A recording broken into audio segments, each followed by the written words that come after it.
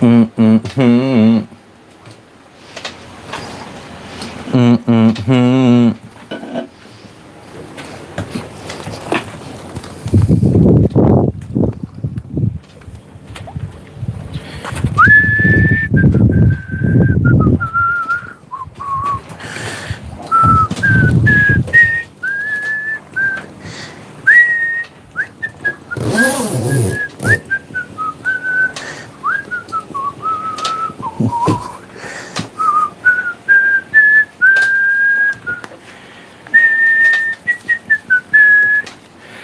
Kara, what's up, what's up? Why so happy? It's a good day. It's a good day. At least that's what Ice Cube said. People don't even recognize this happy-go-lucky guy. People don't recognize this happy-go-lucky guy. What's up, off-road? I think we need to open up this window.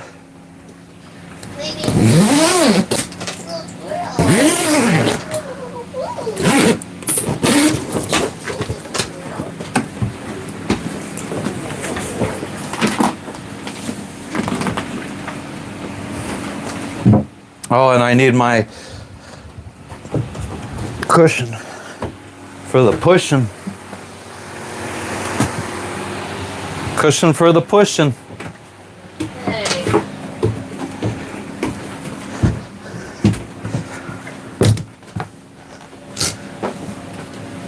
I never come on whistling. Whistling Dixie. What's up, Eric? What's up, John? How's everybody doing today?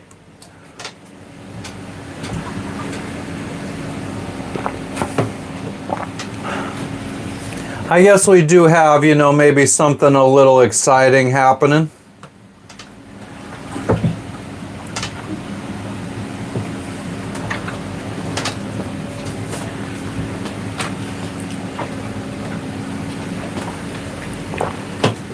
It's a little rocky and rolly, but otherwise it's nice. Weather's not too hot. Wow, my phone's at 41%. Why?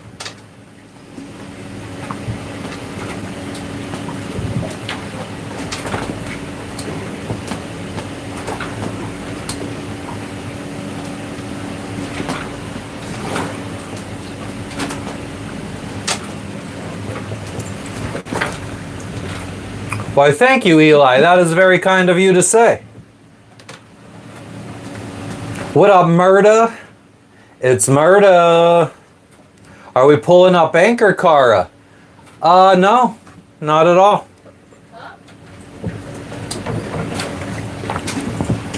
In fact, when are we pulling up anchor? What's today? Friday? Tomorrow? Well, today's Thursday. Oh, today's Thursday, so we could either pick up anchor tomorrow or the next day. I'm thinking Saturday. Saturday. What up, Ann? What up, Justin?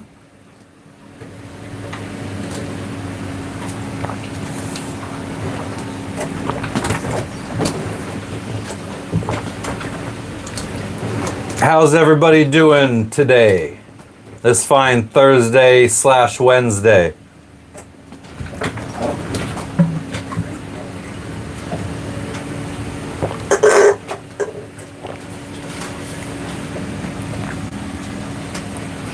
What up, y'all? Welcome to the show. I'm Matthew, like you don't fucking know.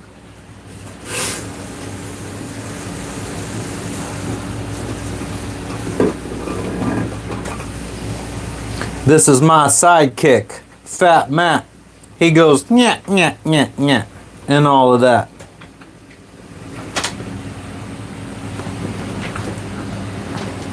Ailey. Oh, I see the extra I in there. I got you, Ailey. What's up, Ailey? Get out of the market, it's about to crash. Uh-oh. What's up, Nicole? What's up, what's up? How are you and Carmen doing? You tell him, Braxton. Woke up to shovel, fuck that.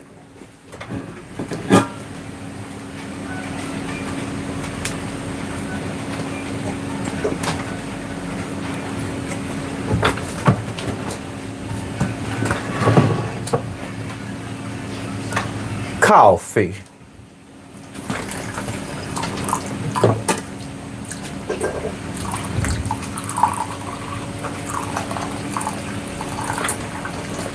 Coffee.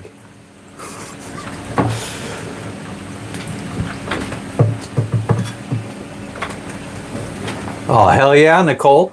We are doing good. We are doing very good.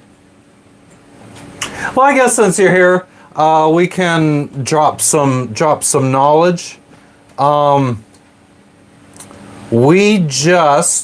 gonna be picking up Anchor tomorrow or the next day. And we're going to be Drum roll. heading over there. We're gonna move the boat over there and tie it up to a mooring ball over there. And then we're gonna fly home to the United States of America.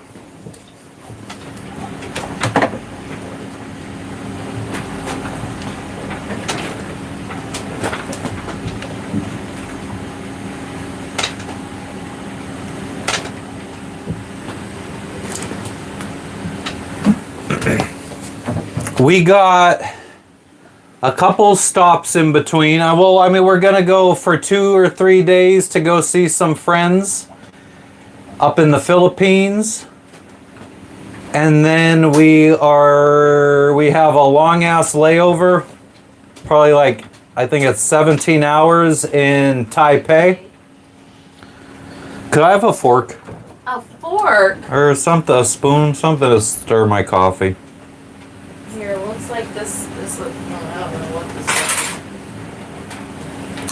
is. And we're gonna be booking it as we go. So right now I've only booked us up to landing in the west coast of the United States. I think we might be doing a little road trip on the west coast. Hi. Oh dear. That's a trigger word for Lexi. Can't say hello.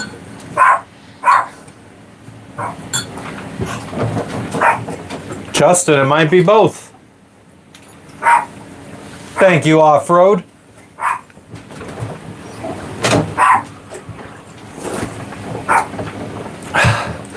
Oh man.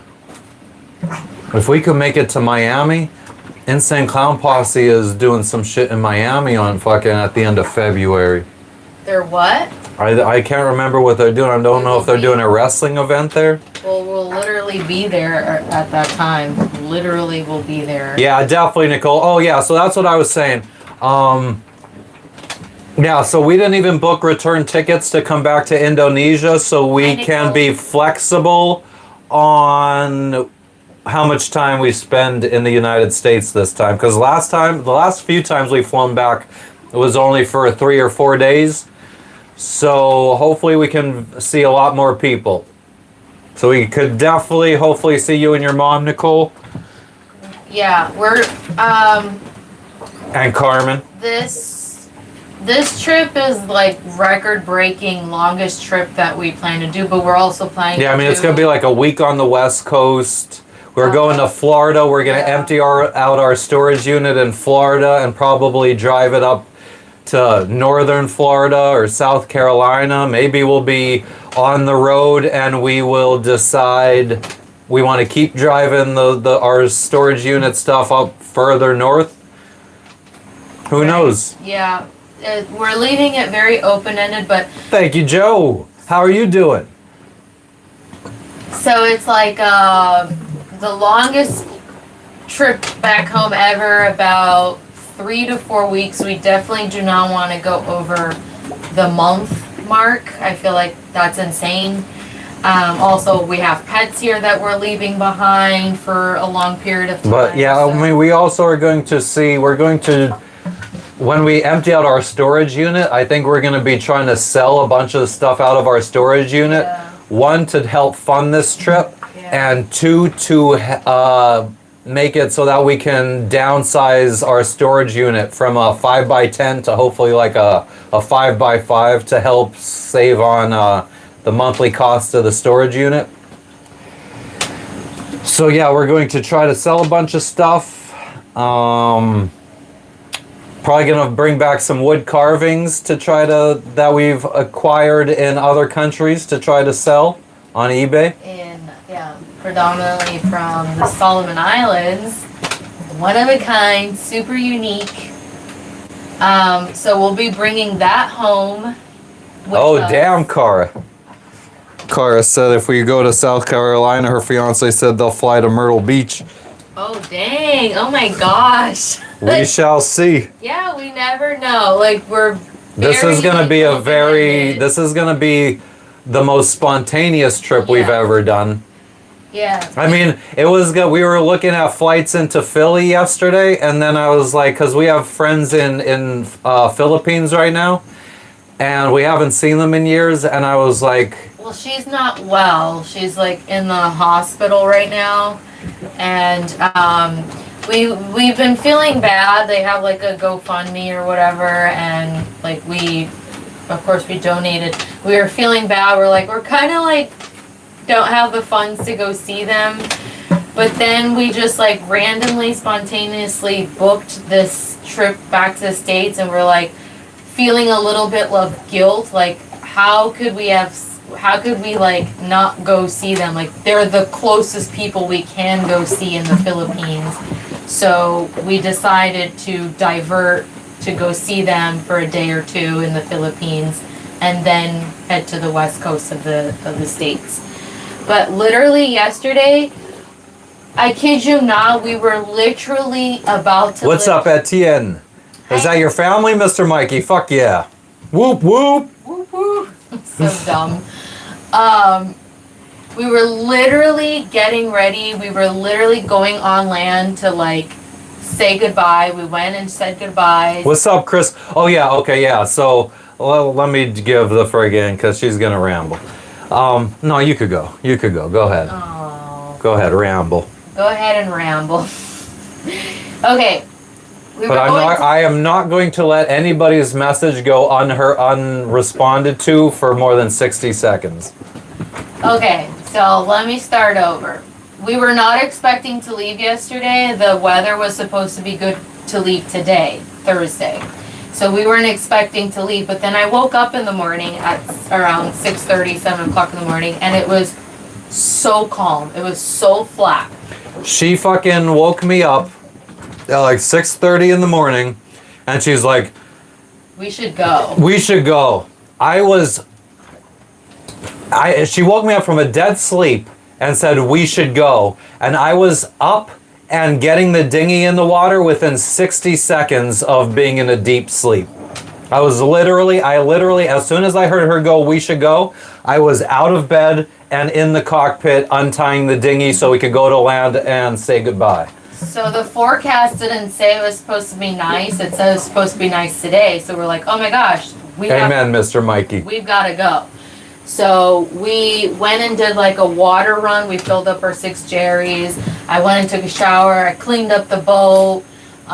We were literally about to lift anchor, and so we were going to say goodbye to the dive resort owners here. We were going to go and say goodbye. We were saying goodbye, and then I'm in passing mentioned, because we had been looking at flights to the States. You know, we're always looking at flights to the States. And so I had mentioned in passing to the wife, I said, oh, the reason why I was asking you where to book Indonesian domestic flight, because we would have to fly from here to either Bali or Jakarta, the capital, it was because we were thinking of going to the States. I told her. She's like, oh my gosh, why didn't you tell me that? I literally could help you with that. We're like, oh, it looks too expensive, too complicated. She's like, no. Everything can be arranged. You should have told me. I can help you. And then she just painted this picture. Painted this like amazing picture. We're like, well, what about our boat? What about our pets? Who's gonna care for them? Who's gonna look after our boat? You know, is it too complicated to fly to Jakarta? She's like, no. We will watch your pets. We will watch your boat. You could hook up onto the cement mooring ball here. You could stay at our apartment in Jakarta. Nobody stays there. You could stay there for free if you want to until you book your overseas flight. And she made us a really sweet deal on the whole thing. And It ended up being more expensive to do it from here than it would have been from Bali. from Bali still. Like they made it sound like it was gonna be way cheaper, and once we fucking crunched all the numbers, it ends Yeah. up being more expensive. We Yeah. did let them know that, and they came Yeah. down in price for a couple of like watching the pets and stuff Yeah. to make it a lot closer to being the same cost as But flying it's out still of Bali. a little bit more money Yeah. if we would have just waited. But I mean, there's some benefits that are maybe not financial. Like how much? What do you mean, Chris? For flight? Well, just to fly from here to Jakarta, Is for $400 for the both of us, a little over. It was like which is 4 something, absolutely insane. yeah. Because That's just one way. it's if we flew direct from Jakarta to Philly without going to the Philippines, it would only be $600. Something dollars, like So 680. to fly from Indonesia all the way back to the U.S., it's $600. But then to fly it domestically in Indonesia, $400. Well, actually, no, it's $600 per person, Per $200 person, yeah. domestically. Yeah, So yeah, sorry, yeah. But- so it was $1,200 for both of us to fly one back to way. Philly. Yeah. So and then 400 to Jakarta. It's just insane. Like it should domestic flights should not. I mean, but I was also looking at flights from West Coast to East Coast of the States, and it's also just as much money. You know, it's like $400-500. So and Indonesia is just as wide as United States too. So I guess when you compare, it's kind of relatively the same. Anyway, so she painted this really sweet deal, and you know, we spent like 5 or 6 hours researching, comparing and contrasting if it's cheaper, if it makes sense to just hold off. I mean, we also looked at flying into at least 6 different cities in the U.S. Yes, like we looked at so many different combinations. Is it better to fly out of Jakarta? Is it better to fly out of Bali? Then we looked at we Better looked to at just wait till Bali. flying into 6 different cities, flying out from 4 different cities. Should we wait to sail to Bali so that we don't have to spend the money to book Chris, I have sugar in my coffee. our flights from Biak What's up, Connie? to Bali? Should we just hold off until we sail there? What's up, Matthew? So we looked at all of these different combinations of things and how much things would cost, if it's cheaper, if it makes sense. And ultimately, it's still a little bit more expensive than if we would just wait and sail to Bali. But we just decided, you know what? Let's just do it. It kind of felt a little reckless. In a What's up, way. Cash? Connie, we're pulling up anchor tomorrow or the next day, but we are only moving our boat over there. We're gonna get a mooring ball close to the land, and we're flying back to the United States. So, yeah, I don't know. So the other thing is, it's, Oh yeah, Murda, we're not done sailing. We're just flying No. back to the. I mean, our pets are staying here. yeah. So it just sucks that we just renewed our C1 visas. We just paid $200 to renew a fresh 2 months. 120, but yeah. But so then when we fly out of the country, it will renew the C1 status again. So we will get Another fresh 6 a months. fresh 6 months. So, and by the time we return back to Indonesia, which we're thinking mid-March, we'll be returning back to Indonesia. Hopefully the winds will have shifted to more favorable conditions to continue sailing west. Because right now it is kind of on the cusp of shifting. So they say March and April is when the winds will shift. So everything seemed to like align that way for us. And we're like, you know, Chris, we don't know. Probably around 3 weeks. Not exactly sure where, how long exactly. So we're not booking return flights, so we're No. flexible. yeah, it's all pure. We're also one-way. going to many different places. We're going to the West Coast. We have to empty out our storage unit in Florida. We're going to Pennsylvania. Yeah. Maybe on the return we fly out Frank. of New York, so we'll see family in New York. I'm sorry, Frank, but Our boat ain't big enough for the two of us, let alone having crew. Matthew, yes, the local we booked a hotel room for our pets. Yeah. And then we're gonna have one of the hotel workers is gonna make sure the cat stays, his litter box stays clean, and then a guy who like breeds dogs, he's gonna come and walk Lexi twice a day, make sure her food and water stays filled up. They said they don't really know how to care for You're going to Haiti, remember nothing? house dogs. Just don't be a fucking dickhead. Don't friggin' be one of those, well, in America they do this, in America they do that. Don't be like that, and just be a wholesome, genuine person, and you'll probably be good. What up, Pac Fan? What's up, what's up? What's up, XOXO? AKA Kev. So seeing as many people I know, Wanka. as we can, this will be a really wholesome, really like just refreshing trip back home. It just, I don't know. Sorry, Frank. I mean, we don't even invite family and friends onto our boat, let alone strangers. Any merch yet? No, I have a basic design for a shirt, but I need an artist to redo it because I did it through AI and I'm not fucking making AI merch. So And Chris, I'm scared to meet people from the internets. I'm gonna keep it 100 with everybody. where in Florida are you, Chris? Stream the whole trip. I'm gonna try to stream as much as I can. Yeah, we definitely. Yeah, we're going to the Philippines first. Yeah. So Sunday we leave here and we fly to Jakarta. Monday we fly from Jakarta to Philippines, and then we'll be in Philippines for a few days visiting some friends, and then we will fly to the West Coast. And then road trip along the West Coast, and then visiting friends and family. And then we fly to Miami, empty our storage unit out. Visit. Well, not even Miami. We don't know because our storage unit's not in Miami. Our storage unit's on the west coast of Florida. Yeah, but if we fly to Miami, I could see my friend, my best friend. So I already told her. And I also have a cousin on the Gulf side, and then another friend near. Oh, that is right, Cash. That is right. God, Cash, how could you get in touch with me or give me this guy's information? You said you didn't have Instagram, right?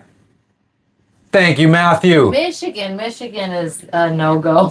First of all, it's very much out of the way. Oh yeah.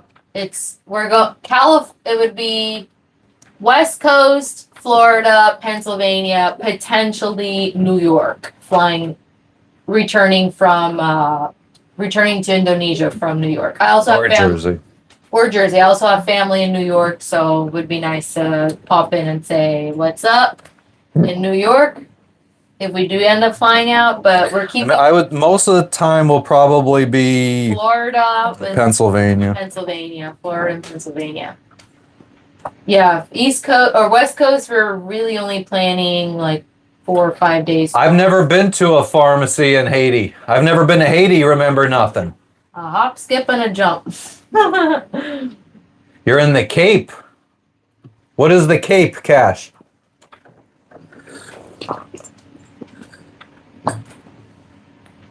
The Cape of Good Hope? I mean, there's a little piece of me that just really wants to fucking spend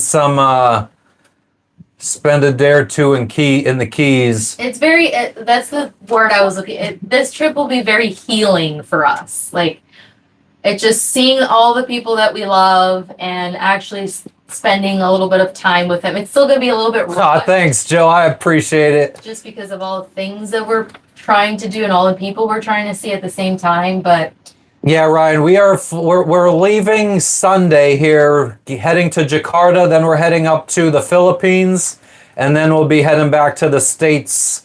I think our flight back to the States I'm scared to give specifics to people on the internet. I noticed that you weren't saying. Oh, I'm being very, very, The only J- specific thing we said was Pennsylvania and Florida.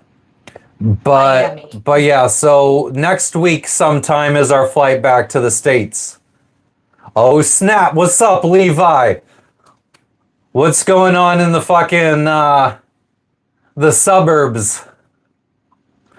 Remember nothing. Thank you for the 100s. Ryan, thank you for the But 100. they're gonna know. Oh, Cape Coral. I got you, Cash. I guess you're gonna eventually know where we end up specifically because we will be streaming as much as possible. No, I remember You guys with nothing. us.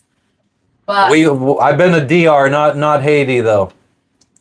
there is a little bit of a road trip happening in the state on the west coast. So How do I feel comfortable passing info, Cash? I don't know. I usually Instagram. oh yeah. I mean, if you want, do you have Facebook, Cash? Yeah, because We have a Facebook group. that you could join. I don't really add people I don't know as friends, but if you join the group, you should be able to find me and then message me.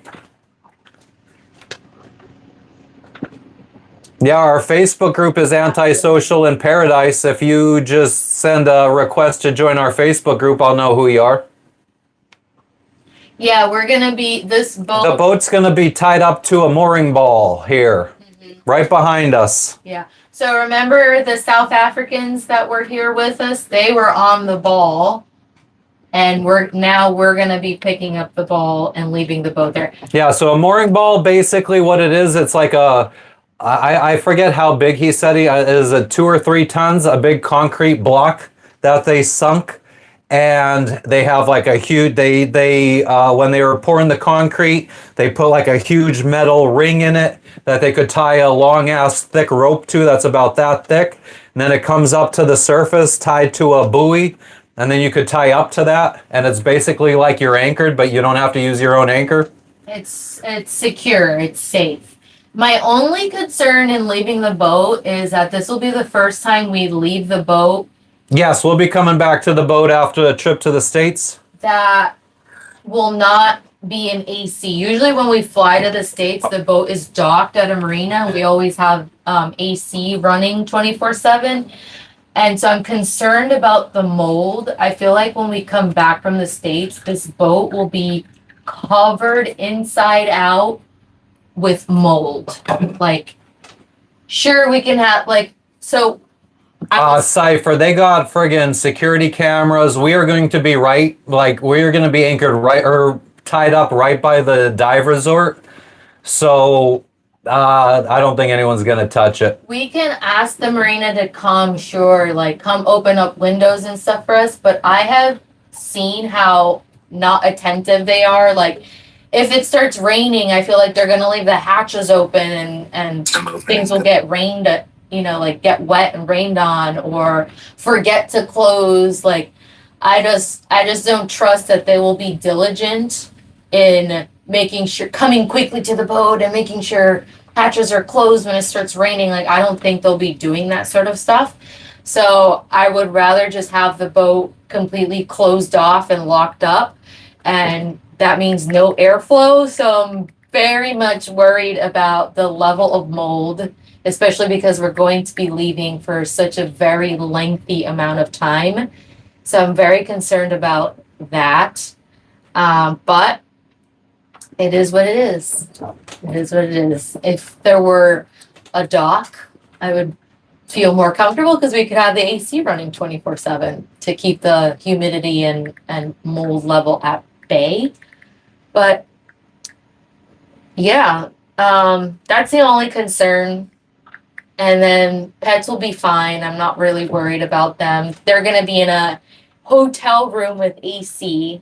And it's a really nice room that's about to be, it's not like fully renovated. She didn't want to give us like a renovated room. I mean, I wouldn't have wanted a renovated No, room. no. Fuck that. I mean, the room For the pets? she showed us, do you have to pay for it? Yes, we have. Would I Airbnb the boat? Nah. I don't even like having visitors on my boat. Like, this is my castle. This is my safe space. Do we have an address where you could send us a package? Oh yeah, I mean, I guess we could have people send us stuff to friggin' the Florida address. Joe, do you have Facebook? What's up, Tom? Yeah, we'll get creative. Now that we're in the state, like we'll be going to the States. Yeah, we could actually just fly the stuff back and we don't have to pay for shipping. Yeah, and then How you doing, we'll Tom? see. I have to talk to him. I would like to do something for you guys. So, Joe, if you send a look up Antisocial in Paradise on Facebook, we have a Facebook group, and if you just request to join that, then I could see your profile on Facebook and I could send you the address. Yeah. Tom, we're doing well. We're flying back to the States. We decided to recharge the batteries back home. So next week we fly to the Philippines for a couple days to see some friends, and then we're flying back to the States for a few Do weeks. we have a dehumidifier? No. Do you think we could see if we could find one? Yeah, we could go to the stove. But like, Yes, we are. Candy, what's up? What's up? do you think it'll drain the battery a lot? Like, do you think it'll having it rotate? Yeah. Yeah. But oh man. I'd have to see if we were in America and we found one that had an American plug. I have a timer that would turn it on and off every day for a certain amount of time, a 12-volt one. I'm just thinking. Sure, yeah, I saw the comment about. Oh no, we can't do that. Well, they would need to come and fuck it because a dehumidifier fills up. With water, yeah. So they'd But have it to could come drain every into the day. bilge.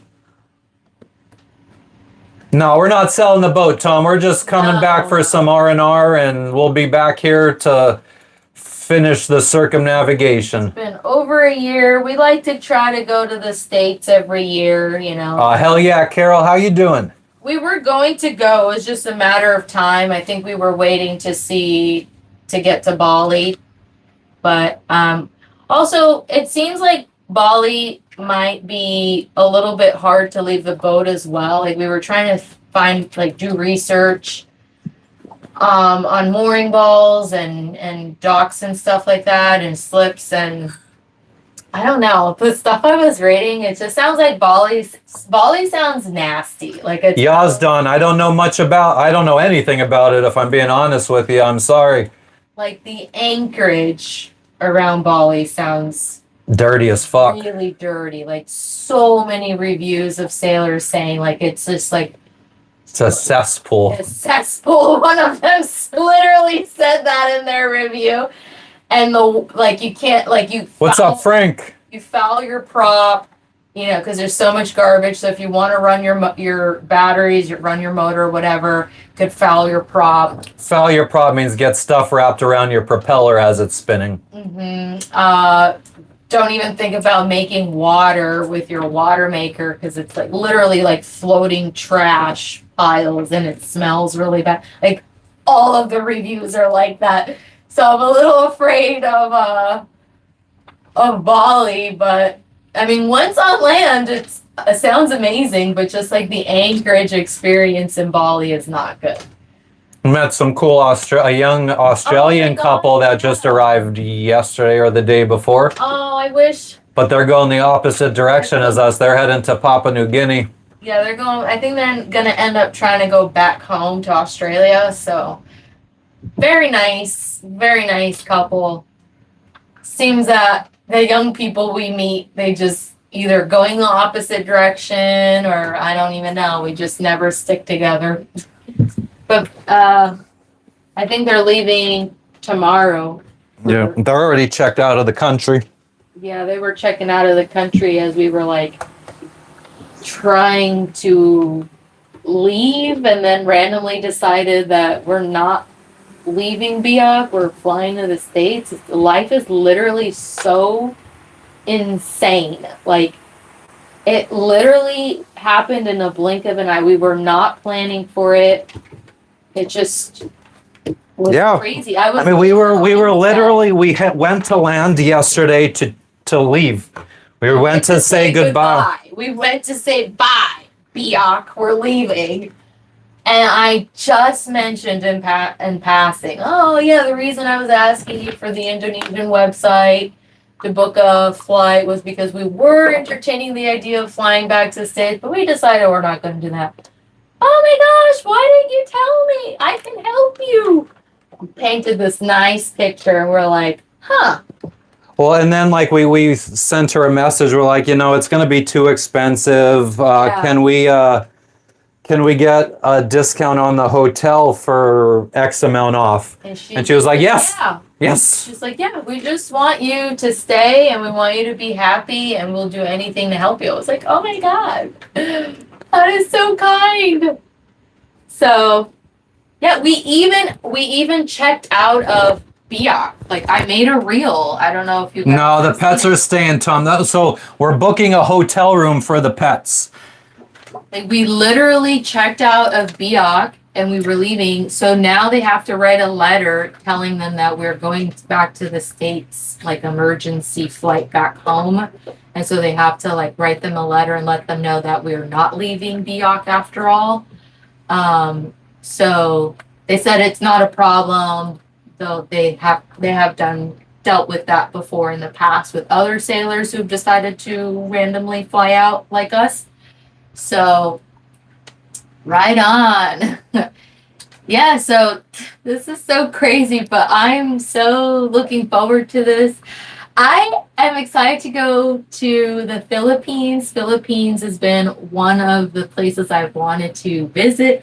I also, number one is also Japan, but it's insane to even fit Japan in this. I would want to spend like a proper weekend there. And also like this trip is already insane, especially financially and everything. Like it's already. How long has it been since we stayed on land? Since the last time we flew back to the States, which was last January.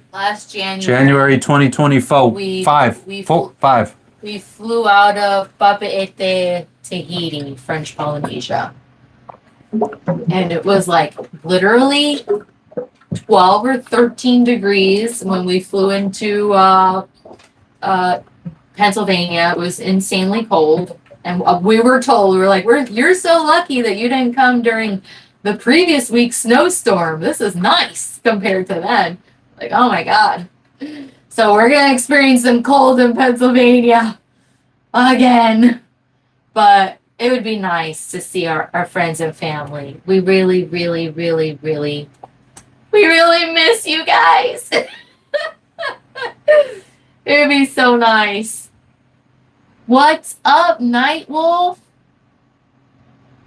What up, J&J? Oh, and who else was saying about friggin' Dilly to Chili? Do you have Facebook?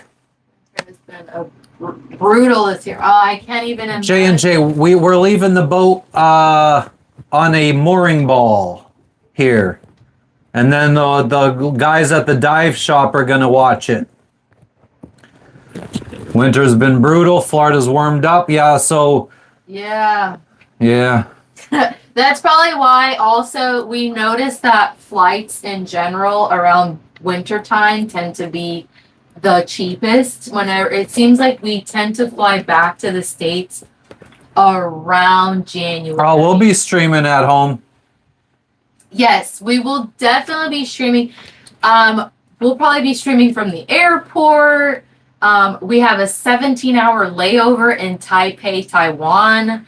So this guy wants to, I hope you guys can convince him, especially if we go live, but he wants to just sit at the airport in Taipei instead of just going out to see do one sightseeing thing and then come back and sleep at the airport.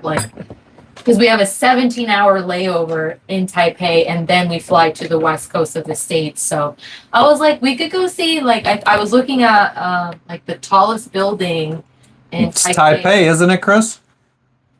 Taipei. Is that I believe the capital of Taiwan is Taipei.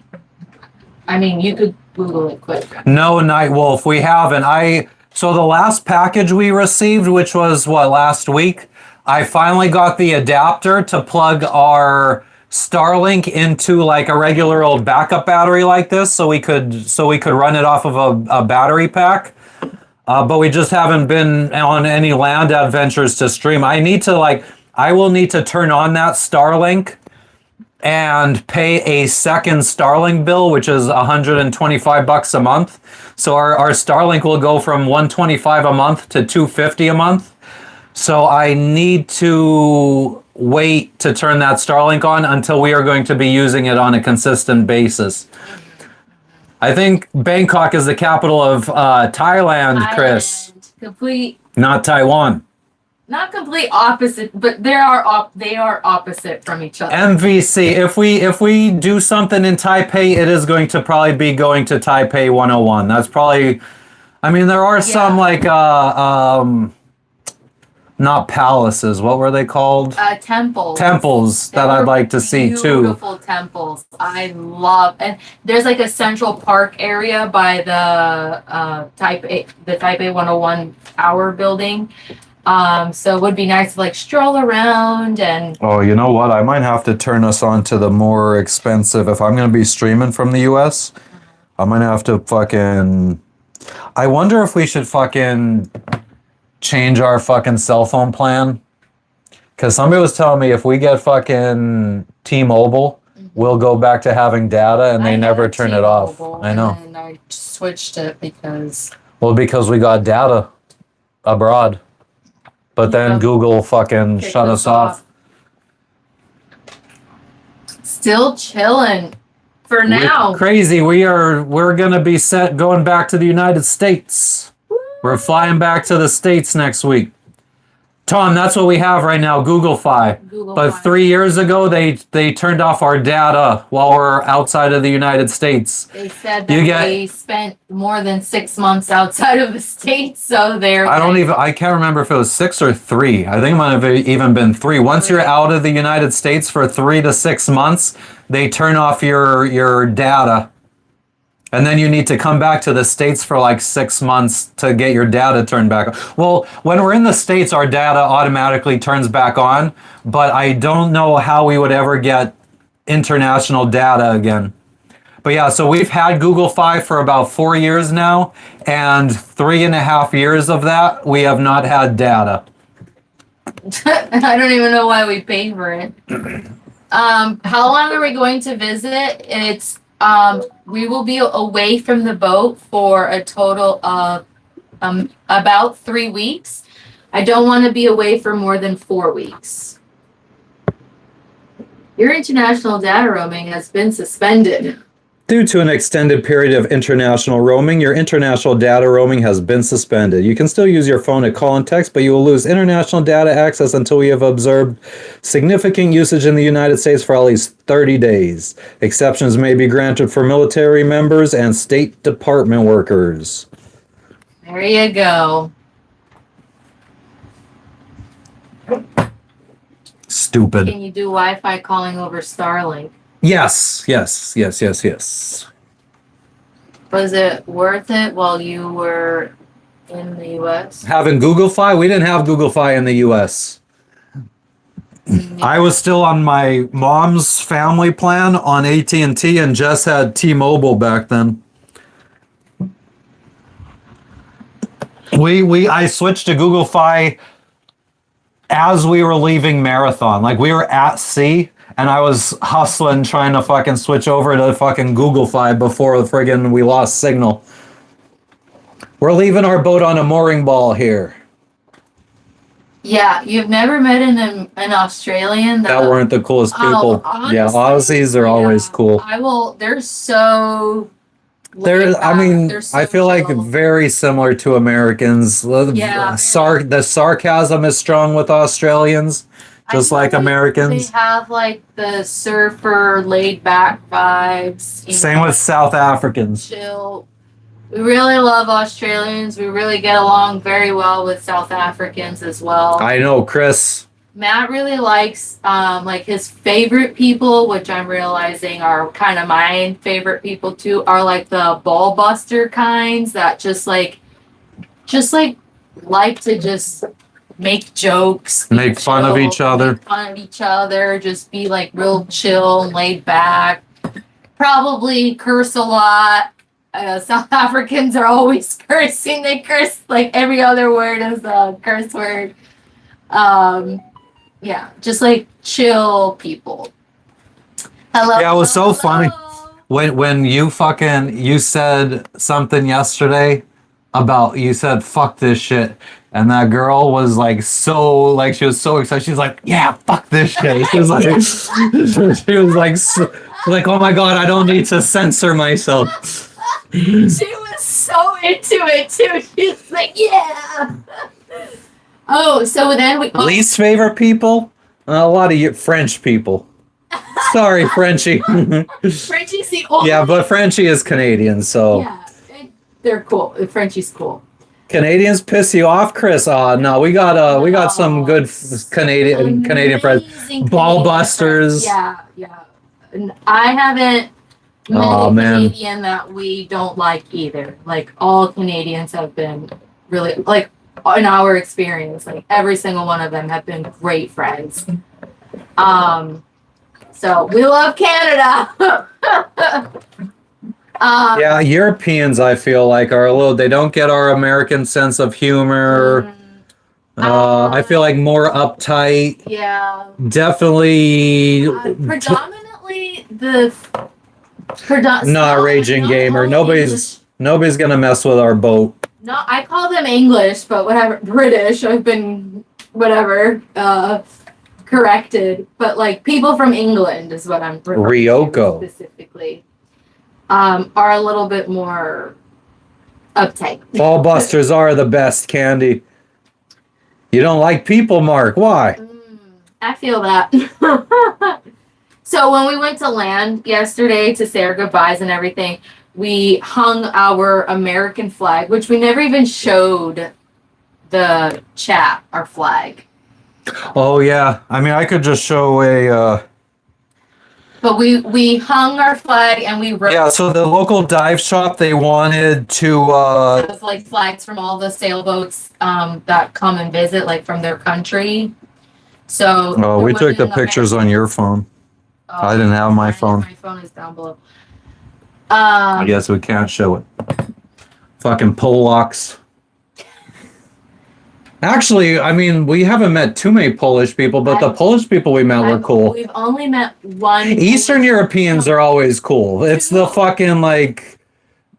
I don't want to say specific countries. From England, I was saying Everyone- specifically. I've And never don't met. say any other countries beyond that, but yeah. England has been cool, right? I don't know. I feel like A little, kind of 50-50. a little emotional. I think they could be a little soft, a little soft, emotional. but yeah. Yeah. Eastern Europeans are always cool. Polish, fucking. Well, we met we met people from Ireland. Oh yeah, Ireland are always cool. Yeah. Fucking. We've met. Not actually. I guess not that many Europeans. We haven't been to Ireland though. No, we would love to, of course. But Hell yeah, Mr. Mikey, we'll be streaming. We're gonna be streaming the whole time. We'll be streaming. We want to take you guys, like you guys are along with us in this journey. You know, it's still traveling, right? We're still doing that. But I didn't finish what I was saying about on land. So when we went to land, we hung our flag, and Matt didn't want to write like on the actual American flag. He wrote on like the white part of the of the flag. He's like There's right like on the very left side. If you're looking at the flag like it normally You're not seeing sits, your hands though. that's fine. Okay. But if you're just looking at the flag the way it normally is, on the left-hand side, there's just like a little white border where you would like tie it to a pole or whatever. So I wrote along that white border there. Like not on the white stripes, but Yeah. on the white I was border. like, I'm not writing on the flag. That's disrespectful. And then Yeah, he wanted me to. yeah, but we were like, no, we'll just write neatly on the white part. And the flag was like huge. First of all, it's the biggest flag there. And we're like, damn right, America, we gotta do it big or go home. And I was like, kind of like, We'll check it out, J&J. we Thank do you. need to get another American flag when we're in the States, though. A big one. I mean, we have a little one. It came with our because our Pacific flag set Yeah. includes an American one for Hawaii. Oh, yeah, for Hawaii and Samoa. American Samoa. So Yeah. we have a small one. So the Aussies that were there with us, the other boat, the young couple, they were like singing the American national anthem with us as we were hanging our flag. We were like, America the Beautiful. It was all jokes. I think I got some video of that. I might post it, maybe for members. I don't know. Nah, I will never do OnlyFans. Not that kind of person. Yeah, so I can't believe it, but we're doing this. Oh my God. And then yesterday, our boat, or like, I don't know how to describe it, but our anchor got wrapped on something. He says it's not the first time it's happened, but it's the first time I noticed that we were facing the complete opposite direction than the other boat that's here. And also, I can feel that something is caught because our bow kept dipping. Like you can feel a force, like a tug. And it was kind of scary. And of course, this happens at sunset. So, like, light is going away. What's up, Extreme? What's up, Tim? Hi, welcome. So, anyway, so then we like turned on the motor. We spent like an hour trying to like reverse and trying to figure out how to unwrap whatever the heck we were wrapped around yesterday. And I was just trying to get us to point a different direction because I didn't want the chain going under the boat. yeah, it kept going under the boat and rubbing a lot. It's Tim, we are going to be flying back to the States. so anyways, eventually What up, DCP? it got unstuck or unwrapped or whatever, and then we pointed in the right direction, and that was that. I'm like, Hi-Fi. I don't think I've ever tasted an Asian beer. I mean, I haven't had a beer in Yeah. 3 years. I was telling him on one of the lives a couple weeks ago, I said, well, we kind of missed our chance. We didn't try any beers in Galapagos or like anywhere in the Pacific, really. We haven't tried anything. So I kind of like want to try just a beer. Jess just has a traditional Tahitian tattoo. Oh, I forget I have this. Yeah. Thank you. I can't say. I'm just gonna call you Works. But yeah, I mean, I don't feel like people are that touchy over flags, but No, we're not. We're not like the most patriotic people. It was all kind What? of just said in jest. Fun. What? Somebody was asking to see the tattoo. Okay, there's the tat. These are Tahitian waves, and I decided to add a trident. And I chose my upper arm, my right arm. we're going back to the States to recharge our batteries for a couple weeks. Yes. I don't know what a henatol is, Jarrett. We are heading back to the United States of America. We are not done with sailing. We're going to fly back to the States for a couple weeks, and then we will be flying back to Indonesia to continue sailing around the world. Yes. We just need a nice little break. We're going to the Philippines first to see some friends. Then we're flying to the west coast of the United States. We're going to do a little road trip, seeing friends and family. And then we're going to fly to Florida to go empty out our storage unit. And then we're going to move our storage unit contents from South Florida to probably North Florida or South Carolina. And then we're going to go up to Pennsylvania to visit family and maybe New York. It's a lot. We're gonna do a lot. It's a very jam-packed 3 to 4 weeks because we're gonna be on the constant move. From literally all over, from West Coast to East Coast. Yep. But anyways, Nice, Extreme. that's kind of what we've been up to. Spent the majority of the day doing that. Half the day was getting ready to go, and then the other half was like, should we do this? What quote was that, Murda? What up, Christy? Yo, yo, yo, yo, yo. I realized Matt really loves being spontaneous. You got a little rip? Nice, DCP.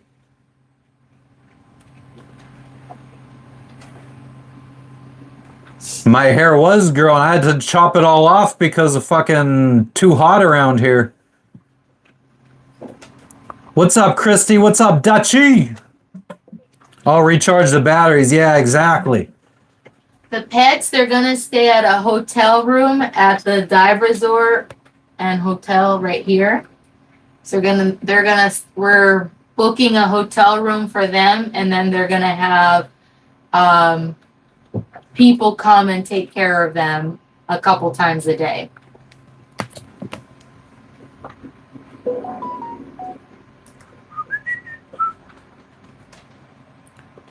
He looks so handsome. I think when his hair is shorter, it looks more blonde, but he's like more strawberry. Oh my gosh, we're gonna be in Florida during strawberry season. The boat is going to stay here. When is the strawberry festival? You got a screenshot of us, Dutchie. We are in Biak, Indonesia, Christy.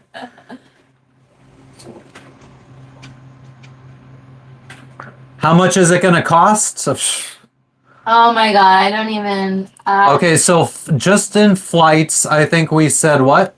About $3,000. $3,000 in flights. And this is booking a bunch of one-ways just for flights. Only flights. This isn't car rentals, hotels, obviously food. None of that. It's going to be about $1,000 for leaving the boat and the pets. For 3 weeks. And then hotels and food. So that we're already at $4,000. Yes, US dollars. About 4,000 US dollars. What will I eat first in the US? Probably Papa John's. I'm right now I'm more in the mindset of going to the Philippines, to Manila, because that's where we're going first.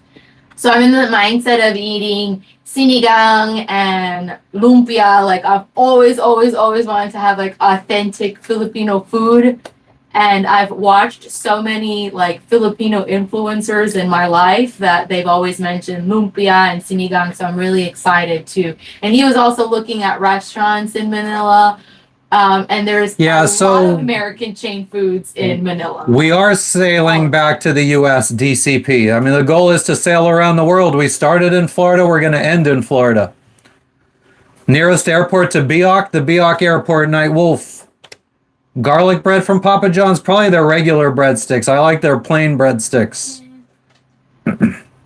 What breadsticks do I like? I don't think If I sold my boat, then what supercar could I afford? I'd probably be able to get a Lamborghini if I sold my boat. I think Domino's and Pizza Hut are my favorite breadsticks. I don't like Papa John's breadsticks at all.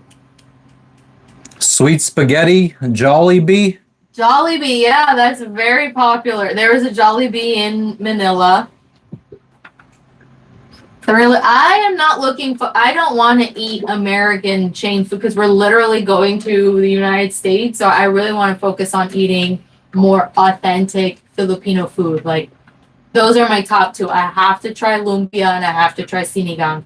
So really excited for that.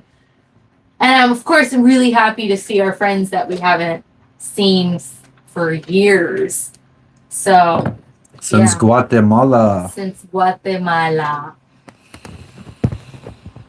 We don't really have any sightseeing plans. It's more, for me, it's more food-based and more about spending time with them. So I don't know that we're gonna really be doing anything like touristy in the Philippines. I like the garlic dip, Tim. I like the tomato sauce too from Papa John's. I feel like Little Caesars has the best tomato sauce, like their crazy bread dipping sauce. I really like Little Caesars. Philippines is very close to Indonesia, so I think it's about I think it's no more than a week sail. Sean, sailing from the U.S. to the Philippines?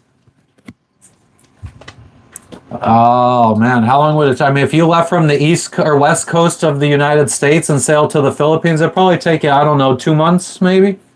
Wait, what? From where? U.S. to Philippines. Oh, U.S. to Philippines. Yeah. Like, let's say you left from, like, Hawaii. Lamborghinis don't float for shit. Amen to that. Or even just Cottage cheese, that doesn't sound good. Oh, number one restaurant we're going to in on the East Coast, because I don't think they have them on the West Coast. I don't know what Katz's Deli is. High five. Longhorn Restaurant. Number one. That's our number one favorite restaurant. I don't think they have them on the West Coast.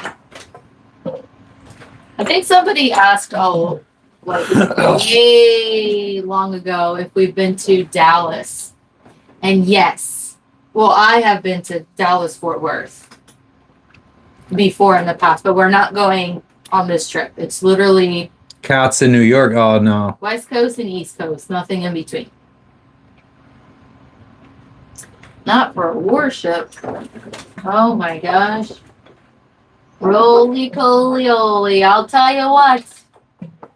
I am looking forward, when we come back, I am looking forward to leaving this anchorage because it's just so unprotected. It's literally only protected from the north. Is this true? We've only been live for 1 hour? It doesn't, yeah, probably. That's crazy. Does it not tell you? It says 1 hour and 2 minutes right there, Oh, Jess. wow. Oh, sorry. But there's been times where it said 1 hour and I had been live for 6. Oh, that's insane. No, we've only been live for an hour.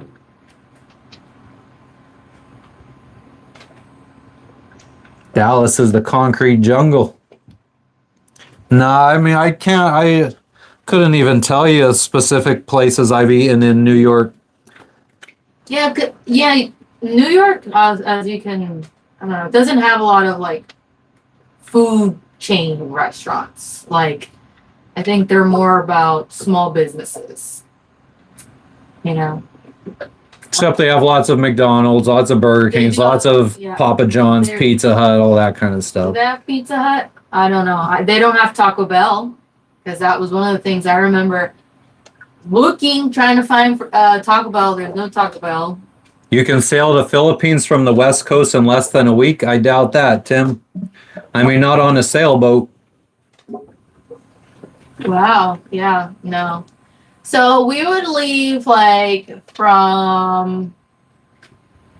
So there was a sailboat that I've not met, but anyways, they sailed from Ternate, Indonesia to Cebu City, and I think it took them about a week to sail. So that's why I said I think it would take about a week or less to sail to Philippines. I mean, I We don't. won't be sailing there. We don't want to. I don't think we would be sailing there. So it's approximately 7,400 miles. Oh, from you have San Diego? Yep. San Diego to where in Philippines?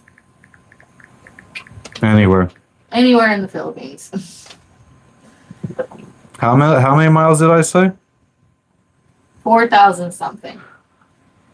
7,000 Oh, something. I'm sorry. Okay.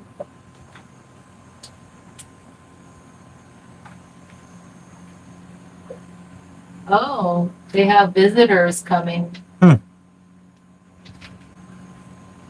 So it would take an aircraft carrier about 10 days to get to the Philippines. Did I extreme? And how did that make you feel? We were looking at like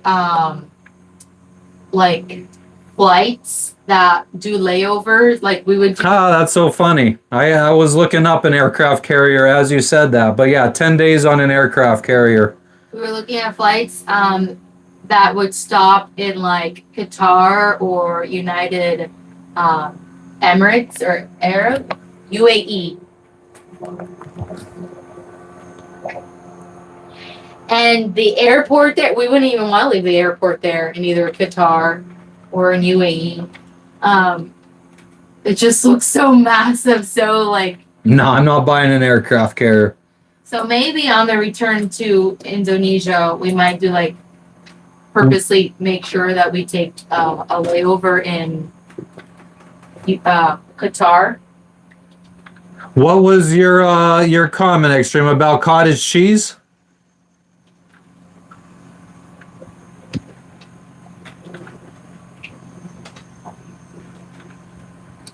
Yes, I will, Hi-Fi. All right, I would entertain that. What? That's making it across an ocean in 3 days. Across an ocean in what? Yeah, I mean, that's just a physical impossibility to cross the Atlantic Ocean in 3 days. Oh, I mean, on an airplane, I guess, yeah. Maybe, that seems like a long time if you're on an airplane for 3 days. No, we do not carry anything on board with us. No firearms. Well, no, actually, I guess, yeah, I mean, if you were... What kind of boat was it? We could fact check this real quick.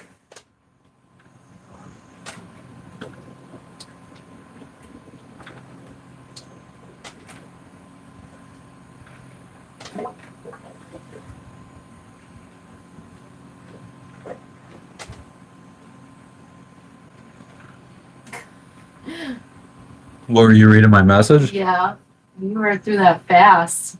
I didn't even finish reading it.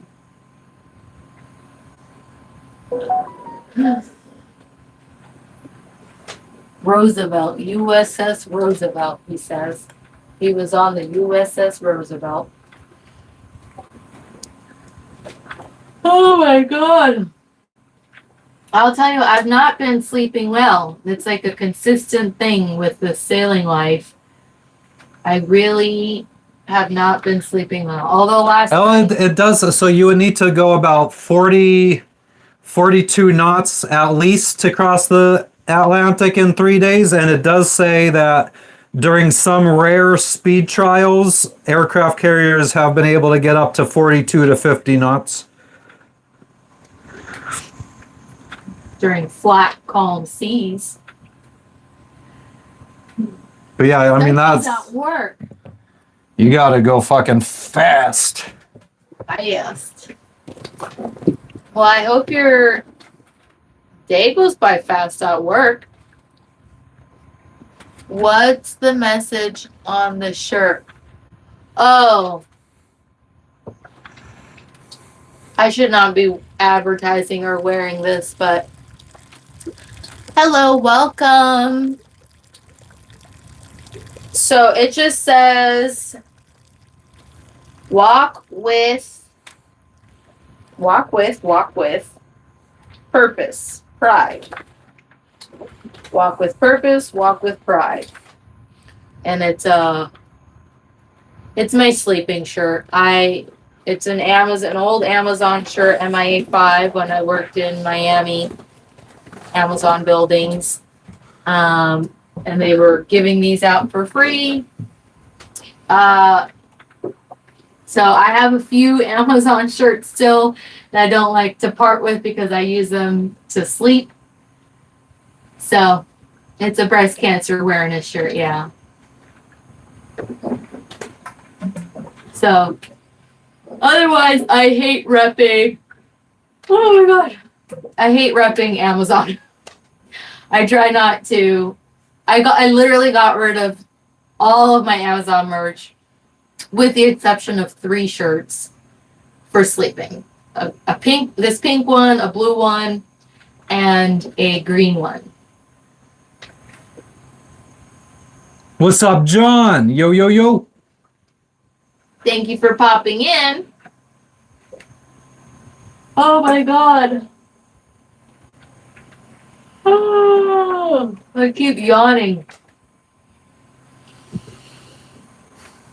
I am hungry. Are you hungry? I could have a paratha. Could have a burrito. So cute.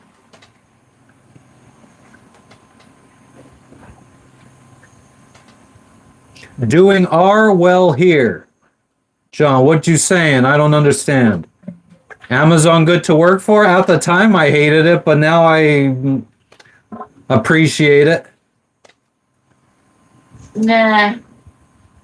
What will we do first in NYC? I don't even know if we're going to NYC Hi-Fi. Sure. It would only literally be for the night, and I would just probably go to visit my cousin and my aunt briefly.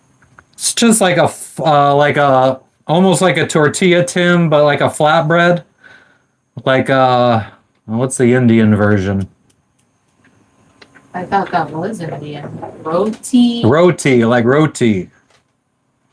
Thanks, John. I appreciate it. Well, Jess has been making most of the shorts. Australians call roti Thank you, Dutchie. short for rotisserie, which is cute. But it's just a flatbread. Thank you. I'm glad you've been enjoying the shorts. I've been a little inconsistent with them. I have made the video for the members. Now it's been finished for the last almost 3 days. And all Matt has to do is one tiny little bit, and he's not had the chance to do that in the last 3 days. Like non bread. That Tom, yes. That Susan, yes. That is probably the best the closest comparison to paratha. It's like non bread. It's more flat than non bread. Yeah, a little bit more thinner. Thinner and flatter than naan, but it's, yeah. Actually, I really love naan as well. Like garlic naan. Ooh, that sounds amazing.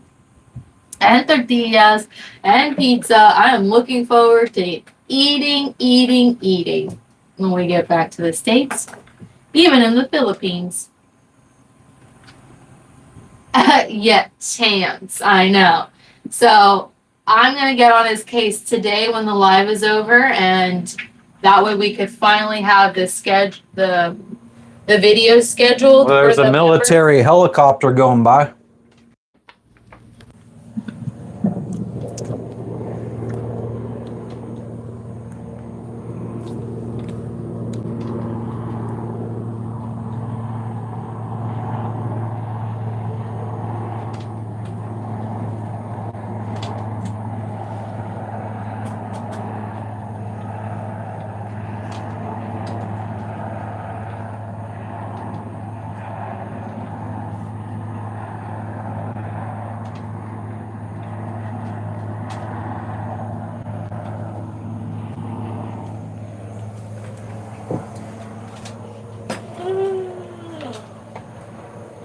Yeah, somebody the other day was a little offended that I'm not a foodie and that I don't care to be trying out other foods in the countries I go to.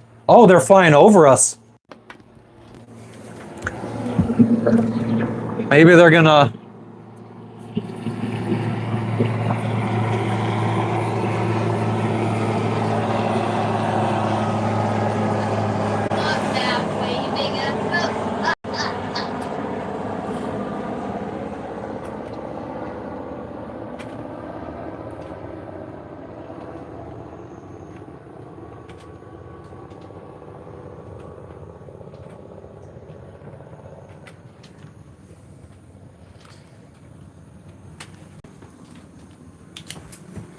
I don't think I'm a foodie either.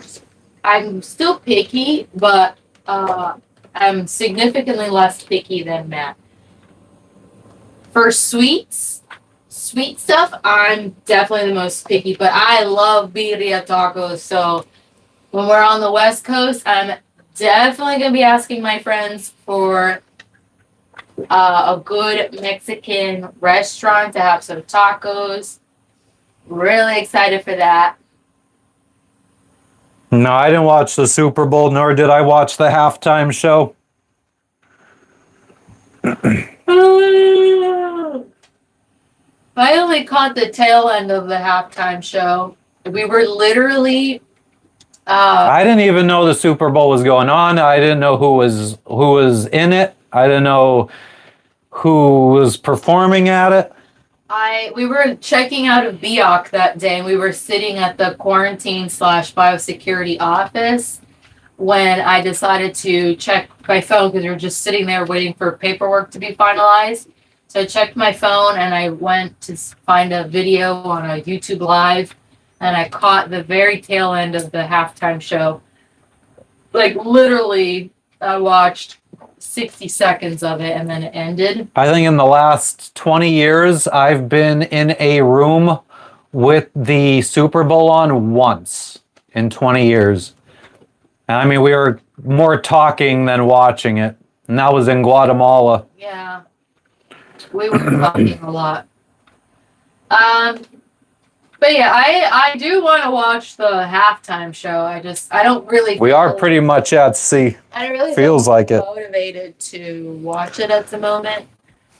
It's like all over my social media, and whenever things are like that saturated, I feel like doing the opposite. I've always been like that as a kid, like growing up ever since a kid. Yeah, it's like you don't like doing what's trendy. What's trendy, and watching the halftime show and It's Super trendy Bowl right is now. trendy. I So don't really feel like watching it because it's like everywhere. It's like headlining everywhere.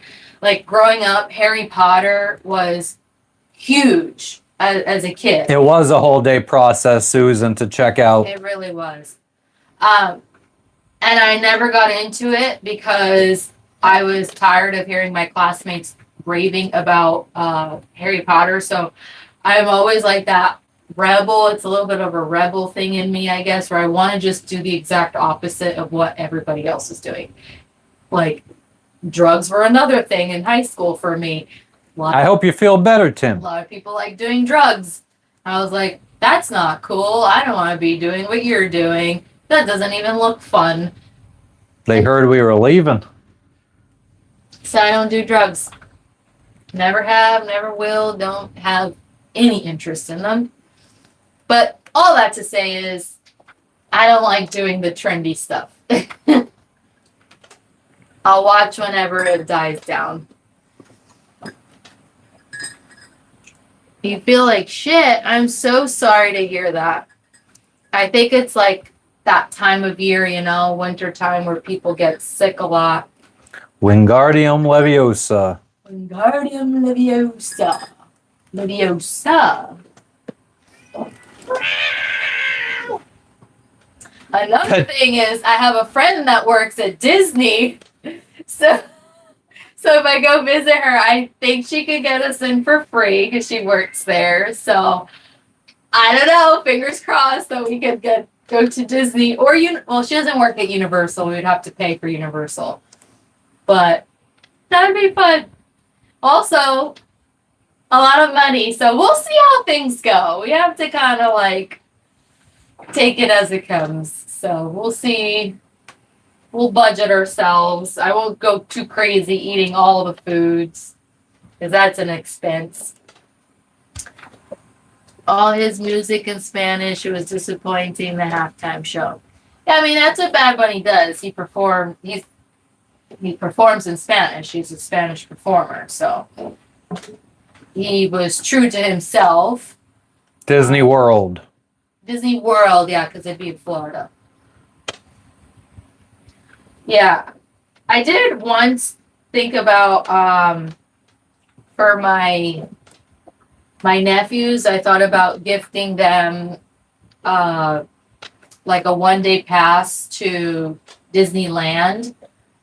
It's so much money. I was gonna say, I wish I had just money. I was like, well, I have my little job that I could save money as a Christmas gift. How long you would have to work the entire year to fucking save up to gift them?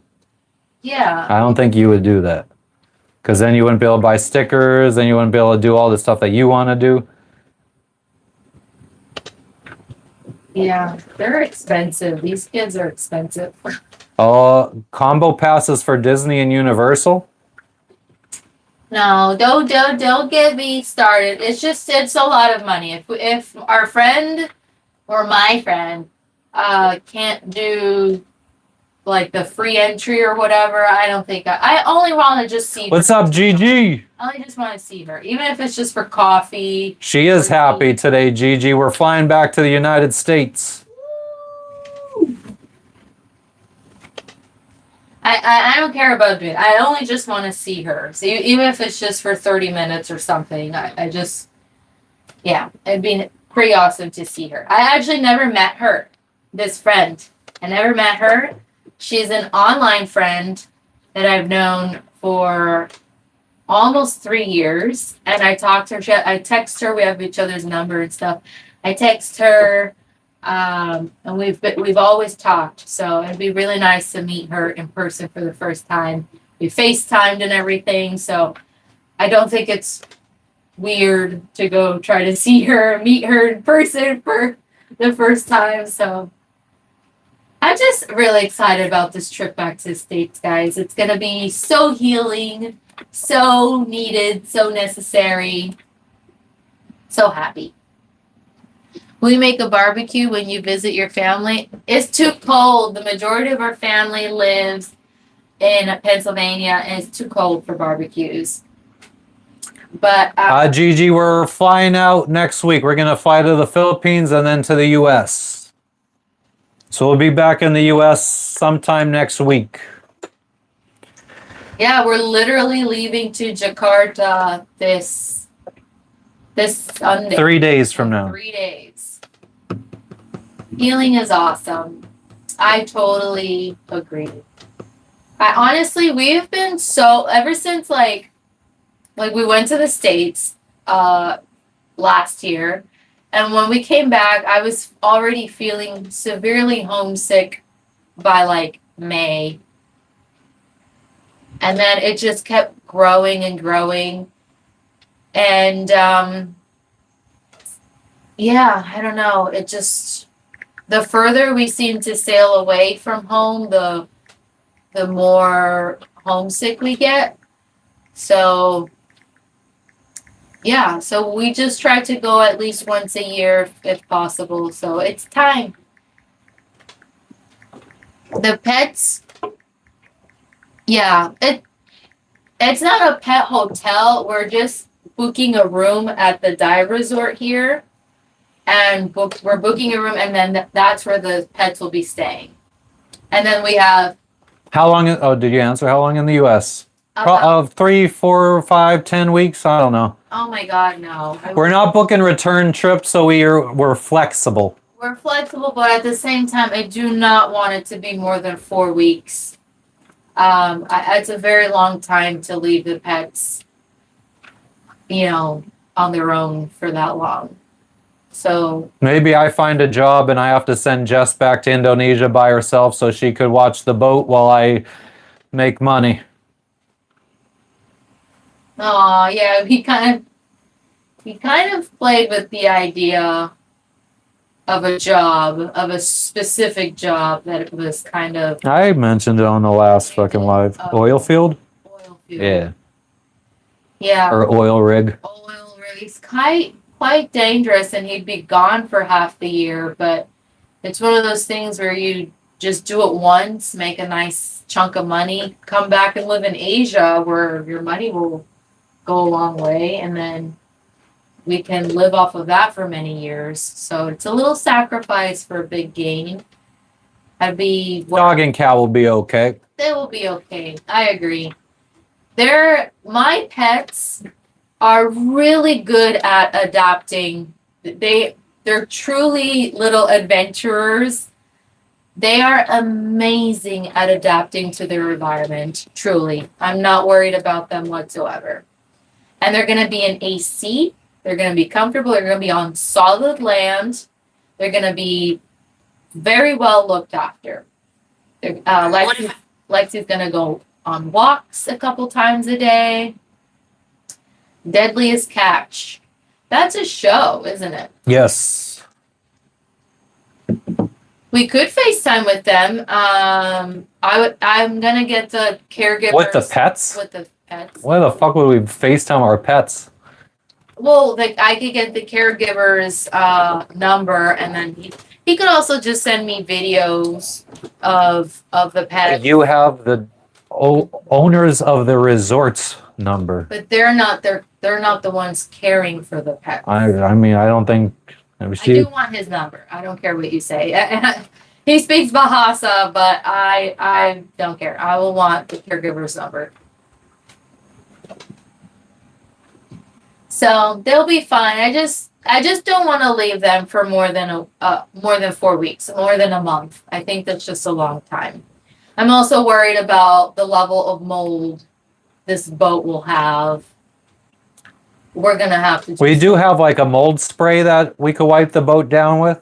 I'll do a quick, this weekend before we go, I'll go and wipe surfaces down with the mold preventative spray. I don't think that's alive. I don't think it's going to do that much work, but something better than nothing. Word. Yep, that's the big update. That's the big exciting. And for anyone that's just joining us, don't worry. We'll also continue going live throughout our travels as often as possible. Dachi, we are in Biak, Indonesia, and next week we'll be flying to the United States of America. United States of America. You left your thing? What are you doing?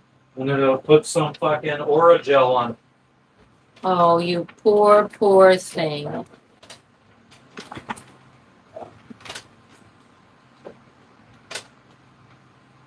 Did they charge you a lot for that? Thank you for watching our reel. I really appreciate that. We genuinely did check out of Biak, and the cost to renew. Maybe that's why the helicopter was flying over. We aren't supposed to send a letter to the harbor master saying that we're staying. Oh dear. Okay. It was 2 million Indonesian rupiah. I thought that was about $200, but Matt says it's like 120. 120. 1 million is 60. Huh? 1 million is $60. Okay, so $120 to renew the visa. It just sucks because had we waited a little longer, we would not have had to pay the $120 to renew the visas because we're flying out of the country. So we will have to reapply for the C1 visa and do another renewal anyway. So we're kind of like paying twice for it. But we did not know we were flying out. So. Well, I visited dispensary in NYC. Hi-Fi. I don't even know if I'm going to be in NYC. We will be visiting a dispensary most likely in the West Coast. And if we go to Jersey.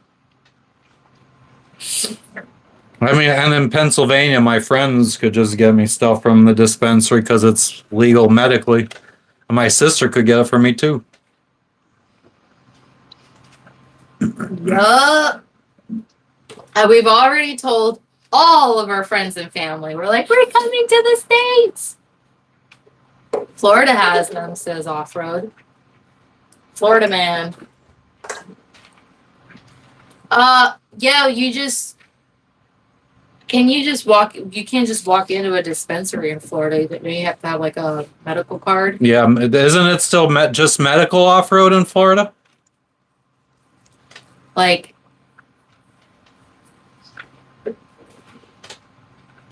I know, Lily, we are going to be so severely underdressed. We might have to invest in, we're going to bring our sweaters for sure. But I mean, most of the time I feel like we're going to be in a car or in a building somewhere. So we don't have to spend too much time outside. There's no way I would ever apply for medical weed myself. I mean, I would rather just have people that already have. I feel like if they ever want to start coming after like gun owners and stuff, the first people are going to be like people that have had to say there was something wrong with them. I mean, people have gotten medical weed for different reasons, but I think some people have done it for like have said that the reason they need medical weed is anxiety and stuff like that, and I think that those people would be the first to lose their gun rights if they ever came after gun rights. So I would never, unless I had some kind of physical ailment that would allow me to get medical weed, I would never personally go for it for like a stress or anxiety type thing. Yeah, I mean, Matt's gone in California. Oh, yeah, I've gone. Just walked into a dispensary. Same in New Jersey. You just walked Yeah, in. New Jersey, California, Washington. I've been. Yeah. Vegas. Yeah. So I'm not really happy about that part for this guy because it's not good for fertility. But I don't know. It is what it is, I guess. Yeah. Not right. Just go with a friend that has it. Exactly. Exactly. Yeah. So he'll be all right. We'll be right back. We'll be right back. Somebody said something earlier. Multiple. Going back to so Yeah, Dutchie, we are gonna go for a couple weeks to visit friends and family. It's like one big long road trip, if you will. We're gonna be doing quite a bit of driving. Actually, did you even consider that? Think about that. Yep. Okay. Alcohol probably worse on the sperm than weed, probably. Both are bad. Both are very bad. I'm sure friggin' junk food is just as bad. But those two things are the worst. And junk food, probably. Okay, so then don't eat junk food and don't do any alcohol, don't do any weed. How about that? Mm-hmm. Don't do it.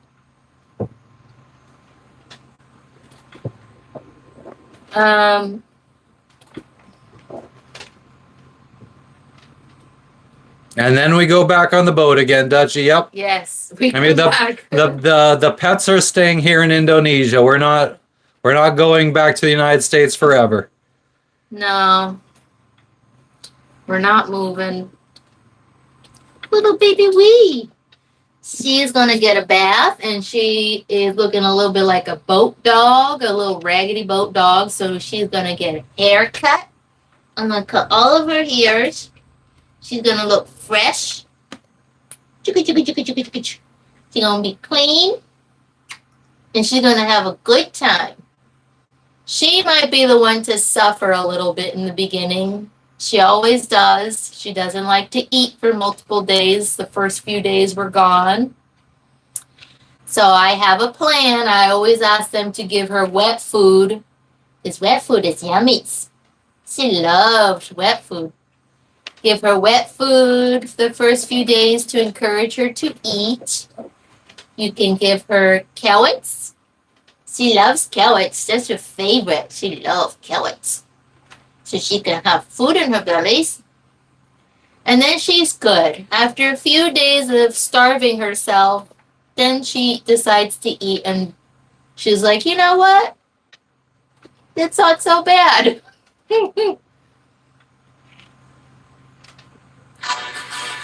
Let her hear your voice is possible. Let her hear your voice. Oh, little baby. I feel like that's like worse. Like if she hears me, is she gonna like be reminded that she's left all alone in a hotel room with a cat she doesn't even like? Well, she's gonna like the cat because he's like the only familiar thing to her or to each other. So they do good when they're on their own together.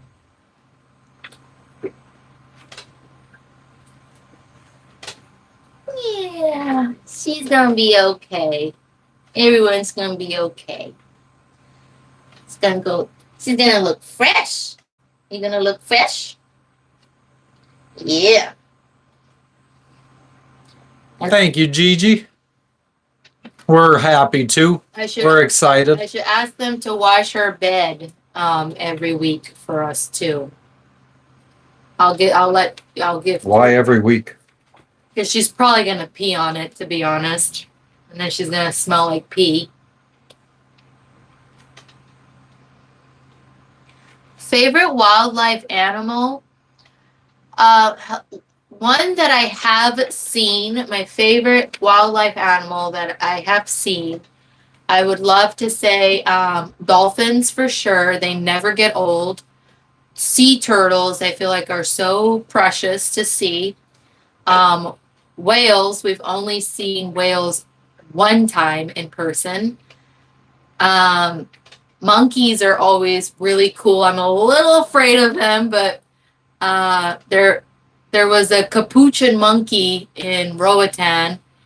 I guess he ended up washing ashore there. Like I don't know. There was two of them, and the other one died, and then it was just by himself. But We are still going to do lives. we're still gonna be doing lives.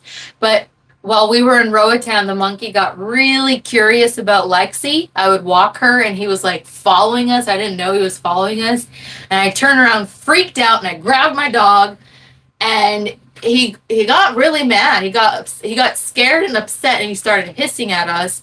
And then another time, he was at the edge of the bush near our boat because we were docked, and there was a bush hanging over our boat. And he was like eating or whatever. And then Lexi noticed him, took her a long time to notice him in the tree. And then she started crazy barking at him. She was on the dock at the time because I was doing something on the dock and she was on the dock with me. And then she started crazy barking at him, like viciously barking. And he got upset. He was in the tree and he came down from the tree and he started like going like this and hissing at her. I was like, oh my God, he's gonna kill my dog. And I started freaking out. And then Matt just stood there and he's like, nothing's gonna happen. I'm like, could you please grab my dog? Because she thinks she's tougher than that monkey. And the monkey had like really long fangs. I was afraid he was gonna like bite her and like dip. Yeah, it was kind of crazy. But they're cute. Monkeys are cute. Just got pissed on by a monkey. I also got pissed on by a monkey. We went to I think it's called Goombalina in Roatan. It's one of the oldest parks or whatever. And I carried like a monkey and she had a baby on her back and she like peed all over me. It didn't smell at all. The pee didn't smell at all. It was just very, very warm and of course wet. But I was surprised to... Doug, we fly back to the U.S. next week and we secure the boat with ropes. We're going to be tying up to a mooring ball behind us. And the dive shop will watch our boat for us. The workers will come and run the engine every week or so, depending on what I tell them. Do I think it'll be strange to be back in the United States again? No. I mean, it's my home. I don't think it's strange. Good night, Tom. Thank you for stopping in. You were in a while. Good night. Your daughter got peed on too from a monkey? Oh my gosh. It was funny, a little embarrassing. I was wearing a white top. I was a little bit annoyed about that because I never wear white, and then I wore white to this place and I got peed on. Thank you, Tom. They had a pool and then I just went and swam in the pool to rinse off the pee. What's up, Jeff? Hi, Jeff. We are adaptable, Lily. So animals that I haven't seen that I would love to see are elephants, like safari animals I would love to see. Yeah, I think that's like the biggest thing. It's like probably like safari kind of animals. Number one would be an elephant. But like see them in person. Like if we go to South Africa, they have like the tours, the safari tours where they take you into the reserve or parks and you like get to like see Murder. what?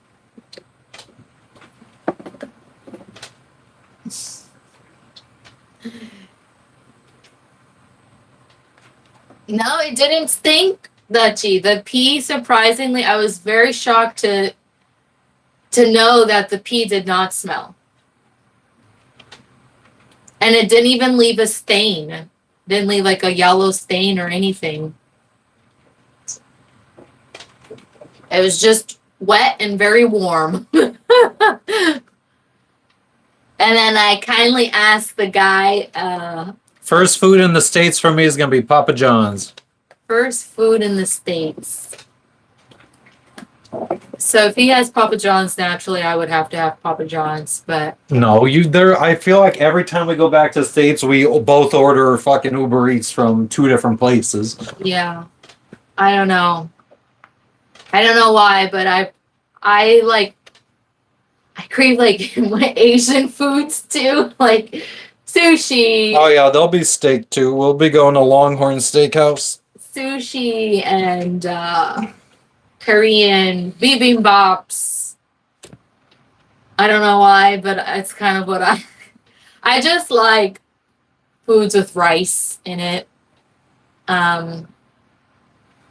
But definitely gonna have pizza. Gotta have pizza multiple times. Snaps. Oh my god, yeah. Oh, my mouth is watering. I think I might bring back my favorite of all time sweet snack is from the brand Tasty Cakes. I don't know if you're familiar with it, but it's quite popular in the East, Pennsylvania. more specifically Pennsylvania. And they're called Junior's Tasty Cakes. So they're like a layer of chocolate, then like yellow cake, and then another layer of chocolate. It looks like a sandwich. And it's so good. Oh my god, it's so good. So, and I eat a lot of butterscotch crimpets.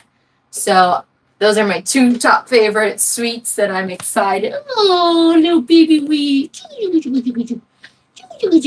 I'm very excited to have. When I go see my mom, very much looking forward to Dominican food, some sancocho.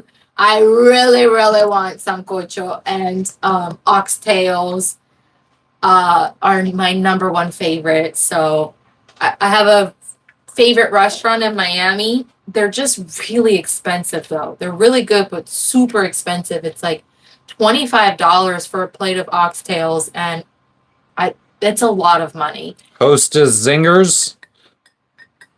Yeah, she's not a fan I'm of not a that type of. I don't like Hostess. I mean, it's just that type. Even the Tasty Cake version of Zingers, you don't like. No, I just like the little cupcakes. They I understand, Lily. sometimes they have like a filling. I don't really love filling, but these cupcakes from Tasty Cakes are good. They're chocolate, and Juniors as well as butterscotch crimpets are like literally my favorite. So unhealthy, but I'm probably gonna gain so much weight. I'm gonna come back like 10 pounds heavier. What's the restaurant in Miami? The restaurant in Miami is it's in Miami Gardens, and it's called Yarumba with a Y.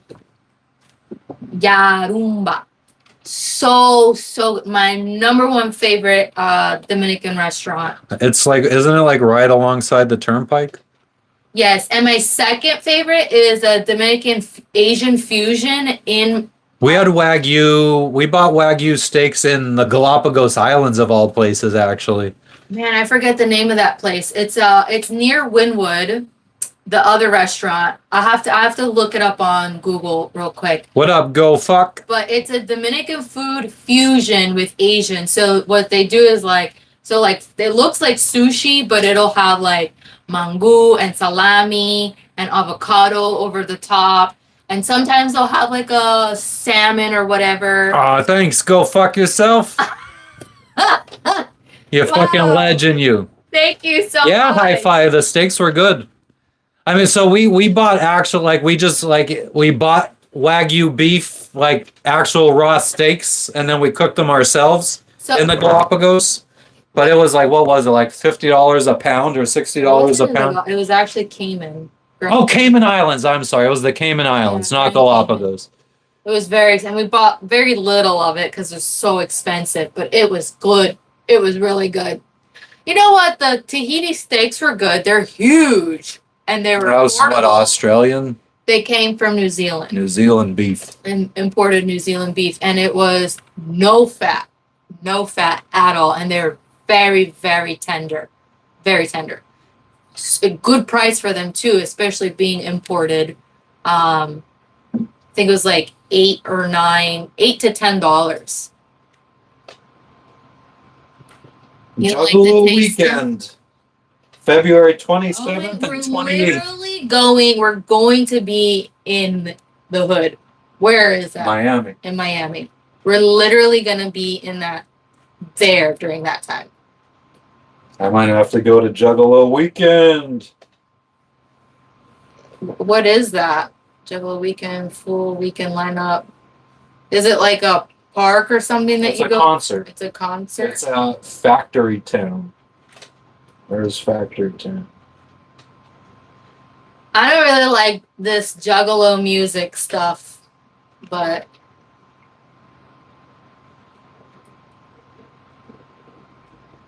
he's looking it up. 33142. 33142. Wagyu, or however you spell it. It's okay. It's all right. I think you're missing a Y in there, but that's fine.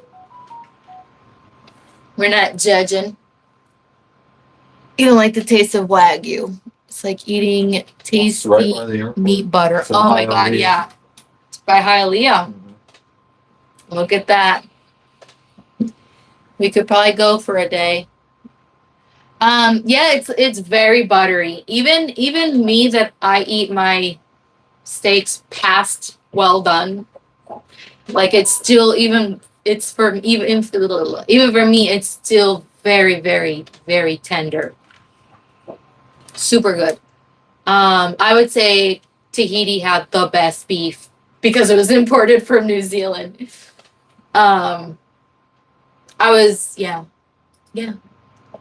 By Tahiti, Roatan, and Grand Cayman had the best beefs in our experience. It is Jake with his broke jaw. Jake Paul. His profile picture. Oh, I didn't know what that was. I could tell it was like a close. What's on the pizza? It's on the pizza. Complimentary pizza. For me, if I'm getting pizza, it's either plain or it's gonna be pepperoni, jalapeno peppers, and pineapple. I really love I love margarita pizzas because I love that there's fresh basil on it, but I don't love that there's like fresh cheese. Like the glob of cheese. The globs of fresh. So I prefer. So if I could pizza has to have shredded cheese on it. Yeah, Not fucking globs of fresh cheese. Or like on it. fucking the psychopaths that'll put like fucking like the fucking, you know, you get the packets of square slices of cheese. Yeah. That's some psychopathic shit.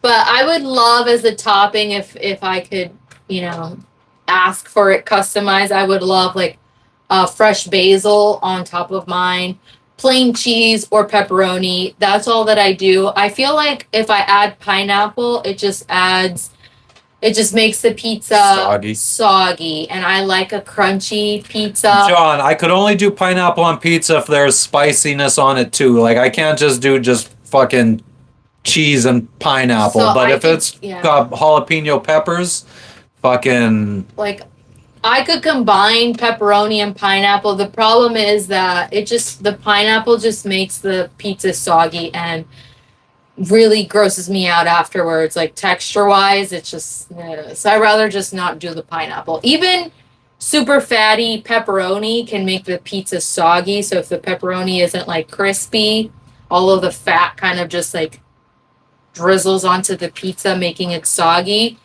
I don't like it either. So the best way for me to truly enjoy my pizza is just having it a plain pizza, and that will ensure that it's not soggy. So I'm really boring with my pizza. Put the crimpets in the freezer. I'm gonna bring back a pack of Crimpets and a pack of Juniors. I'm gonna bring, if I can. We're trying to also not bring back as much stuff because it's gonna be a nightmare to have it our suitcases shipped from Jakarta to here back to Biak. So we're kind of really trying to just do the bare minimum, the basics. One of the things we're bringing back is our freaking package that was stuck in Jakarta that just made it. He just got a notification to our freight forwarder in Florida that they received our package. Never eat anchovies on pizza. That's disgusting. I hate fish, period. So Anchovies really is a strong taste. I'm not a fan of it. I'll eat it, but it's not my favorite. Texas barbecue is the best of the world, no doubt. Some barbecue. You know, barbecue isn't something that I really crave. I only ever want it during like a 4th of July or something. It's literally the only time I ever want barbecue. Cuban food. Oh yeah. I mean, we're going to Miami, but I wouldn't be going to a Cuban restaurant. I would be going to a Dominican restaurant in Miami if I could. So good. Oh, so good. So I actually should put in a food request to my mom. And I should tell her, listen, make sure you have this cooked for me when we come visit you. And I'm going to request, it's called arenque. Arenque is smoked herring. Smoked herring also has a really strong smell, super fishy taste, very off-putting to a lot of people. the only Cuban food I like is ropa vieja. Ooh, ropa vieja is good. Yeah. But yeah, I mean, I forget. There's a Cuban chain restaurant that I forget. It's by my friend's house that I like to go to. I also get a ropa vieja from there. I like that they cube up the plátano maduros. They're really, really good. Our Cuban landlord used to give us fucking Cuban sandwiches all the time. We'd fucking take them and Oh my immediately into the fucking garbage. Well, I'll circle back to that in a second. But yes, my mom is in PA, and so I'm requesting locrio de arenque, which We're in is Biak, Indonesia. arenque or smoked herring in rice. So I'm gonna request that. And Cohibas. it has sometimes she'll put some kind of like lentil in it. When I was in Cuba, I brought back a bunch of cohibas, a bunch of Romeo y Julietas, or Romeo y Julietas, So Monte Cristos. the reason why I'm circling back to what he said, the reason why we would They're cigars, by the way. the reason why we would throw away the food that our Cuban neighbor would make. He's such an awesome guy, really amazing.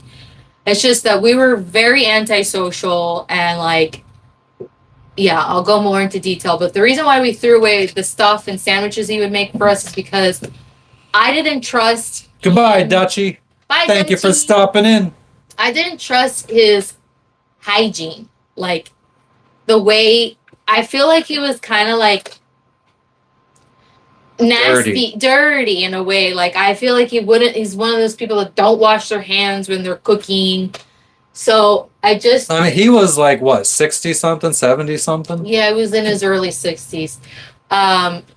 So I just I didn't trust the way he handled food, so I would throw it away, even though it looked and smelled amazing. I will give him that. Every weekend, he would be up doing cocaine and fucking playing dominoes in his he was yard. doing cocaine. No, we know for a fact he was doing Because cocaine. who the fuck stays up for 2 days? Literally stays up for 2 days playing dominoes and drinking. Like, how do you Blasting music. the music? Oh, every single weekend for 2 days, music, super loud, screaming and playing dominoes all day long for 2 days. It's like, how else could you do that if not on drugs?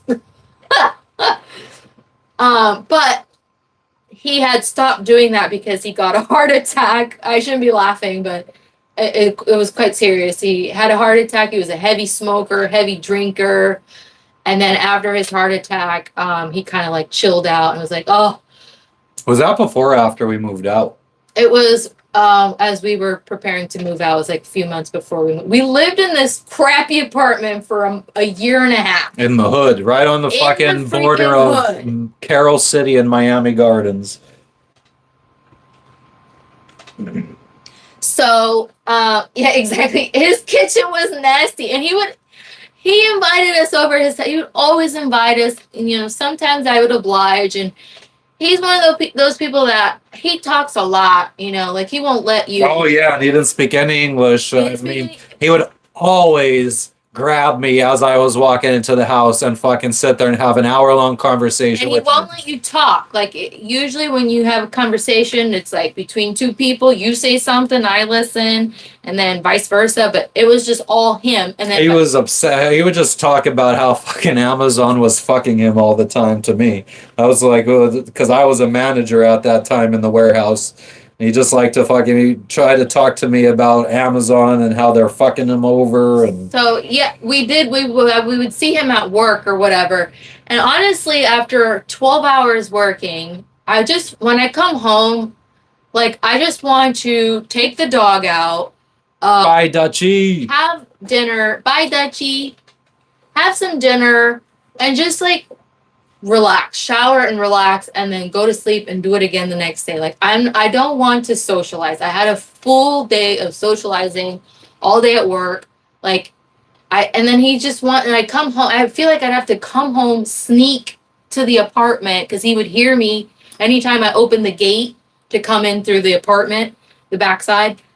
Like he would hear the creaking of the gate and then he'd come out. Oh, Jessica! Ven pa' acá, ven pa' acá, te quiero enseñar algo, blah, blah, blah, blah. I'm like, I want to fucking not talk to anybody. Like, I just had a 12-hour day at work. I do not want to talk to anybody. And he just didn't get that. And I didn't want to be rude or anything, but I would just be like, I gotta go. God, this boat has more space than that apartment did. That I wouldn't even call that an apartment. It was No, it's his garage. It was literally an attachment. It was his garage. It was where we lived. So ghetto. I know. So you need to have a neighbor like that. He was a nice guy. Listen, he was I really liked him as a person. To have as a neighbor, no. As neighbor and landlord, unfortunately, it just, no. We're very antisocial people. Like, your home is supposed to be your safe space where you can come home and just relax. I feel like I couldn't do that the whole time we lived there. It was cheap, though. Listen, it was, I think it was under $700. It was, that's still a lot of money for what it was. There was no kitchen. The shower was like one of those where you stand in and you can't even like fully extend your elbows to like wash your hair. I would have to wash my hair like this, and also it constantly leaked. So I'd have to have like towels all around. Yeah, it was. No stove, no oven. No We used stove, the yeah. Coleman propane camping stove to cook on. And I didn't have a proper bed. I actually Air mattress. We slept on an air mattress. I mean, we did that in fucking Yeah, Hollywood. for a whole year, and then the whole year and a half that I lived there in Miami Gardens. And then we got a bed in And then we go to bed in Hollandale Beach. Holland, and then because after Miami Gardens, What up, Mikey the Goat? Let's go. Let's go. Oh, yeah, lots of cockroaches. Oh my God, the freaking cockroach. Oh my God. So this is where I learned that the doors need to have like those little like seals. You know what I'm talking about? It's like a little gray lip to prevent, draft. It's called a weather strip A weather strip. to prevent drafts. Okay, well, I didn't have that in this little studio ghetto place that I lived in Miami Gardens. And this guy has already went to work.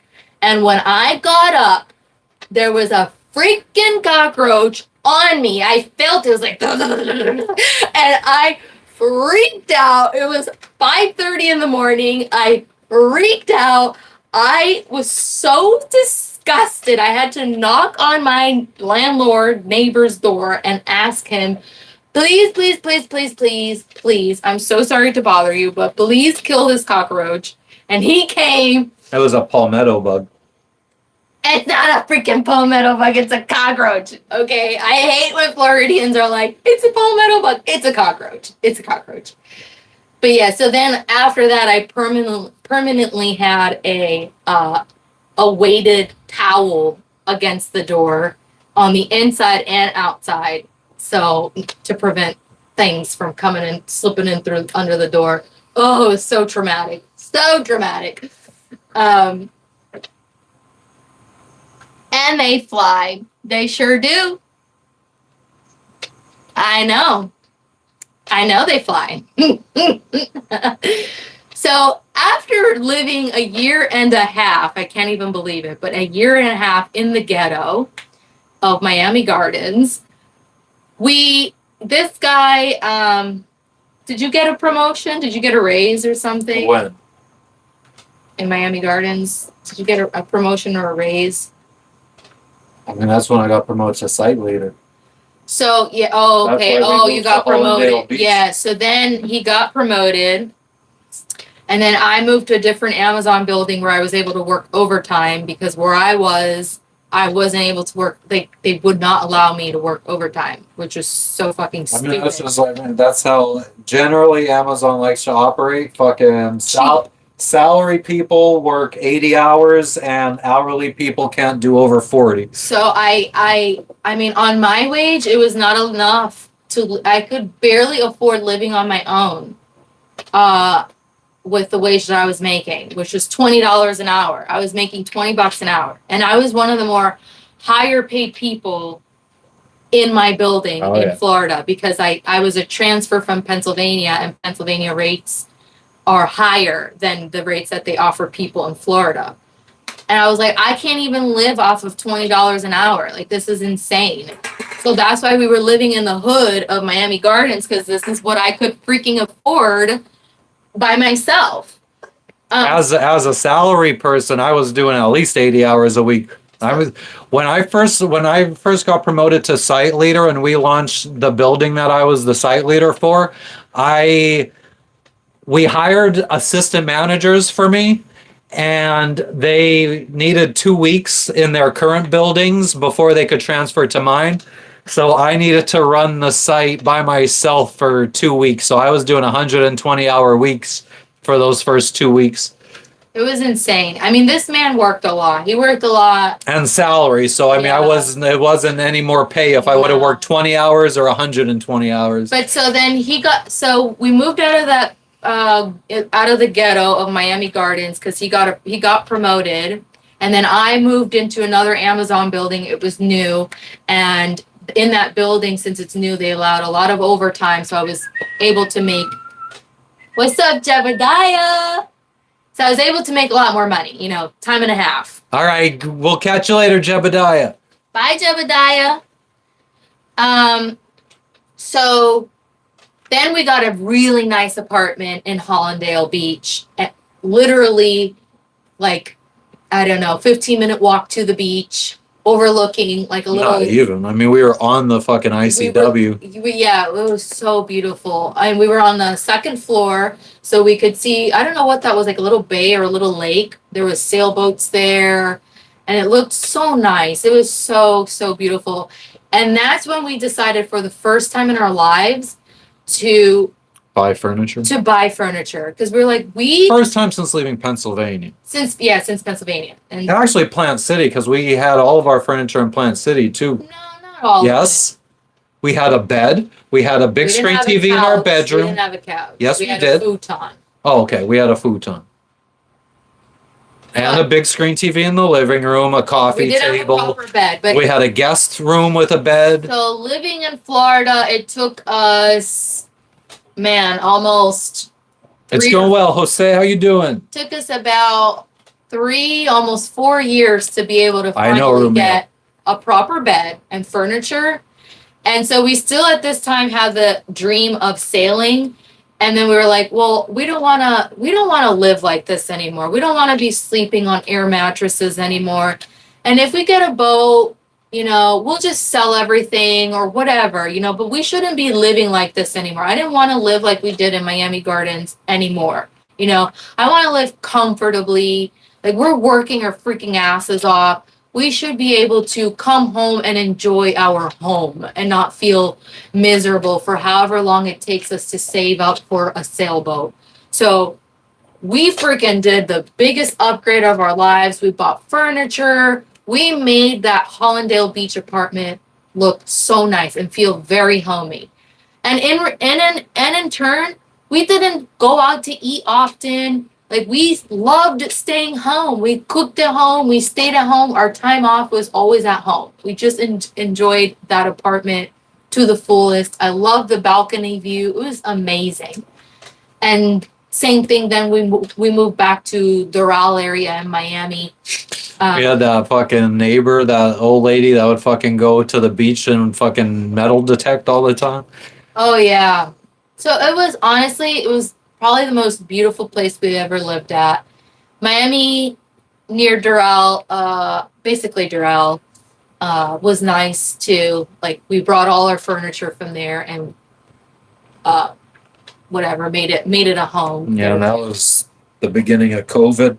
That was the beginning of COVID. But I just sat around playing video games all day long and drinking. That was a good And that's when Matt discovered, he's like, Instacart. Okay, Instacart. I can't go to the store. I'm going to Instacart myself a 12-pack. And I was like, you little fucker, you little asshole. And there is where he learned of making his own. What's up, Ron? What's up, Danny? His own moonshine. He freaking bought all this shit, spent like $700 on all this bullshit off of Amazon to make moonshine from home. I don't know what it's called. What this? I got a distiller. A distiller. His own fucking distiller. And so I threw it away. I ended up throwing it away. I mean, my first batch of moonshine I made, I was drunk for 3 days straight, and I woke up the third day and it was all gone. Except for a couple jars that I knew it was going to happen, so I had jars hidden all over the fucking apartment. Oh, yeah, because then when we were moving onto the boat, I found freaking however many months later, 5 or 6 months later, I find these little jars of moonshine, and I ended up throwing away some more. But he I guess still had more that he had hidden, and I don't even know what happened to them. You probably drank them. Moonshiners, oh man, I was watching that at that time too. It's going well, Imori. How you doing? Indy fucking Anna. We're flying back to the States next week. I felt really bad about throwing the distiller. I felt bad because he had spent $700 on this. But I also was pissed off that he literally, like some fucking druggie or something, passed the fuck out. I'm not even kidding you, for 3 days straight. He did not get up out of that Man, bed. that moonshine went down so fucking smooth. Like, I've never been big into liquor. I've always hated liquor. But that shit just went down so fucking smooth. It pissed me off. It was so depressing. I'm like, I have to be on lockdown with a freaking drunk. Like, it was so depressing for me. Like, we could be doing something more active. We could go, at that time I was walking a lot in the neighborhood. I was trying to lose some weight because I was at my fattest I'd ever been at, like 155. Warmed up to 23 degrees, Michael. That sucks. Oh, dang. I mean, I guess it's good, but it still sucks. So I wanted him to be active with me, like have like a healthier lifestyle, not be wasted away. But here we are. He's doing a lot better now. I think if I had to choose a lesser evil between alcohol and weed, I would rather him do weed. I mean, I will did not always feel that way. I'll smoke and go do anything. Like, I'll go play basketball. Smoke. I mean, that was one of my favorite things to do growing up when I first started smoking weed when I was like 16, 17. 15, 16, 17 was like smoke weed at the playground and play basketball. That's like what we did. full court 5-on-5. So yeah, I came around to this literally maybe a little over 2 years ago. I was very against weed, but he's a whole new person. No, we don't grow weed on the seven seas, Amori. That's, I think, a quick way, especially here in Indonesia. That would be a quick way to get thrown into an Indonesian jail for 10 years. After quitting alcohol, he was like a whole other person. I just wish he could just fully live a sober life. I feel like he doesn't need to have one or the other. Right now, he's pretty sober. I love, maybe that'll do something for our fertility journey. But I do like him better when he's smoking weed versus his drunk self. He's a lot more pleasant to be around. He was really Amori, I mean, I guess if you're offshore, you could grow weed in international waters. But what is the fastest you could grow a weed plant? I don't want to be out at sea for that long. What? Why would you have to be out at sea growing weed? Because if I was in Indonesian waters, I could get arrested. So I need to be in international waters for, let's say it takes, I think the fastest you could probably grow a weed plant is at least 2 months, 10 weeks. There you go, 2.5 months. Whoa. So we would need to be at sea for 2.5 months out of Indonesian waters. That's longer than if we were to sail from Lombok, Indonesia to Durban, South Africa. Yeah, then I could It's just even get to longer than fucking that. South Africa, and I know tons of people that could hook me up with weed there. Could probably get to It's legal in South Africa. Namibia or halfway through halfway through the South Atlantic in 2.5 weeks. Yeah, I don't want to be out at sea for that long. No. So you get for talking shit. We tried to grow lettuce while sailing because you know what it is when you're halfway through your ocean passage and all you want is a salad and you don't have any fresh stuff and you have to continue eating your friggin' canned foods or freeze-dried things and you want a salad. So we tried to grow lettuce, but it didn't work out. Like it just ended up falling. There was dirt everywhere. We tried hanging it. It just was not working out. It was not, you can't grow stuff while you're sailing. At least not on a monohull. Things just end up falling everywhere. So you guys are heading home next week. Yeah. For a couple of weeks, and then we will be back here to continue sailing around the world. Yeah, water world. I know, dirt. Well, yeah, we just don't have anywhere to secure. No, we're not ending the journey, Amori. The pets will be staying here in Indonesia. Yeah, we're not moving. We're just going to visit family. This is a healing trip back home. We always try to go home once a year. And it has been over a year now that we've been back home. So It's been 13 months. I know it feels like forever though. 13 months is not that long in the grand scheme of things, but it feels like a lifetime. Like it literally feels so long. I was already craving going back to the States within 4 or 5 months of having returned. So I'm like, I could, if we had money or if we were working, I would probably go twice a year, probably fly back every 6 months. But I do have siblings. Officially ending the journey or just right, yeah. So we each have, What's going on, Michael? Matt and I, we both have a brother and a sister. His family, 2 boys and a girl. My family, 2 girls and a boy. We are also both the eldest children in our family. Hi-Fi, we will be picking up some boat parts in the United States. Not much. Firstborn.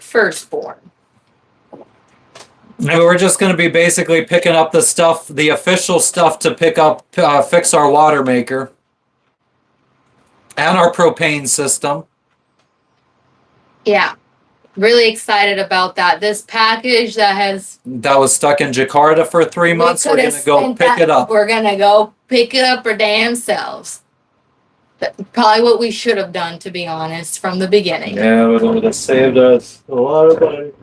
But we were trying to do the more cost-effective way and thinking that shipping it is still cheaper than... Yeah, just essentials. Just essentials. Yeah, so once we get... The problem is the flight from Jakarta, the capital of Indonesia, back to here. The flights only allow you like 22 pounds in your 10 kilos checked bag. Which is stupid. So, yeah. Which is insane because for international flights, you're allowed to have, what is it? How many kilos? No, it didn't fix the water maker. You just had dinner. Nice. I think I'm going to go make some parathas. I'm quite hungry. What did you have for dinner? Yeah, so it's getting a little rolly here. We could literally see the waves building. Yeah, it's not fun. So yeah, we need a break. We really need a break. I mean, in theory, I guess we should be pickling this water maker before we leave if I want to try to use this membrane. You did say that. Is that a process or you gonna... So I'm gonna go make some parathas quick. We've been live for almost 2.5 hours. That's crazy.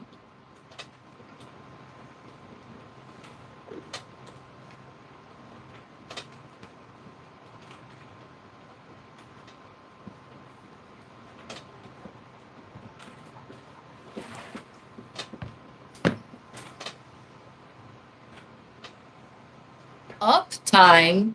What kind of command is that? See how long we've been online? Oh. But it was a good try.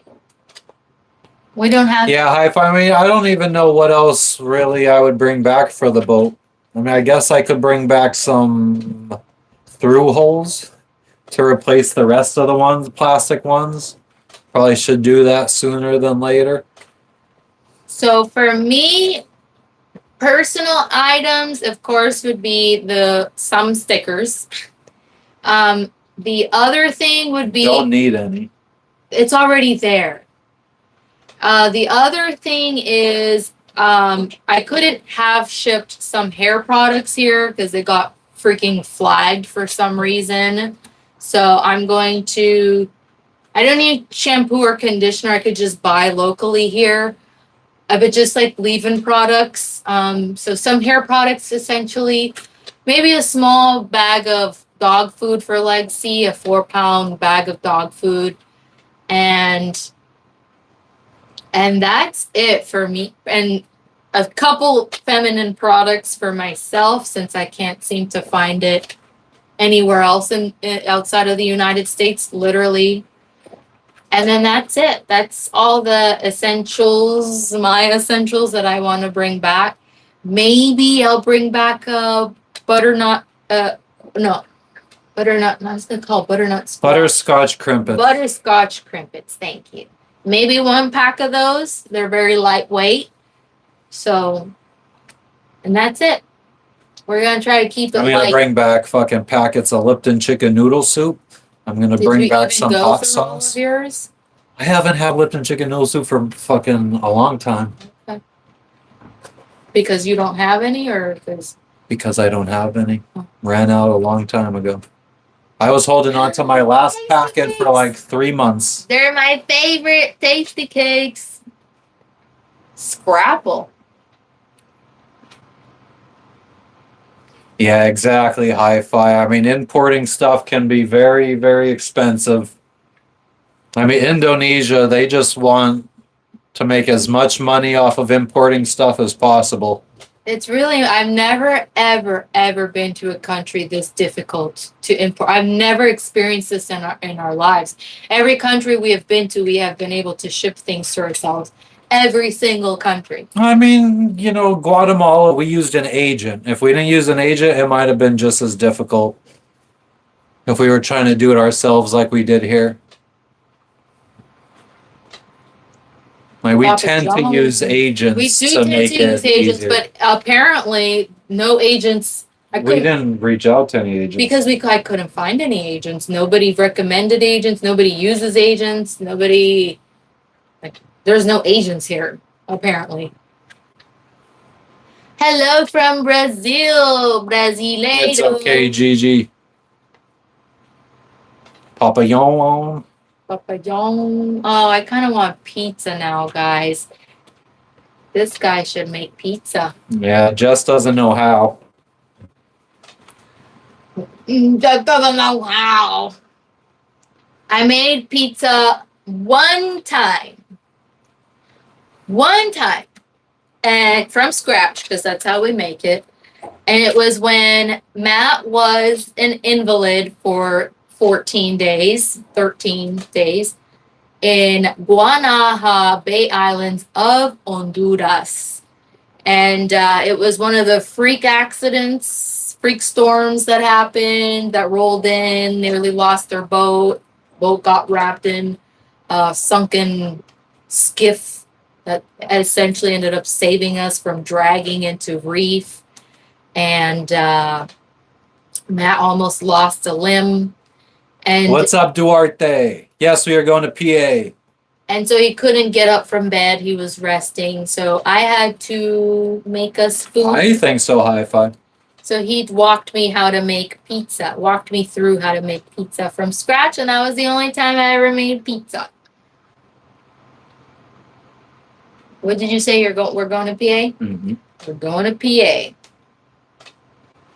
And a bunch of other places. Florida, A lot West of other Coast, places, yes. A lot. Philippines.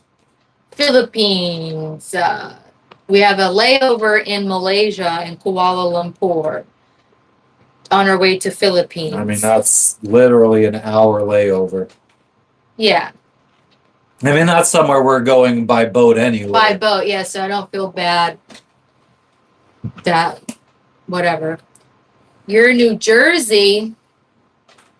Dirty Jersey. New Jersey. Baby. Where in Jersey? Sometimes we fly into Jersey. A lot of times we fly into Jersey. Okay, I'm going to make those parafas because I genuinely am quite hungry. So, bye guys. Nice chit-chatting. Oh, man.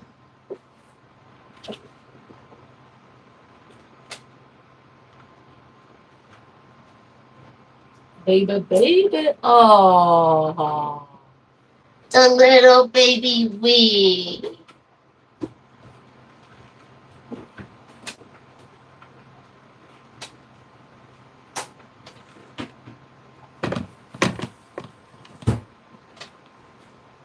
Long Beach Island, nice. Is that where like Barnegat is and Seaside Heights?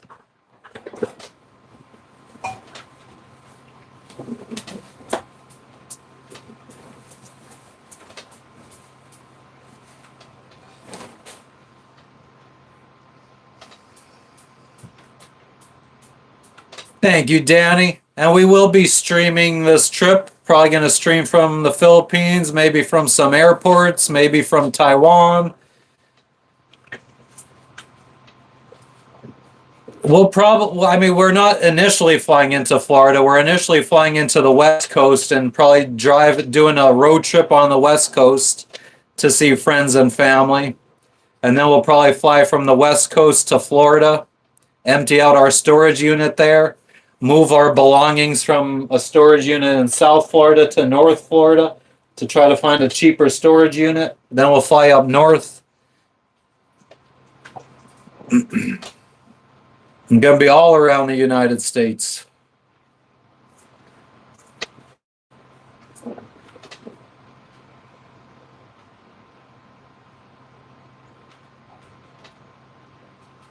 I need something not coffee related now.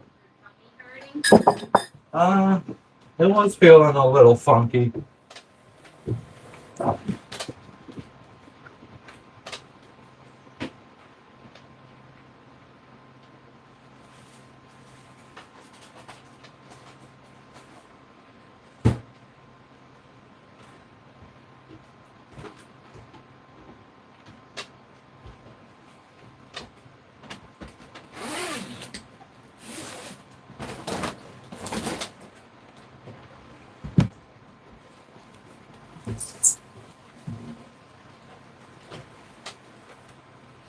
Yeah, we're not booking a return trip to Indonesia just so we have flexibility on how long we stay.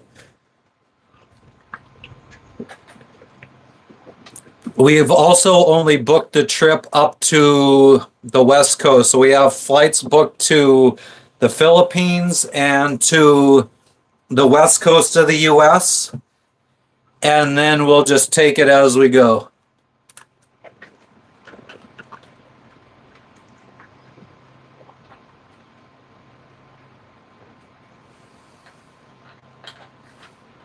It's crazy. I mean, I always thought waiting till last minute tends to get you better prices, but here, we just our flight from here to the capital city of Jakarta.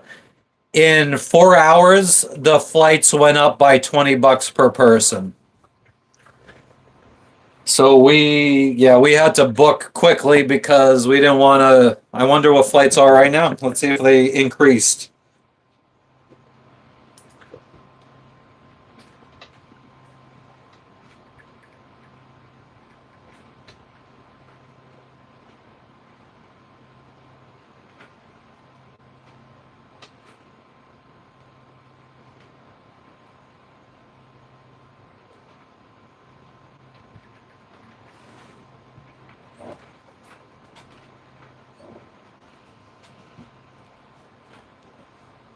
Nah, Doug, we can't fix the seal on the prop while it's in the water.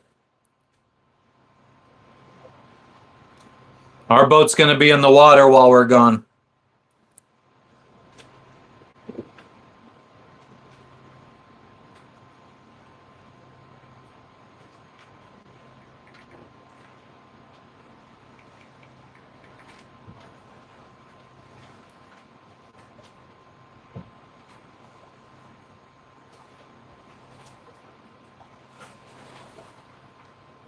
Oh, the prices are still the same.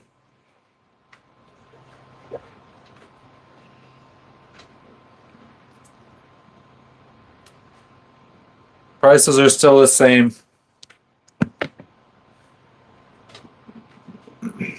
Yeah, we'll fix the seal on the prop in Thailand or something. Or closer to Bali.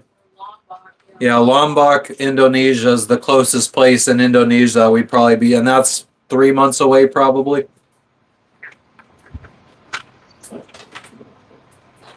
I mean, now that we're renewing our visas, maybe even longer. That's another good thing about going back to the United States, because by the time we come back to Indonesia, the winds should start shifting for the year. And we should start having more favorable winds to go west. And so instead of beating into the wind, they should be shifting around coming from the east. So they'll be behind us for a lot of our trips. So we'll be able to start sailing again instead of motoring into wind and waves and current as we've been for the last 3 weeks or 3 months. Ever since we got to Solomon Islands and Papua New Guinea, it's all been into going against the weather.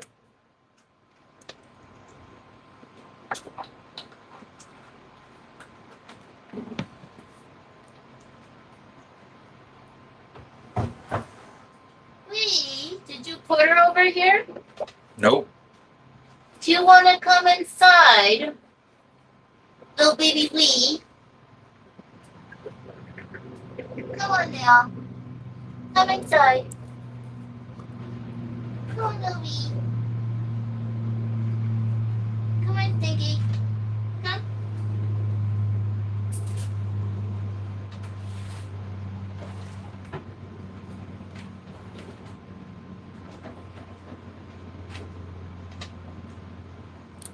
Going back to America.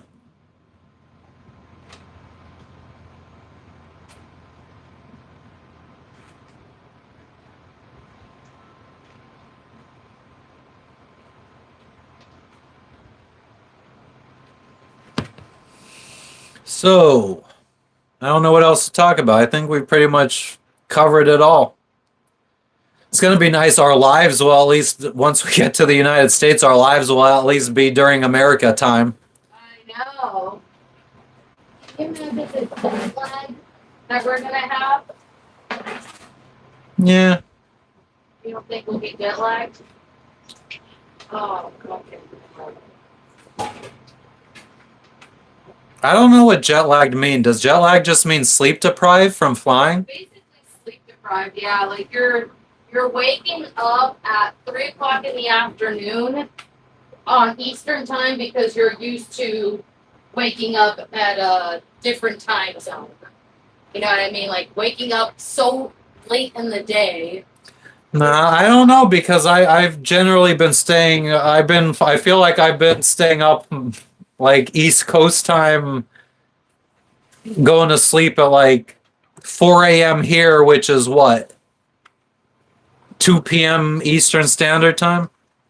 Oh, that's. I didn't watch the Super Bowl anymore. I haven't watched the Super Bowl in many years. Hell yeah, Steve. I mean, we still got some lives to do before then. Maybe we'll try going live from Jakarta's airport. Jakarta Airport. Philippines, Taipei, Taiwan.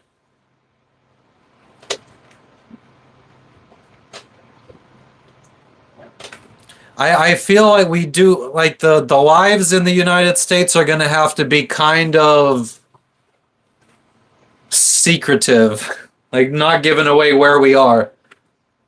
I'd like to go live with my friends back in PA. I don't think so. Huh? I don't think so. Why? Because now they have a face to, because you are, I'll tell you later. Okay.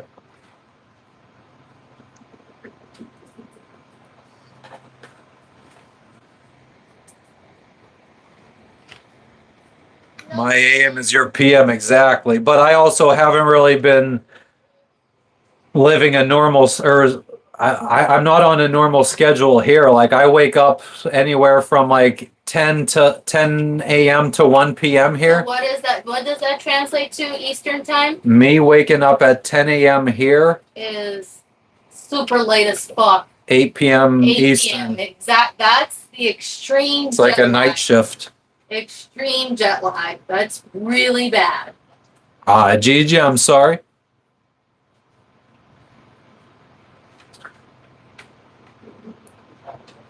Amori, I haven't kept up with basketball since like fucking, I don't know, when was Tim Duncan, Ginobili, and Parker all on the Spurs? It's kind of when I paid attention to basketball.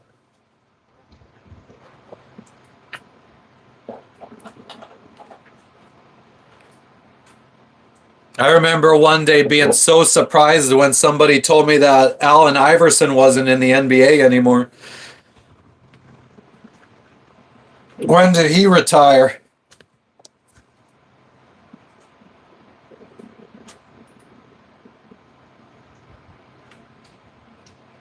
I don't know if anyone in the chat was curious to see what this is. Here you go. Okay. This is paratha. This is flatbread.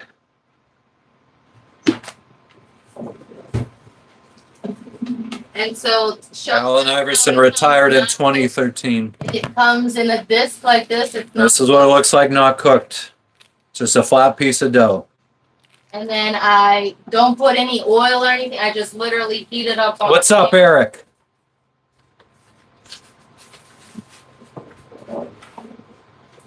Exactly, like naan bread. Exactly. Just a lot flat.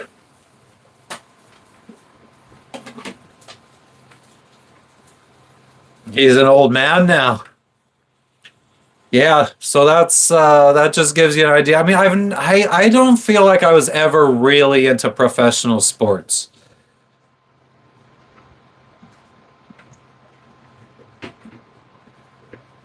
I feel like the time I watched professional sports was like I remember watching Larry Bird's retirement. Like elementary school is when I was probably the most into NBA.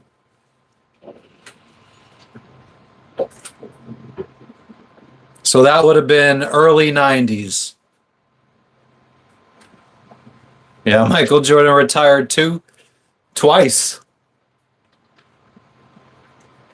When I come back like Jordan wearing the 4-5.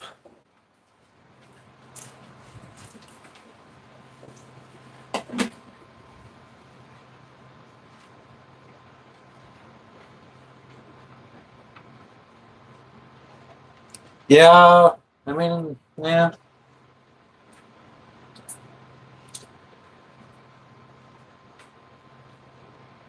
I'm not gonna like what happened to Kobe. I saw Kobe play. Kobe played. I saw him play high school basketball against my hometown, and we won. It was in. Was it the finals? You could find it on YouTube. Hazelton against what was it? Lower Marion or who the fuck did he play for?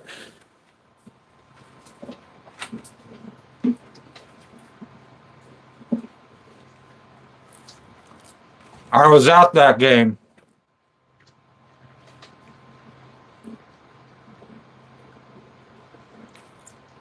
Nice, Gigi. Hell yeah.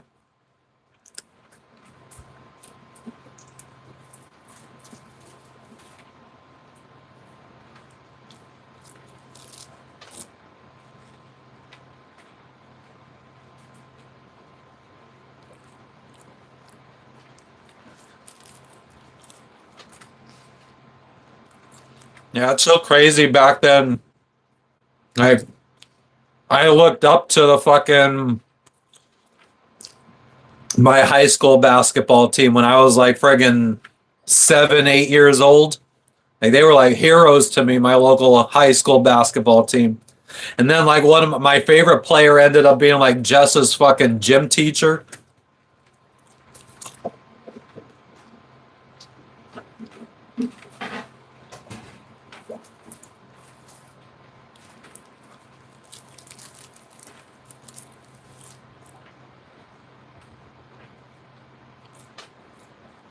Nice, Curly.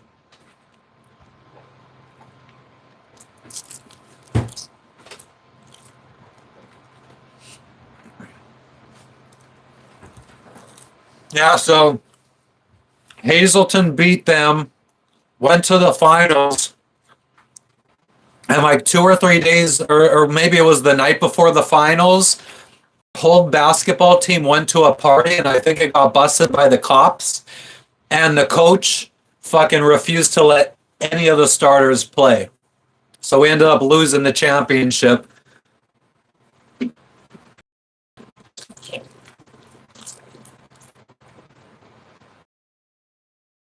was the right call.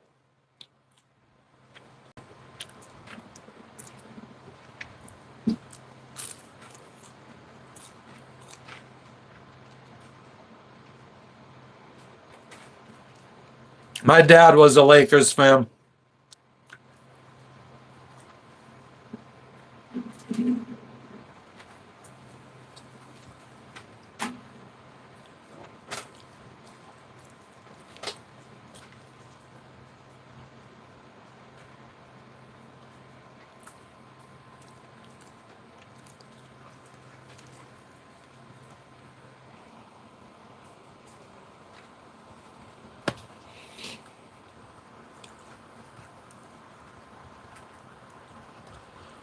Yeah, Curly. I mean, I think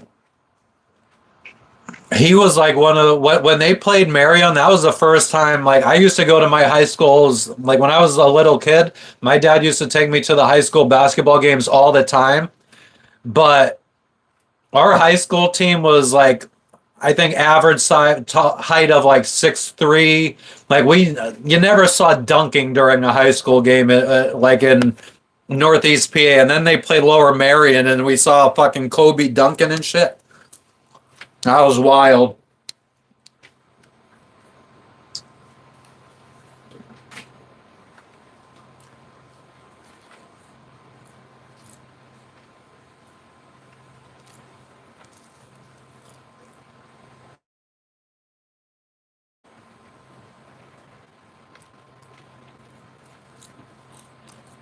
They were fucking good times. I still remember, like, when I was 7 years old, that would be 1992. So the starting team for my high school was a guy named Terry Kringy, number 22, Ryan Leib, number 11, Rob Makarevich, number 32, Gary Pressler. Oh man, I don't remember his number. We had one black guy on the team for 1 year, I think. His name was Hassan Abdullah, I think.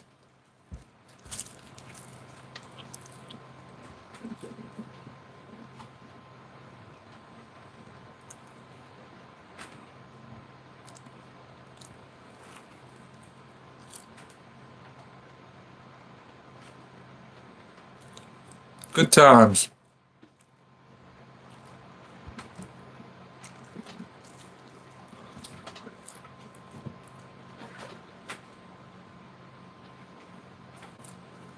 He always has shit out too. Yeah, I heard that too.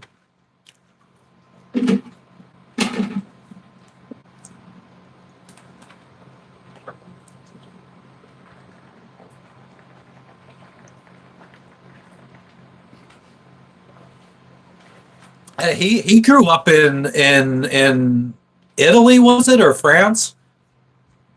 He had come back to the States like just for high school. He spent most of his childhood abroad.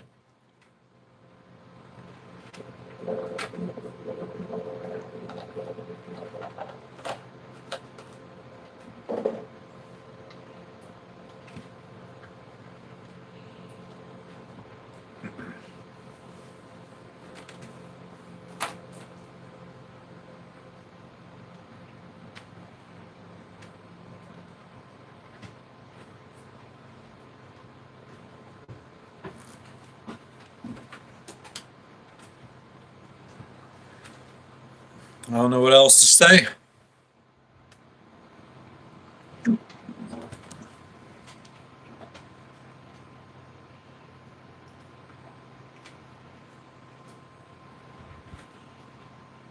You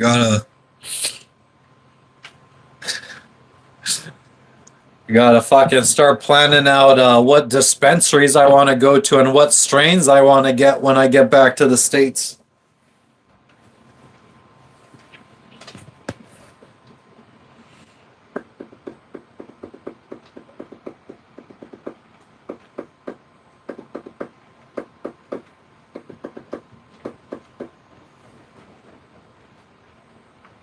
No, I don't, Amori.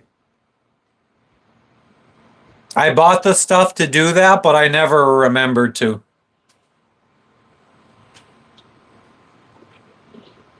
I know you're supposed to.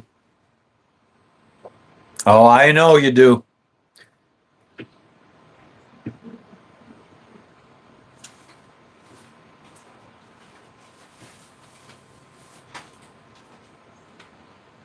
When the first time I went to the West Coast to a dispensary, they were most of the workers were telling me that they still buy it on the black market though because it's way cheaper on the black market.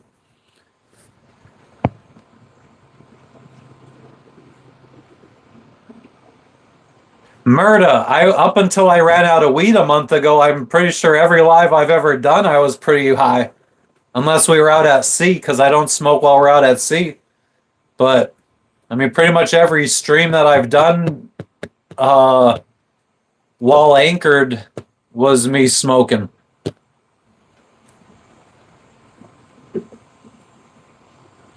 I think there was a short couple days in Papua New Guinea where I had ran out.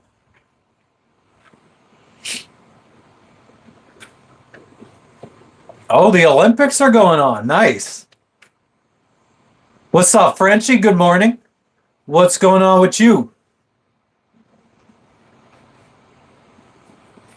Yeah, exactly, Jeff. I mean, that's a big part of it.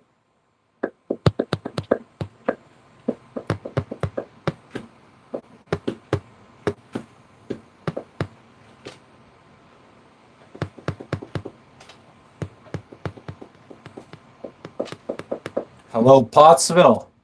That's a dispensary.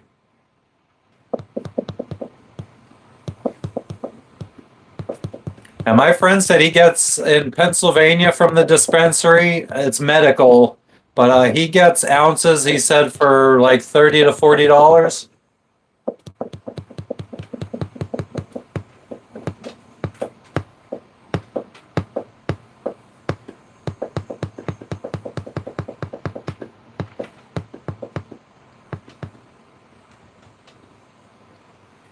Nice, Max. Fuck yeah.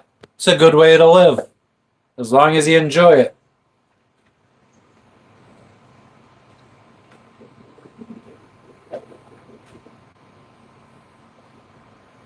One fisherman braving the choppy waters today. Kayaking or canoeing along the reef trying to fish. Oh man, I got something in my eye.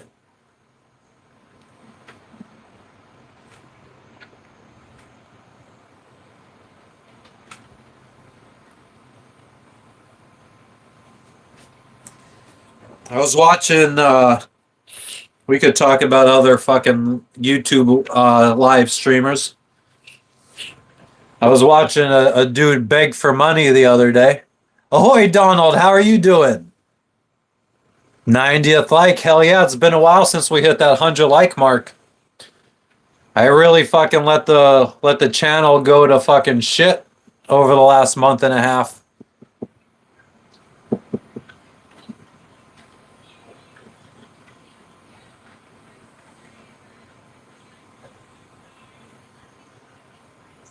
Amori, I haven't. I mean, we haven't been to any remote places here in Indonesia yet.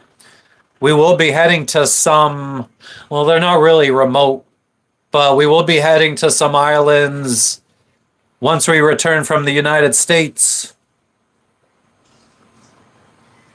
And we finally got all the, well, and we'll get more pieces to use the Starlink Mini on land when we go back to the States. So we will be able to do streaming from land more often now. We've tried a couple times using a local SIM card, but the fucking data just isn't. The few countries we've tried it, which was Fiji, Vanuatu, Papua New Guinea, and Indonesia, live streaming on land just hasn't really been working out for us that well.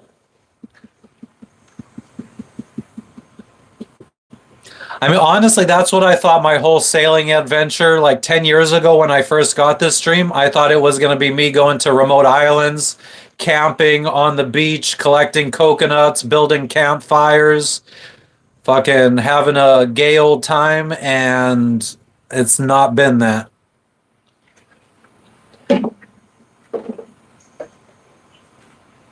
Remote islands are a lot less common than I thought. But to be fair, I also think that the amount of people sailing skyrocketed during COVID. Like, I had this dream to go sailing way before COVID, and COVID kind of saturated the entire, like the Bahamas. There was no place you could find that didn't have other boats anchored in the Bahamas. Like, it was very disappointing.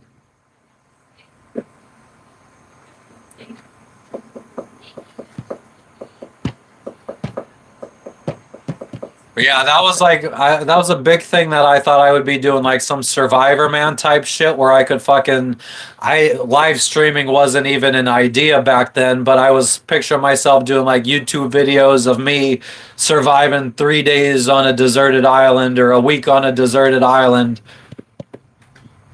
I would have been bringing my own food though because I would have been eating fish.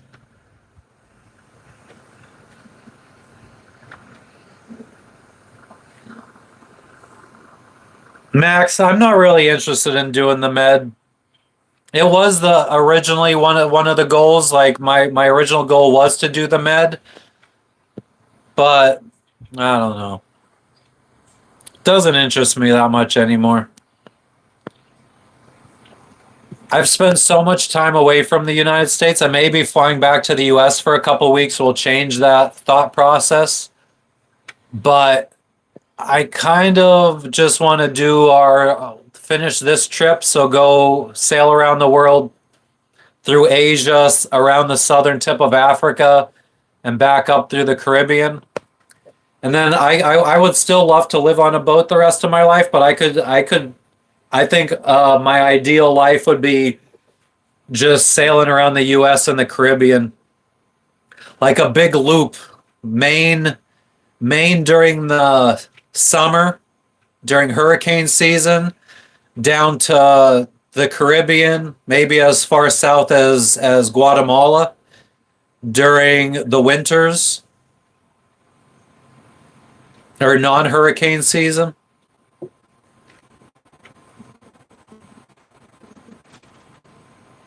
First time ever sleeping on the boat. The first time ever sleeping on a boat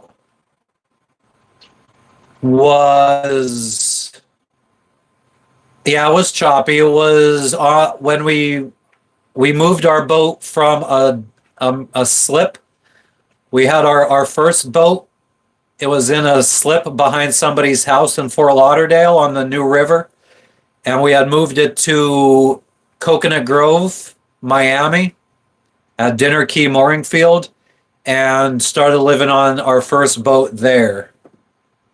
And it was choppy, but I felt like we adapted pretty quickly.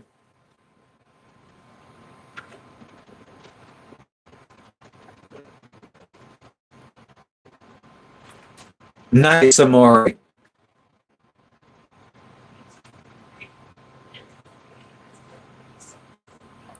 Max, I wouldn't exactly say I'm burned out on the sailing. I just wish I was back in the Caribbean on my boat, back around my peoples.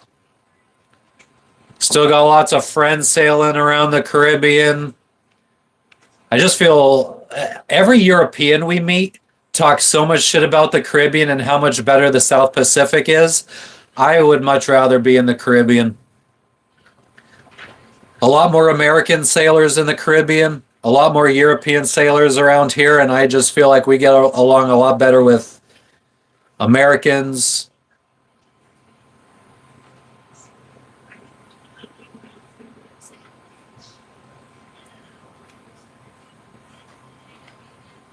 I'm not a partier, but I like being around the party vibe, I feel like. Like, I miss Key West. I miss Isla Mujeres, Mexico. I mean, even Rio Dulce, Guatemala, Roatan, Honduras. We've lived on two boats, Max. An Island Packet 29, our first boat, and this one, an Island Packet 38. So we had a 29-foot Island Packet as our first boat and a 38-foot Island Packet, which is this boat.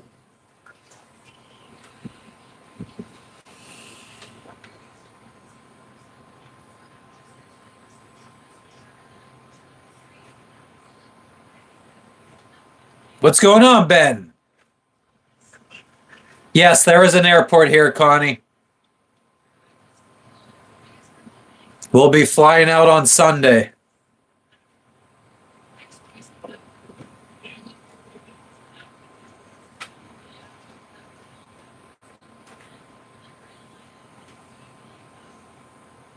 Tomorrow or the day after tomorrow, we have to go move to the mooring ball over here by the dive resort. And that's where we'll leave the boat for a few weeks while we Biak to Jakarta, Jakarta to Malaysia, Malaysia to Philippines. Spent a couple days in the Philippines visiting friends, and then Philippines to Taiwan, 17-hour layover in Taiwan, and then Taiwan to the west coast of the United States. Road trip along the west coast of the United States, and then we'll fly to Miami. Well, I don't know. We're going to fly to South Florida, empty out our storage unit into a U-Haul, try to sell some of the stuff from our U-Haul or from our storage unit, then move whatever we can't sell up to a storage unit in North Florida or South Carolina, where it should be much cheaper, and then fly up to the northeast of the United States. We're booking a hotel room here at the dive resort. Well, I call it dive resort, but it's a resort with a dive shop or a dive with diving. So we booked a hotel room for the dog and the cat. They have a room that they haven't, like, they bought this hotel and they've been renovating it, and there's still rooms that aren't renovated. So we're booking a unrenovated room for the dog and the cat, and then one of the hotel workers is going to watch the cat, make sure the cat's litter box stays clean and everything. And there's a guy who breeds dogs. He's going to come twice a day and walk Lexi and make sure that she's fed and watered.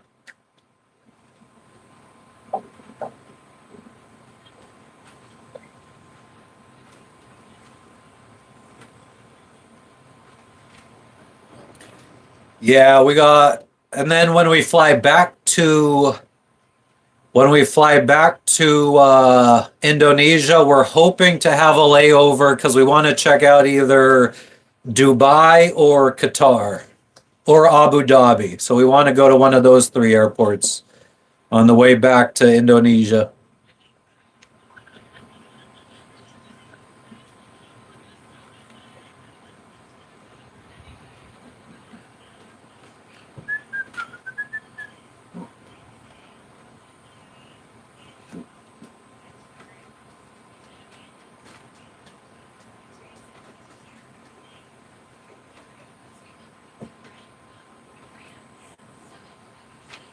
Yep.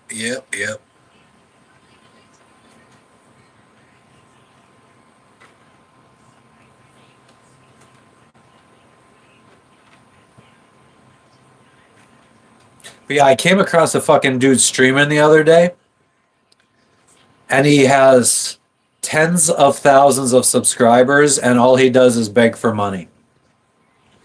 It was fucking absolutely insane.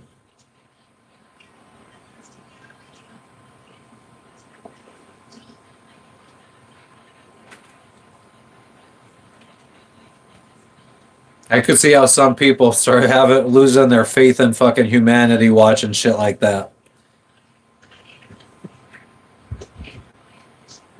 Oh, Connie, he fucking came in here a couple times, didn't he? That's right. I remember him telling us when he came in here a couple times back when we first started streaming that he was going to be in the Philippines at some point. Max, we haven't even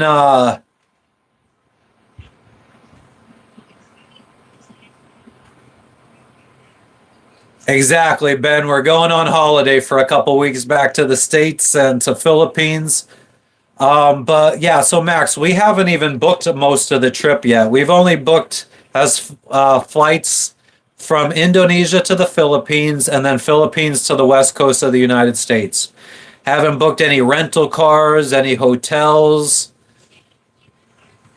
Just gonna fucking I'm trying to be as spontaneous as I can, so we're going to take it as it comes.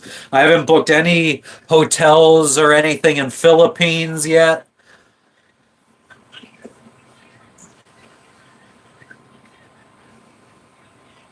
But we have friends in the Philippines right now, so I'm actually waiting for them to tell us where they're staying so I could book somewhere close to them.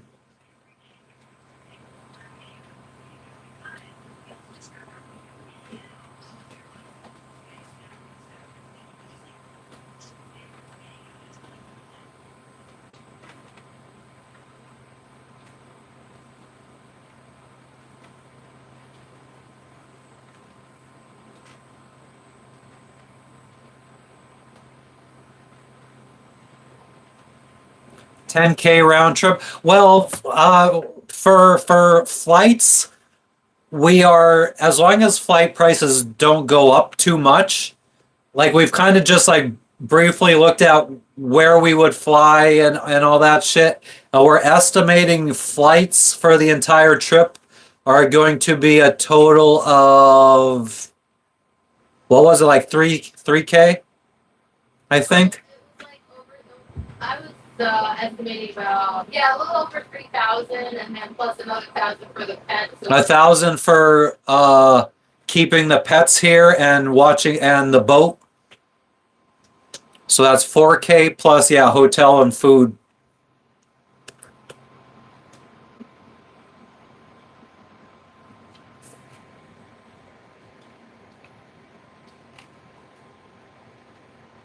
Oh, damn, Connie. Yeah, I was reading Philippines is pretty fucking strict.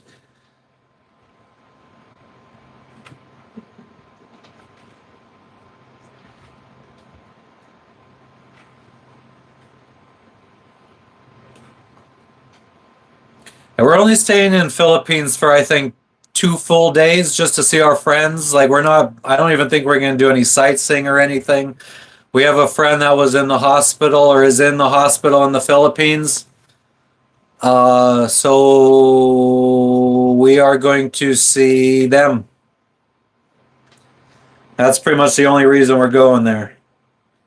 Haven't seen them in a while. I don't have many friends IRL, so I'm trying to see as many as I can on this trip. I'm going to go see 3 of them. we're gonna see my friends, Yep. 2 in Florida, 1 family in Florida, so 3 people in Florida, 1 in California. You might even potentially see somebody in the Philippines. I might potentially see somebody in the Philippines as well. 1 in California and 1 family member, so 2 in California, 1 in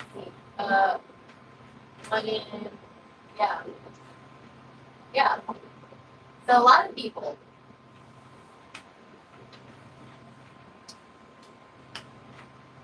We're excited.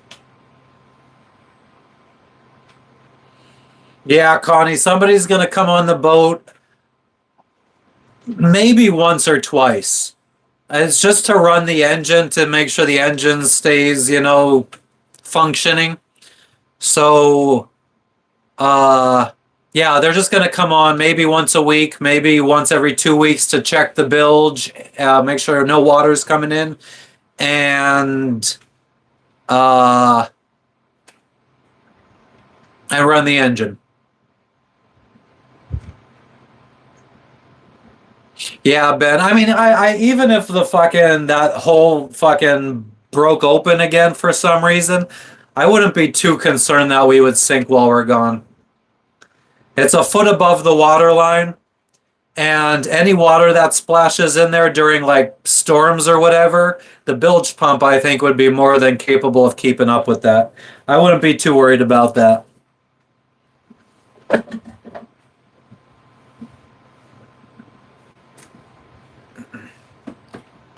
This is going to be the longest that we've ever left the boat, though.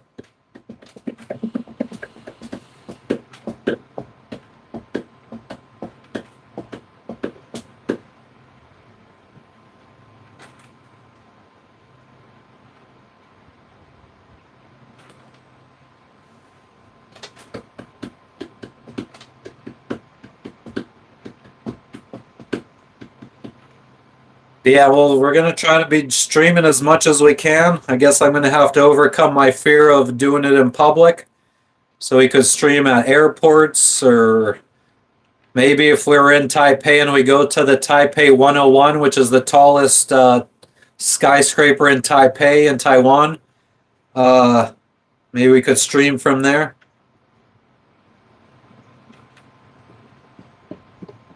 Connie, we are going to PA, Florida, West Coast, going all around.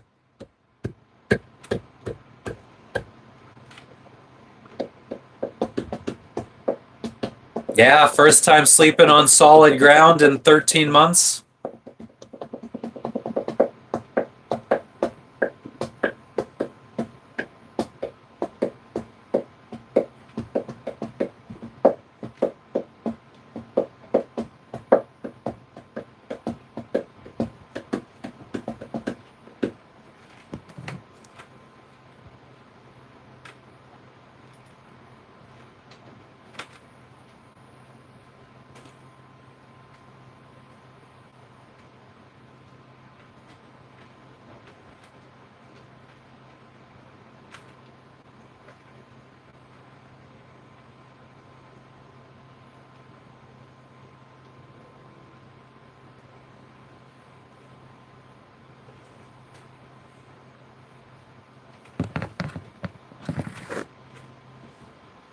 No, Sonny, but we are going to be picking up all the parts we need to fix it in the United States when we fly back next week. So we had originally ordered everything to fix it 3 months ago, and all the parts were stuck in the capital of Indonesia, in Jakarta, for 3 months, and all of that stuff was recently finally returned to the United States, and it's at our PO box in Florida, so we will be picking it up when we fly back. Wake up feeling like I'm falling in the water. I mean, this we fly back to the States once a year usually, and I've never had any problem sleeping on land. It's a pretty seamless transition for me. When we first moved on our first boat back in 2015 or 2016, I did, like, when I would come to land, I would still feel like I was moving. But yeah, I haven't had that feeling in almost 10 years now. Amori, we have been getting like the big, at the in the United States, or like you get the big 20-liter or 5-gallon jugs of water. That's what we've been using for drinking water right now. And then for this trip for our next trip, because we were not planning on going back to the United States. Yesterday we were supposed to leave here and head into the some other islands. So we had bought 6 cases of bottled water to last us 2 weeks.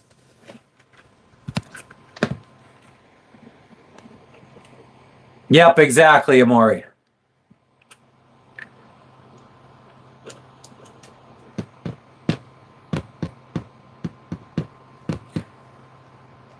Yep.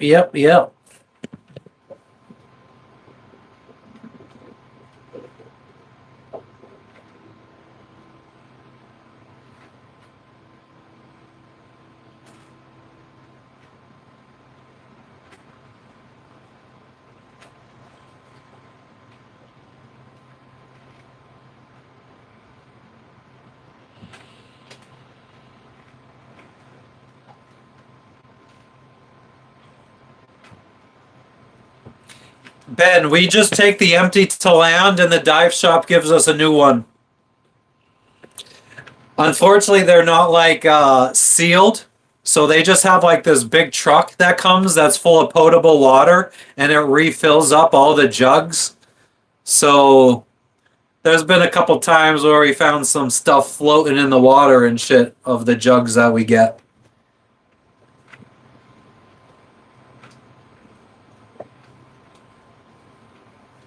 But yeah, we usually get 2 at a time.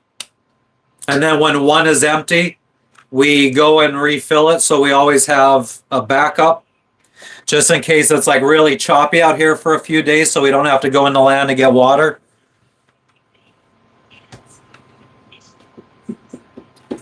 But we also fill up, we have these jerry cans. And we have 6 of them. And we go, the dive resort has hoses that are hooked up to well water. And we fill up those jerry cans and we fill up our water tank on the boat. We have a 120-gallon water tank. So we fill that up. They don't recommend drinking the well water. So we just use it for showering and doing dishes. But there's times where I drink it. Like I drink it if it is if I'm making coffee, I usually use the water from the tank because it's getting boiled. And it goes through two filters. One is like an $800 fucking filter. So I'm pretty confident that it's getting rid of most shit.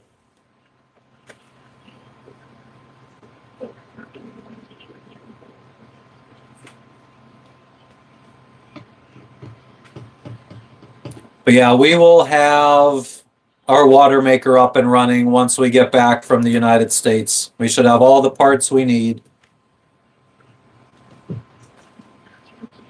Let me make note to order a couple other things just in case.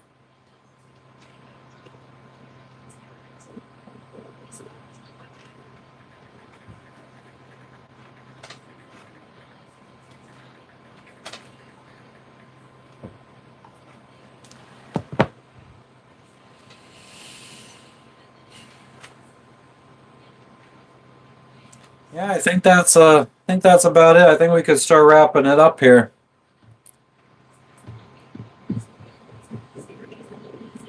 And then, I mean, I'm sure we will be live multiple times between now and making it to the United States. But once we get back to the United States, our lives will then be on more appropriate United States times during the day when people are awake.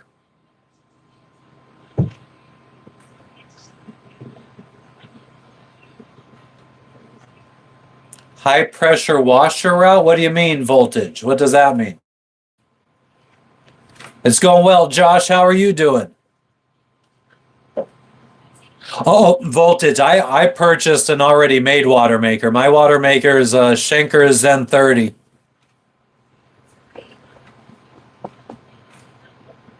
And mine is not like your average water maker. Like it's some kind of proprietary system where you don't even need a high pressure pump like that, like most water makers.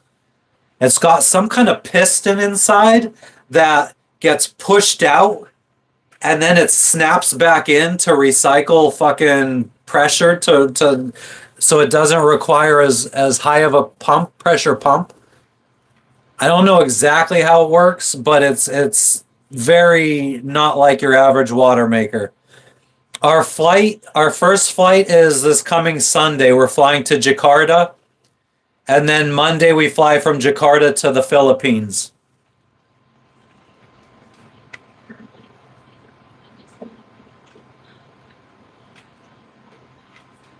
Okay, I got you, voltage. Yeah, our pump is still on the lower pressure side. Because of that, like recycling pressure recycling system or whatever. I forget what they call it. I wish I would have just went with them. All my friends have like Seawater Pro water makers. I think that's probably one of the most popular. I wish I would have just went with that. I was, for some reason, I was very gung-ho about doing a 12-volt water maker, and I wish I would have just went with an AC 115 volt.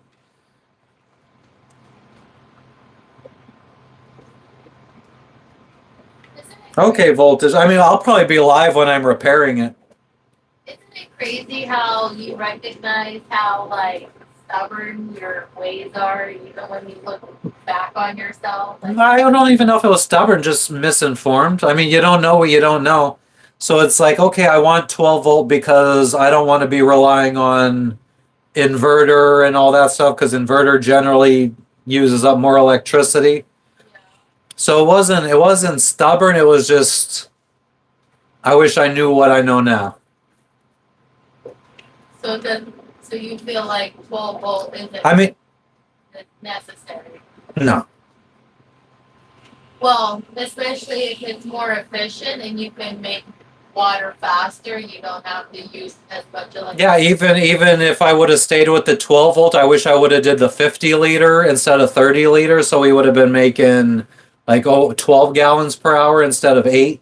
If it was a money problem too, because I mean it was very expensive. Yeah, but we saw the business. Like money wasn't too much of a concern back then. It's, yeah, a little bit of a concern. The sailboat reefer, I don't know. It's too hard to find here in Indonesia. Lady, you gotta wake up, girl. Little baby. Yeah, looking back on it now, I mean, there's so many things I would have done differently. First off, I would have patched up all through holes on this boat the last time we hauled out. All unused through holes. I mean, I patched up two and then left two open for some reason. What else would I have done? I would have repositioned our solar panels a little bit better. I would have removed the wind generator. We would have designed the hardtop a little bit better, I think. Even the slats up here are annoying as The windows, yep, and even the window that's part of the hardtop. yep, Just, you know, little tiny things. yep. There's a lot that I would have done differently.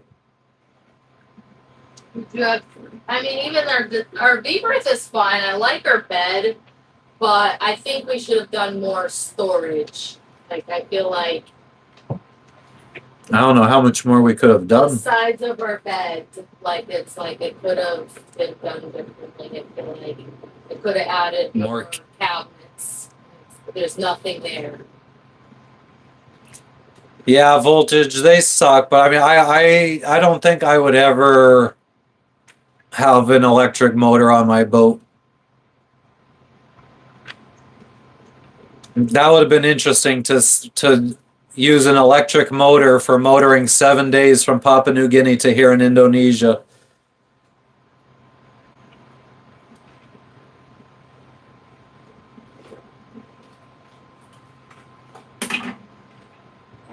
With no sun because it was stormy the whole time.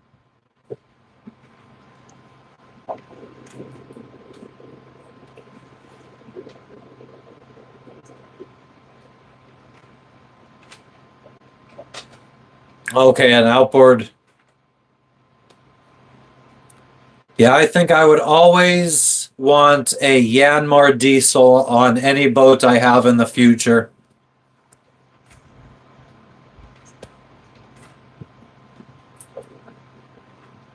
Especially an older one. I was thinking about this the other day, like if Yanmar was like, and I know this would never happen, but if Yanmar was like, oh, we'd love to sponsor and give you a new engine, I'd be like, nope, I'll stick with my old one from 1986.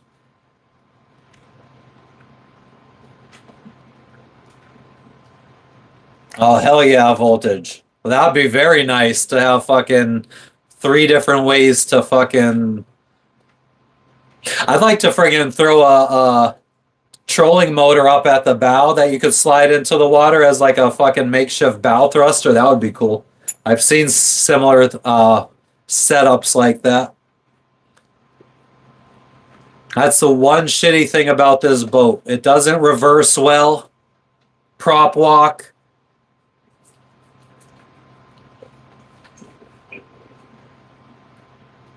I have come a long way in fucking 6 years learning how to reverse the boat.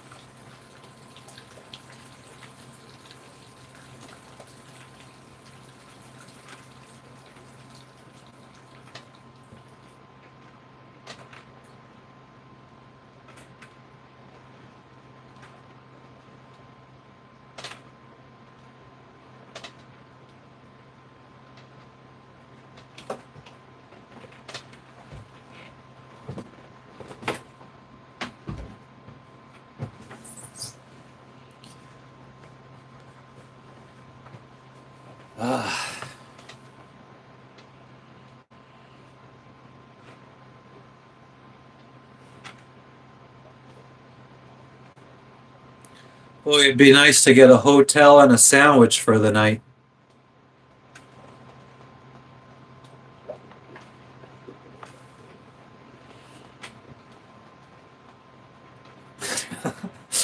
Yes, it does, Ben. Yes, it does. I don't even have the mic on me. The mic stayed in the cockpit. I'm surprised you're able to hear it.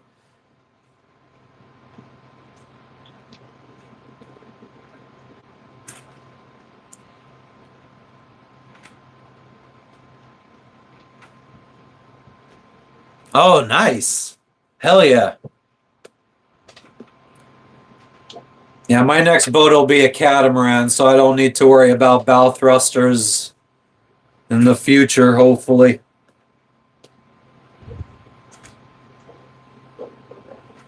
Hopefully with two nice fucking Yanmar motors.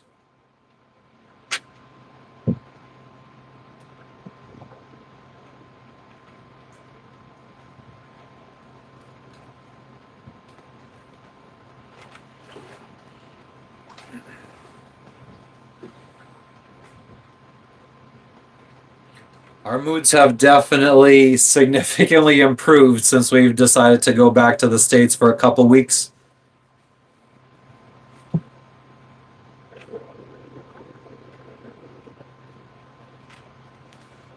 Yeah, voltage. I mean, we barely get enough solar. I have 4 solar panels for a total of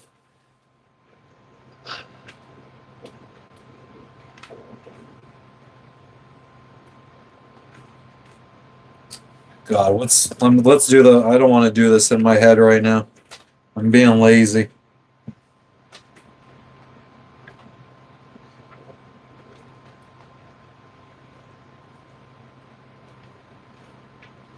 We have 1,340 watts of solar, 500 amp hours of lithium batteries, and it's nowhere near enough electricity for us. We run the engine pretty much every day to charge up the batteries. And it's summertime now in fucking Indonesia. We get a lot of sun. Oh, that's a lot of solar. That might be enough for us. But we also do a lot of microwaving, a lot of air frying. My gaming laptop, which I need to stop using for everyday use. I would save a lot of electricity that way, but my gaming laptop uses 300 watts. If I don't use my laptop all day long, we generally get enough sun during the summertime to keep the batteries topped up without having to run the engine. But like yesterday, I was on my laptop all day booking flights back to the US and stuff. So we needed to run the engine at the end of the day.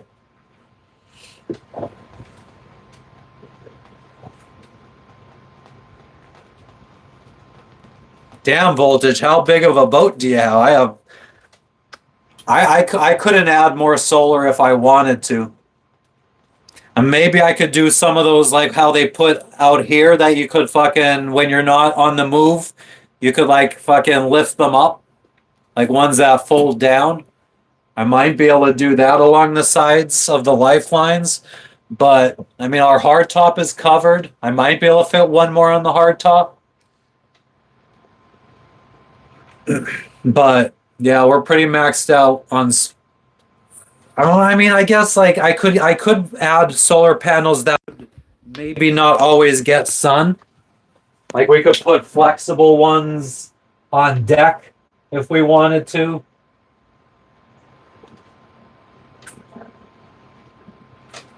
But let's get this microphone on me.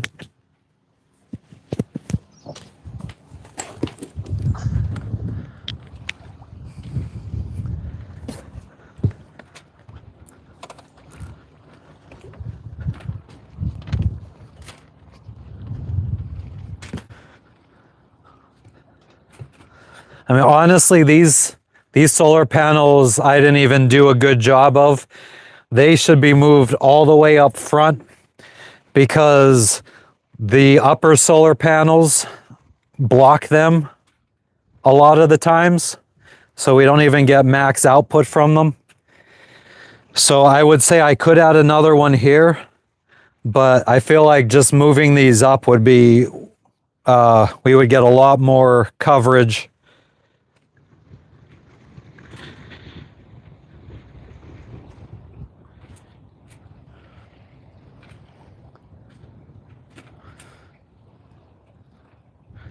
And then we got those two 400 watt panels. These are 265 each.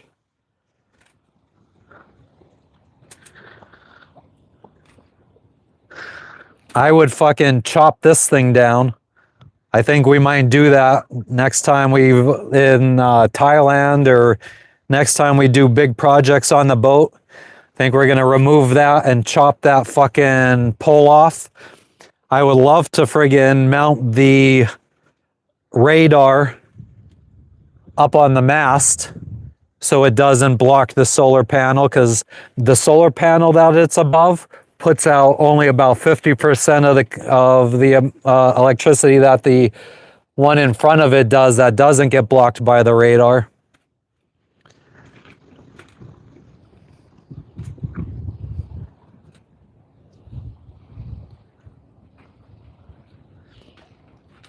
Yeah,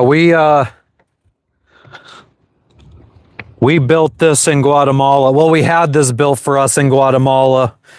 The hardtop and the windows. That was in Guatemala. The entire setup ended up costing us about $30,000 US to build. In the US, if we would have had it built, it probably would have been double that. But yeah, there's still some stuff I should have did differently with this as well. At the very least, this hardtop should have been dropped down by maybe 2 inches. I don't like these little fucking holes here to adjust the traveler. But what I could probably do is just sew on flaps that go down, or Velcro pieces that we could go on. So when we're offshore, we could patch that up so when waves break over the boat, they don't fill up with water.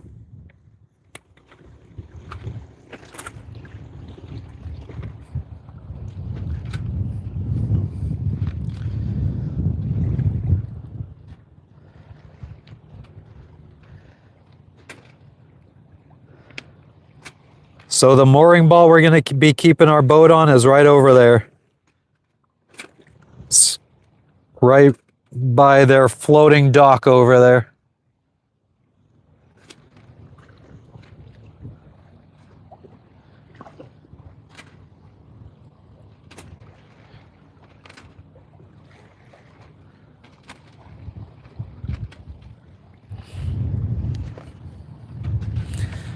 We were supposed to leave yesterday to go continue sailing on into Indonesia, but now we're not.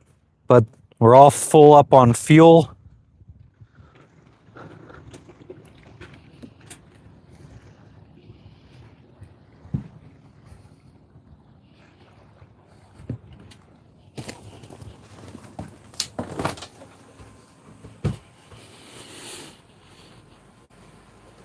Thank you, thank you.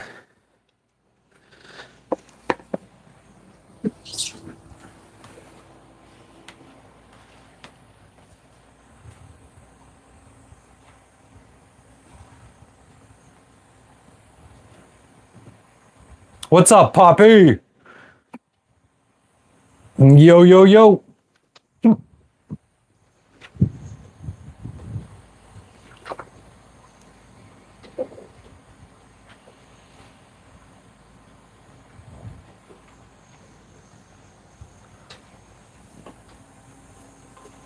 Nah, Poppy. I mean, it kind of works. Oh, hell yeah, Mikey. Enjoy your break. No, I'm in Indonesia, Voltage. Biak, Indonesia is where we are right now.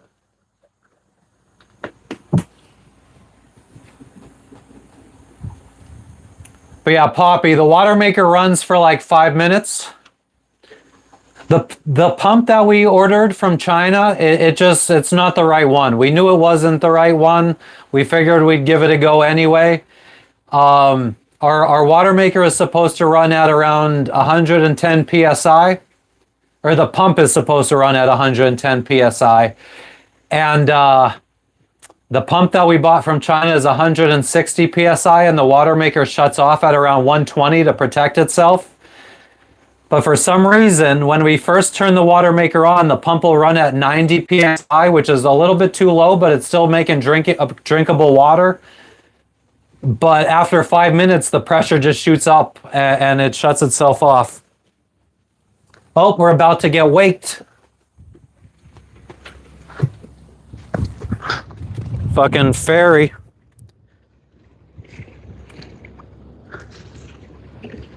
Could see the waves making their way towards us. What's the best way to fucking show you guys?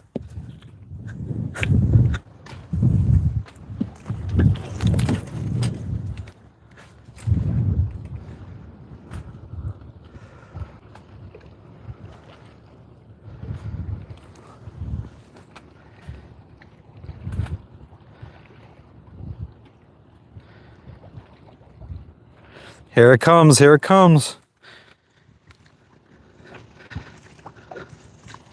Here we go.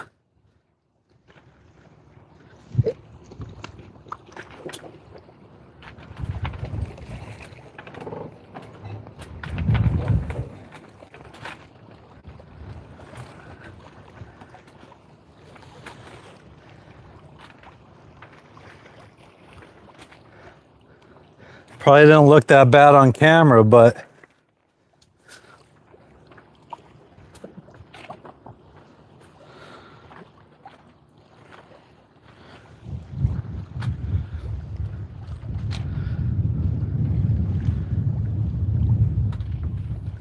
like 3 times a week. Well, no, 6 times because we get waked when they leave and we get waked when they come back.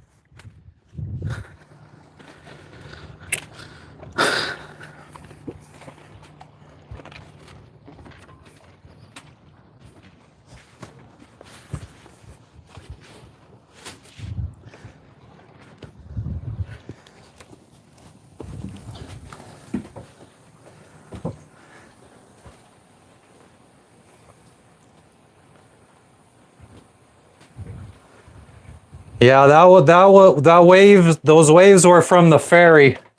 That was their wake. And the weather right now, it's comfortable. 86 degrees. We are summertime here in the southern hemisphere. We're moving into fall.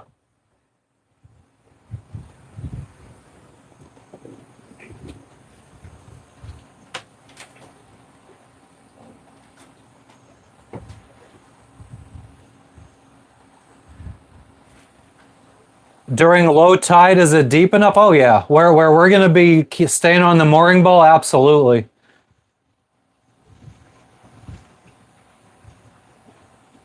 What's up, Wooster?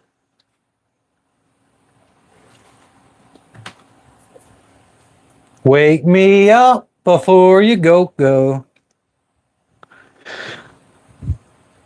So anybody that's just joining, we are flying back to the United States next week. We're going to the Philippines first, and then we're going to fly back to the States for a couple weeks. Recharge the batteries, visit family and friends before coming back to Indonesia and continuing sailing around the world.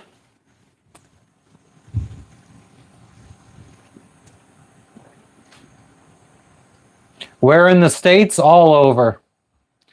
We're going to land on the West Coast. We're going to do a little road trip on the West Coast to go visit family and friends.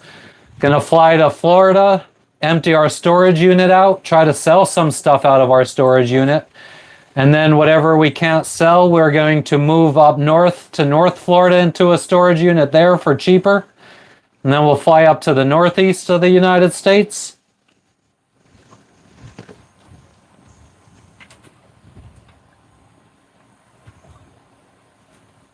It's gonna feel good.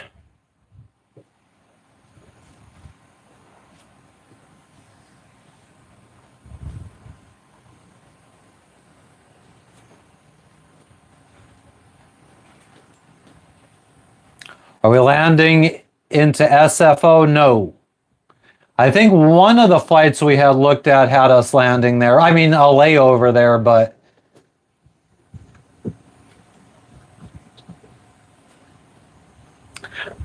I have been very secretive about our specific locations.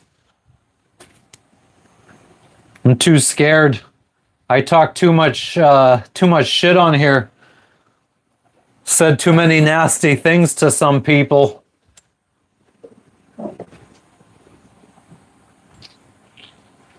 No, the pets are staying here. We booked them a hotel room for them to stay at.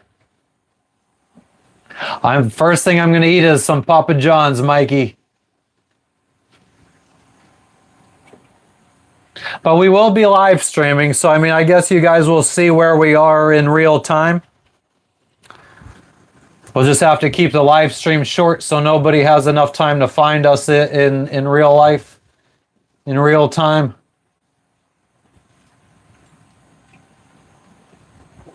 Go see the Burj Khalifa in Dubai. I mean, if we land there, I know you straight from the airport. It depends on how much of a layover we would have. But we are stopping in Taipei, so we could go see the Taipei 101. We have a 17-hour layover in Taipei.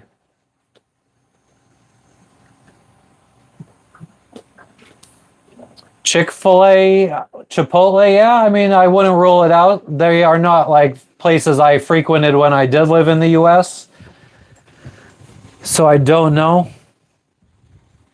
Any problems with the boat? No. Everything should be groovy.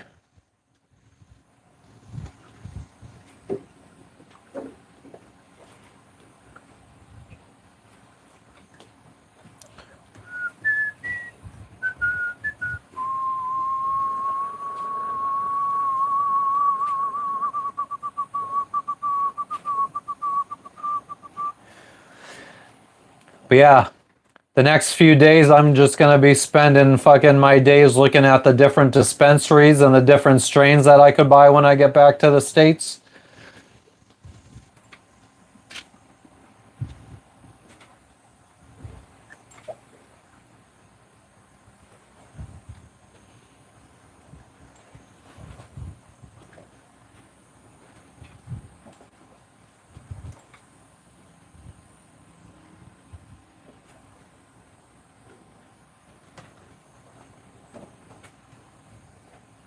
Flour. Flour only.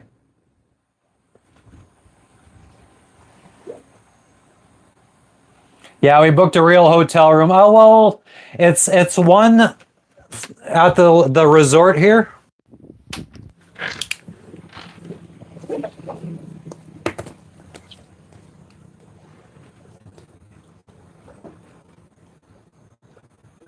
So I don't know. Yeah, you could see it.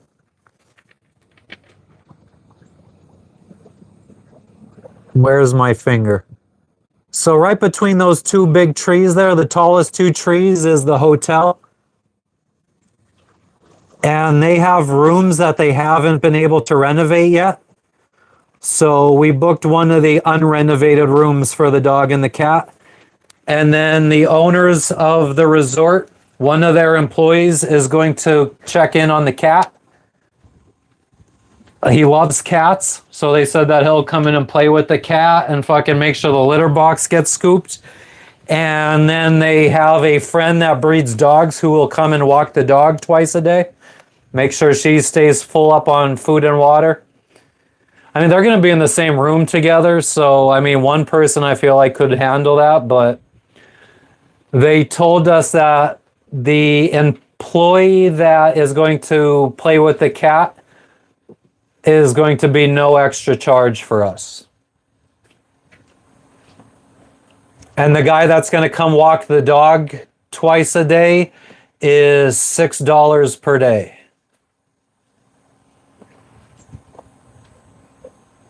Peanut butter breath or blueberry pancake? Okay, I shall. Green crack, hell yeah. Acapulco gold, hell yeah. I'm very particular with, I love haze, especially tangerine haze.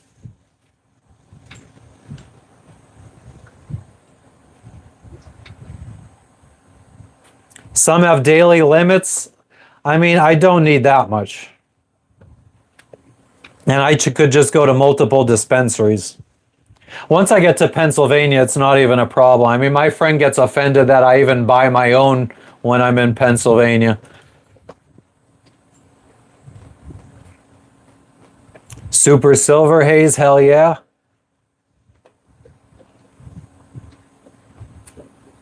Make sure they aren't into eating the dog and the cat. Oh, they'll be fine.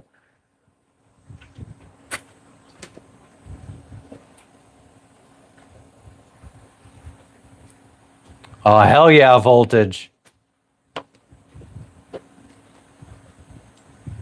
Blue Dream sounds amazing as well. Yeah, like I said, I mean, we'll see. We'll see.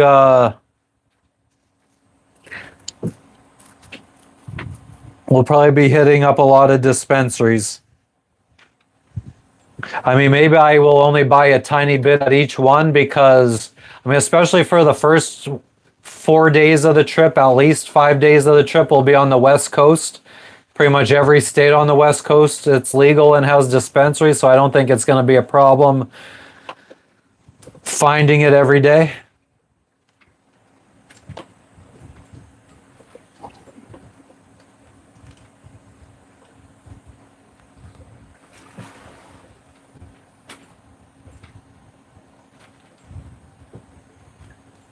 Yeah, I mean, there's no way I would need to buy 1 ounce.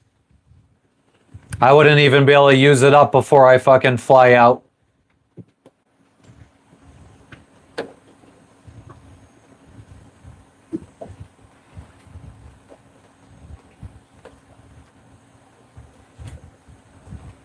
Yeah, I think our pets adapt very well. I mean, this we generally fly out once a year and they stay in a pet resort or some fashion of pet accommodations. Murda, I would never try to fly into Indonesia with fucking anything THC related. Yeah, I mean, I probably do have a low tolerance. It's been about 11 days without any THC right now.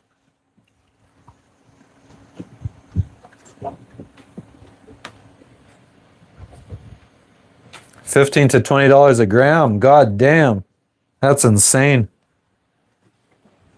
Yeah, my friend said in Pennsylvania from the dispensary, he gets like $30 to $40 for an ounce.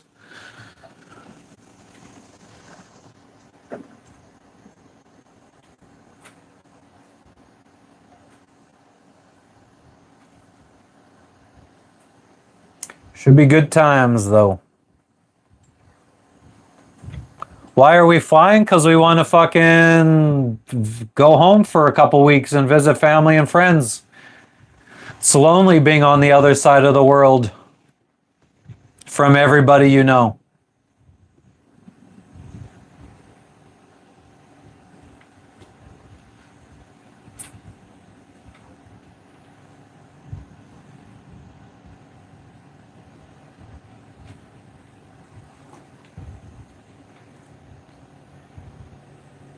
Yeah, I have a feeling that $30 to $40 an ounce is probably like ounces of shake. Another thing, my goal is to be choosing strains that are on the lower THC percentage. I don't like to fucking, I don't want to get retarded off a couple hits. I'd rather smoke 2 blunts to get retarded. Yeah, an ounce. Not a gram.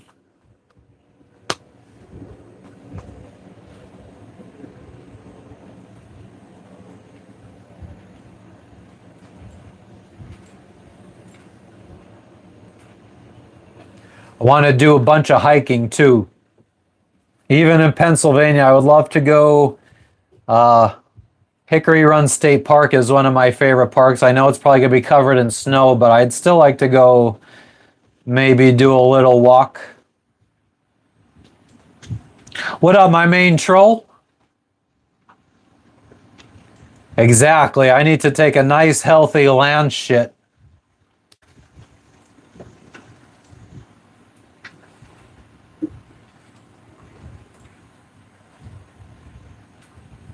Yeah, exactly. I want to be able to smoke like a whole blunt and just be nicely friggin' baked and still be able to function and go do normal real life stuff. A huge cross? That's a sailboat mast back there. It's a catamaran. It's a young Australian couple on that boat. They're heading to Papua New Guinea tomorrow. I'm in Indonesia, Biak, Indonesia. Biak.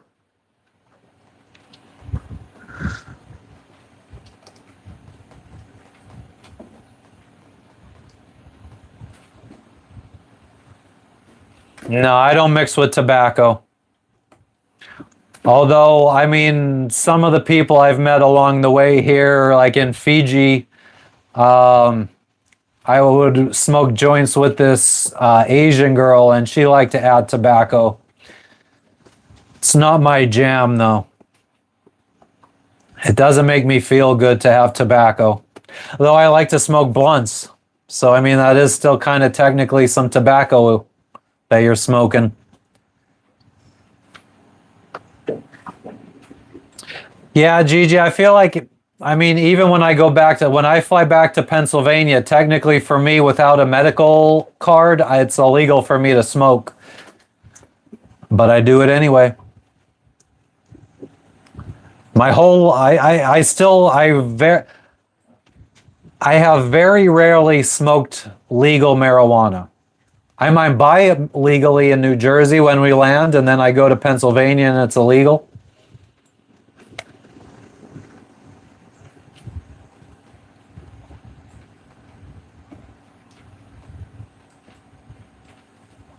Running Man, I would consider myself a pothead. Yeah, I mean, that's been my, never really been into much else. I mean, I've gone through my drinking phases, but with weed, I just feel like I could still do anything I do on a normal day. I'll smoke a blunt and fix my water maker. I'll smoke a blunt and fix anything on the boat.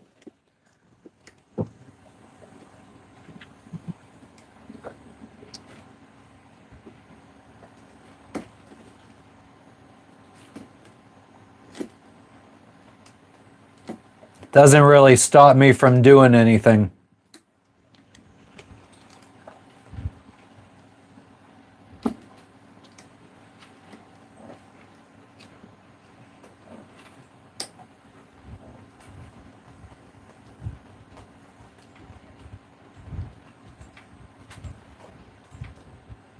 Man, where were we? God, where were we hiking up that mountain and we tried live streaming?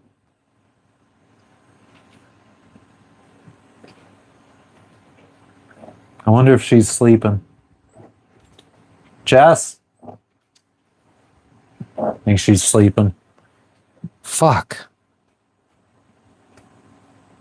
Oh no, it was Fiji in Savu Savu.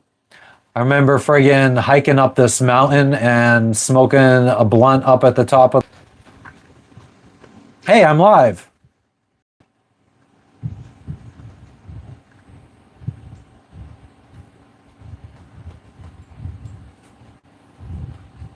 Yeah, Gigi, I know, I get it. I get it.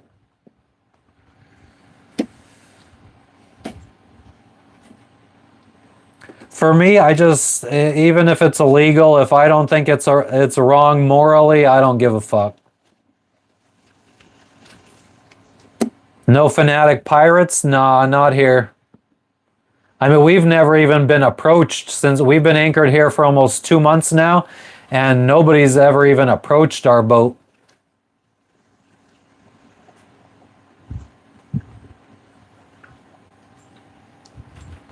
It's not like Papua New Guinea and Solomon Islands where they kayak out to us and try selling us wood carvings and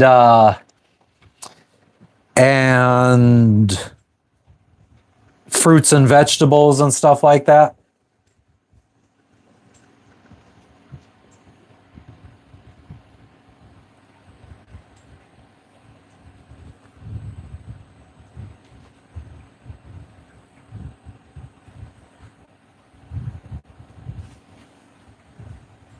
Yeah, I mean, I would definitely argue that fucking. I mean, if you are going to decide which one should be legal, I definitely feel like weed should be legal over alcohol.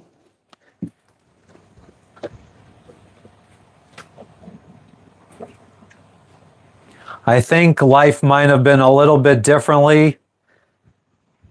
Like present time would probably look way different if back in the day they would have just like kept prohibition and legalized weed. Life would probably look way different today. Does that mean it would be better? I'm not saying that. I think it would look way different. I just imagine your politicians when they are mingling amongst themselves at these events, smoking a joint instead of drinking some liquor or something like that. Maybe the decisions they would make would be a little bit different.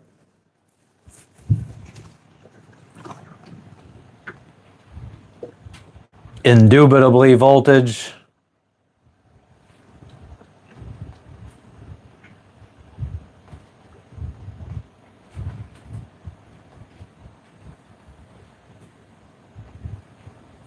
Be an interesting movie. What present times would look like if prohibition would have stuck and marijuana would have been the common social mind-altering substance.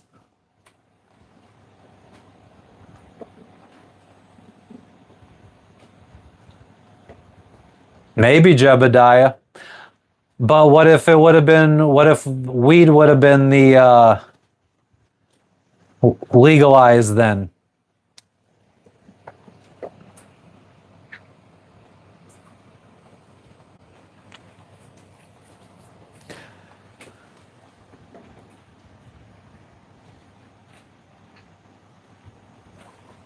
I mean, around here, they chew the betel nut, and then you got kids that are it's like similar to, I don't know.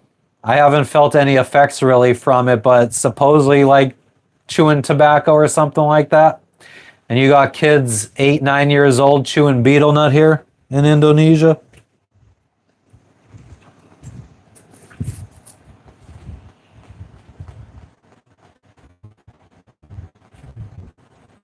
I mean, yeah, I guess it's a good thing it's so socially accepted betel nut because it stains your mouth red. So if parents didn't want their kids doing it, it would be very hard for the kids to hide it.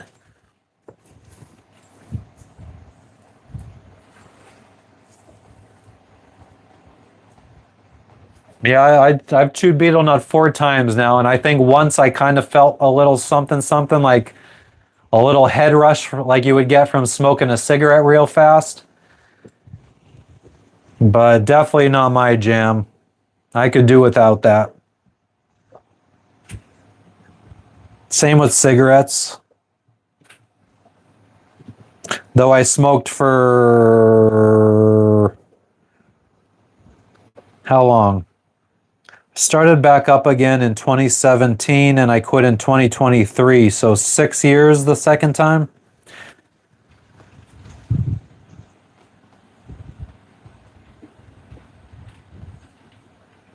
Yeah, and they put cocaine in Coca-Cola.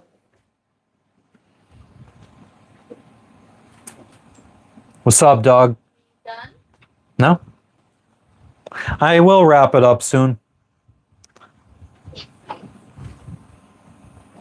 Love you. Love you too.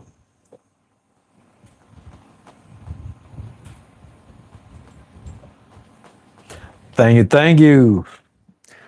I quit. I quit drinking alcohol, quit cigarettes. Well, not cigarettes. I was vaping at that time. Quit nicotine, quit alcohol, and shut down my business on the same day.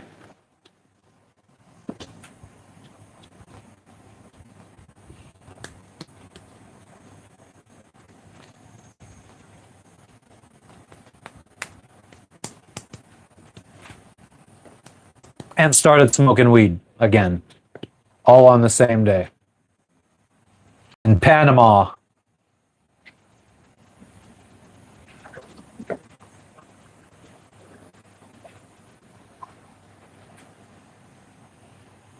Man, it'd be nice to get a hotel room and a sandwich.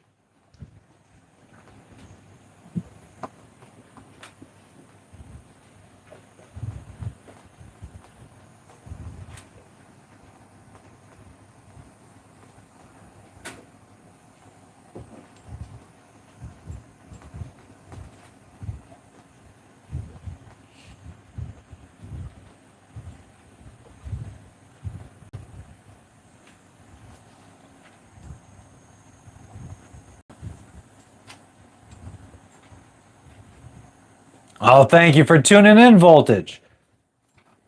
Now we're gonna wrap it up soon. I'd normally, I can't believe people are. Well, I guess it is still before midnight for most of the United States, or all of the United States. And a hotel toilet, yeah.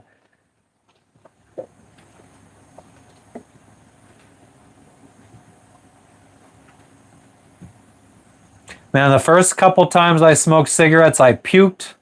I remember we were at a local, one of my friend's bands was playing when I was like 14 at a bar, and I smoked a cigarette at the bar and I got real sick, and my dad had to come pick me up. I ended up puking all over his fucking Tahoe.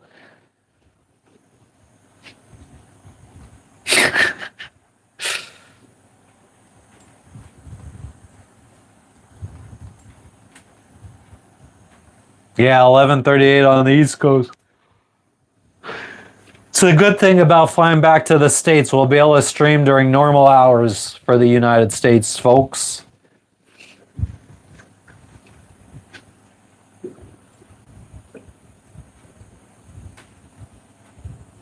It's going to be interesting what kind of streams we could possibly do, though.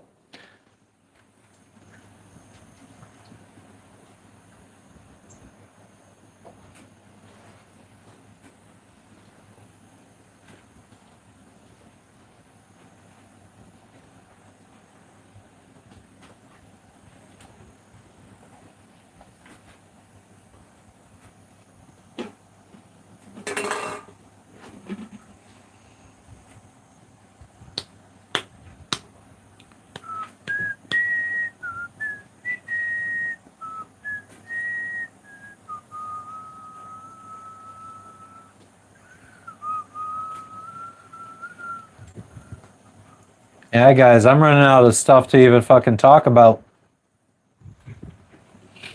So I guess we can wrap it up.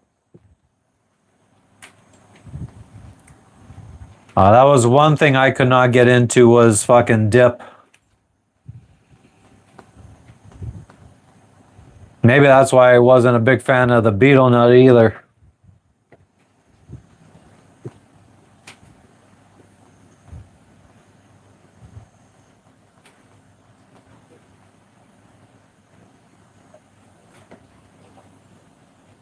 Think of all the dumb stuff I've done in my life. If I could just go back in time and fucking slap the shit out of myself and make sure I don't never get addicted to nicotine.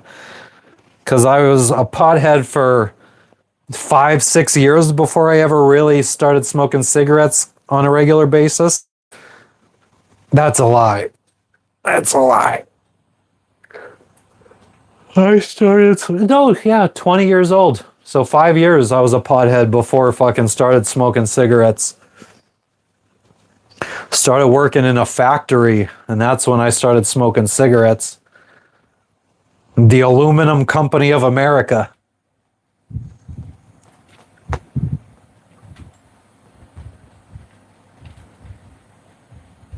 I worked for the Aluminum Company of America in a plastic factory.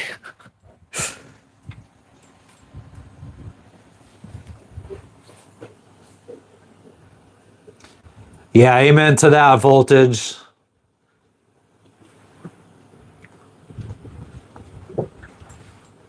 Though I would say for the last 10 years, at least 10 years, yeah, 10 years, I don't think I've really held back on doing a lot of stuff.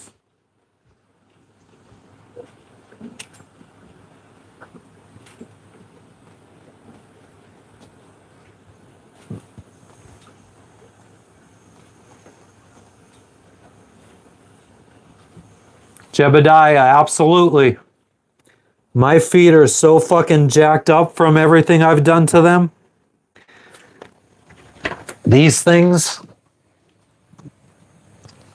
Let's get the backup battery here.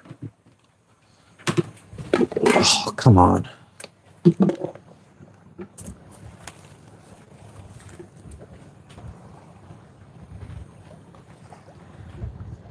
These little lips. I jam my pinky toe on these pretty much every time I walk up to that side of the boat. So my feet are all kinds of jacked up. And none of my toes are straight.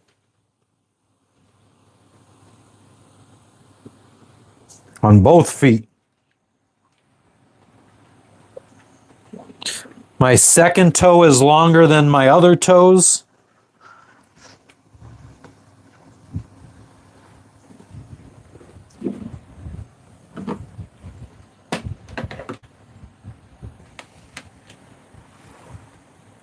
My toes have something bad happen to them probably every other day.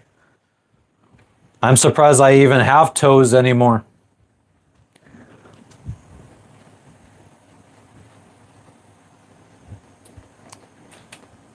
Sometimes I get weird pains in some of my toes.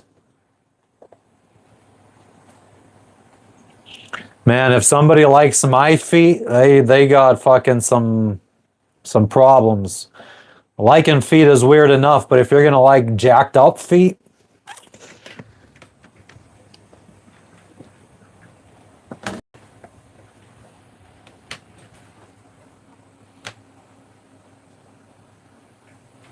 Morton's toe. Who the fuck is Morton?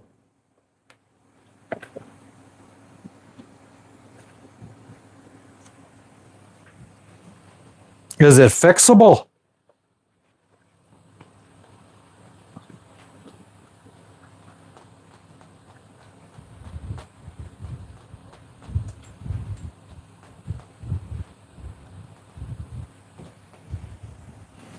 People are strange when you're a stranger.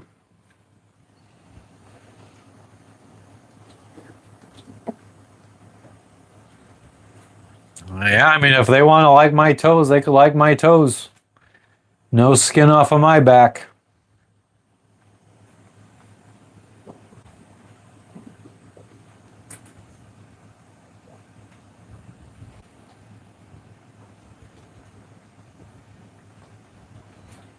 These next 3 days are going to go by forever. You love the Doors, Poppy? Oh man, you're going to hate me. That's one of my least favorite bands. One of Insane Clown Posse's friends did a cover of that song, and that's the one I was thinking of in my head as I was singing it.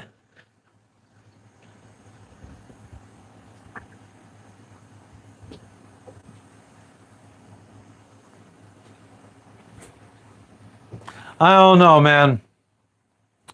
Just feel like the Doors, Jim Morrison, highly overrated.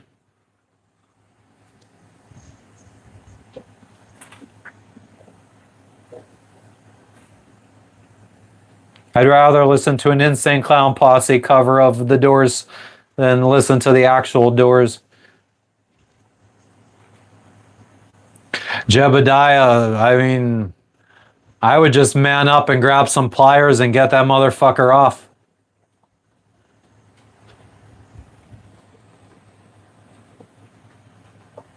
I also got weird musical tastes. I would much rather listen to the same music over and over again than listen to new music. I think like Jimmy Buffett's version of Southern Cross is way better than Crosby, Stills, and Nash. I like Insane Clown Posse. So most people would probably not be too tolerable of my... What was the one band that my friends always used to listen to and I just couldn't fucking stand it? Oh.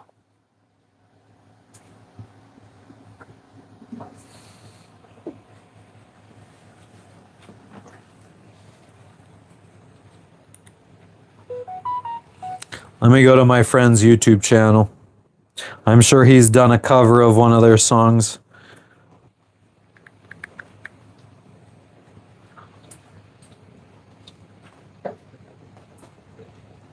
Foo Fighters. First video I saw on his channel. Foo Fighters, can't stand them. Stormy weather. Yep. No, thank you.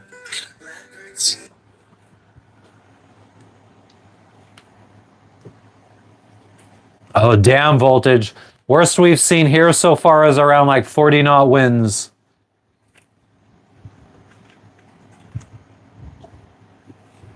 Ah, Jebediah, it's only gonna last fucking 30 seconds.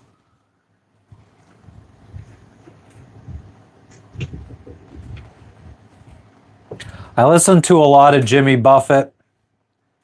It really gets me fucking like sad and homesick. That's probably why I was so quick. As soon as the lady at the dive shop was trying to talk us into flying back to the States and leaving our boat here and our pets here, I was very quick to say yes, because the day I was trying to repair the water maker, I just had Jimmy Buffett playing all day long for 9 hours straight. And Jimmy Buffett just makes me miss the Florida Keys.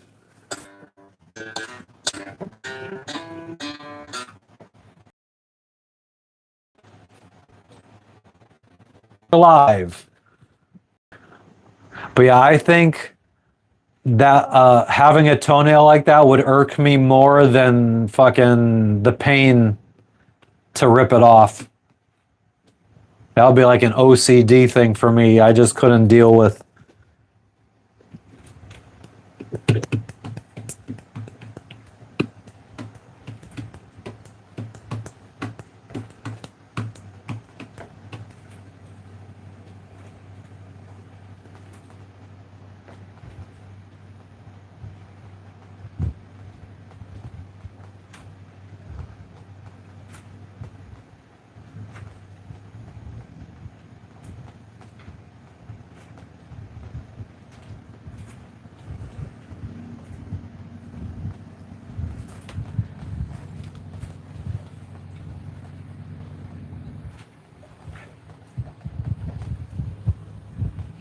Winds are picking up. We might have a squall coming in.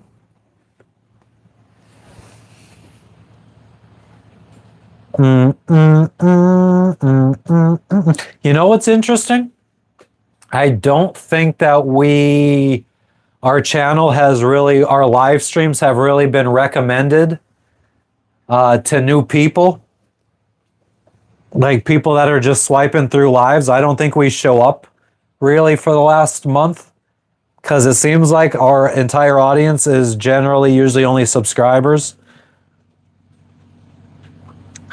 So I don't know how to get out of that little rut. I mean, the good thing is no trolls.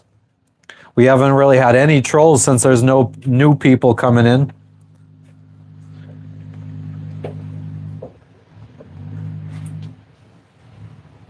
We're going to have to run the engine ourselves today because it's been overcast all day. Let's see what the battery percentage is at.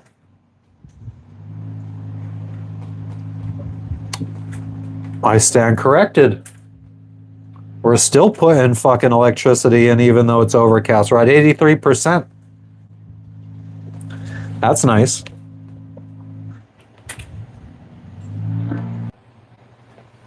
All right, we're back. All right, we're back. No, it's not subscriber only, chat.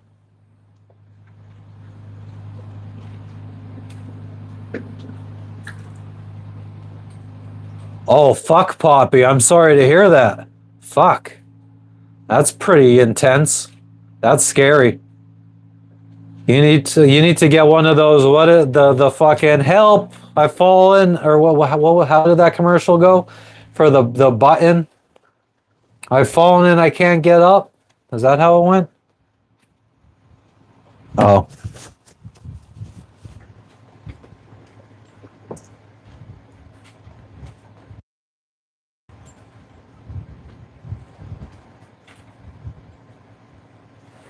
Is it okay now?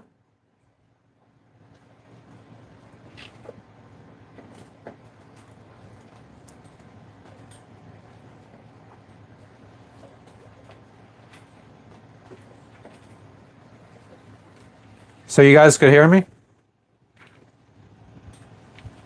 Okay, cool. But yeah, that would be fucking scary.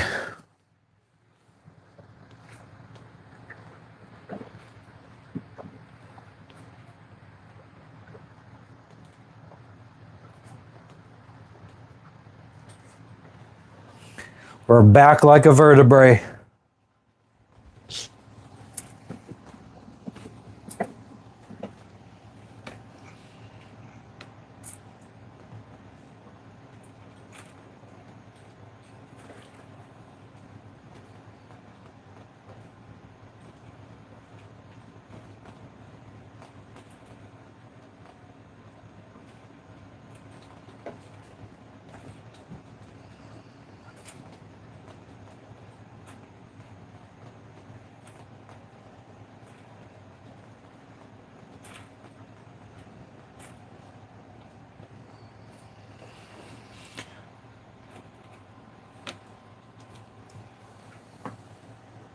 Gigi, you can't hear me.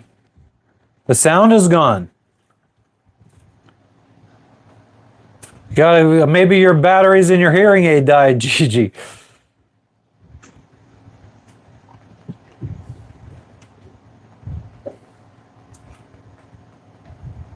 I think Frenchie was just saying that the stream is back. I was having some problems. Every once in a while, I close out the app and I go back in just to kind of reset it. I feel like it helps bring, if anybody's not at the real part of the live stream or at the present time, it generally helps get everybody back up to speed or to the present moment. And I just did that, but the app, when I tried reopening it, it kept automatically closing back out. Where is the catalyst, Imori?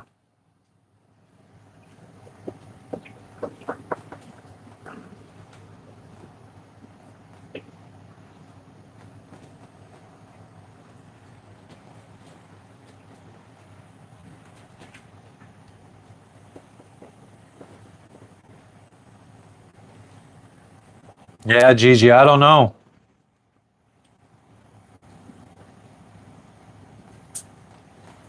What are stickers?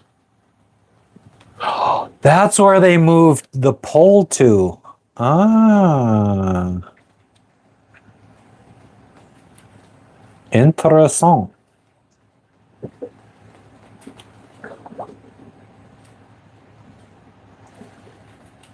What would be cool is if they would then add the functionality that for you to share your screen halfway, like what, just like whenever you want during the stream. Whatever happened to being able to, they had added the functionality to play games on your phone and stream that. They took that away, it looks like. They YouTube sucks, man. As when it comes to their friggin' streaming software, they fucking suck. I guess they expect streamers to just use OBS.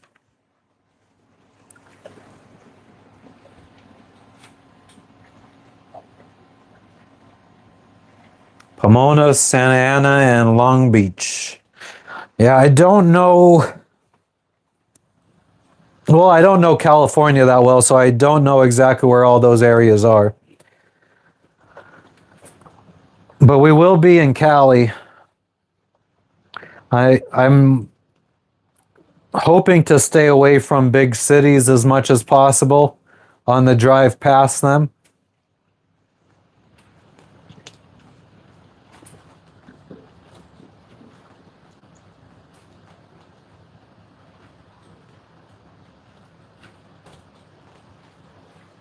But I do want to friggin' try to drive along the coast as much as possible.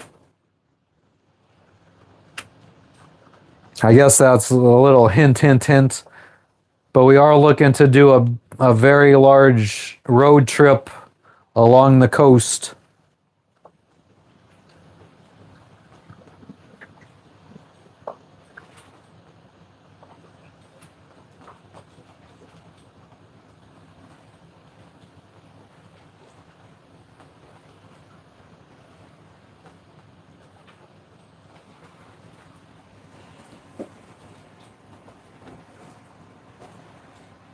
Yeah, Phantom, we're flying back next week. What's going on with you? 90 or 86 degrees right now, voltage. Who drives, me or Jess? It depends.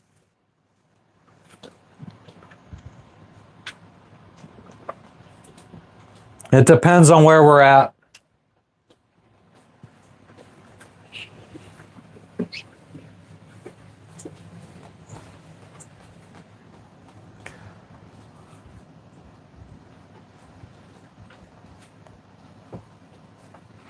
Santa Ana, okay, gotcha. But yeah, like on the West Coast, we might just do non-stop driving, 24 hours along the coast. So we'll alternate. A lot of times in Pennsylvania, actually, no. I tend to drive a lot more now, I think. When we first met, I had lost my driver's license because I had 3 DUIs. So I lost my driver's license for 10 years. So when we met, I didn't have a license, and she drove for the first few years of our relationship. Then she stopped driving for once I got my license back, most of the time. And then traveling abroad, she would generally drive just because, I don't know, I get too bad at road rage sometimes. But her first time driving on the left side of the road, she crashed our car, our rental car. So if we're in a country that you drive on the left, I drive. And I will generally drive back in the United States. But sometimes she'll drive. It depends. If I wanted to drink, she would drive, obviously.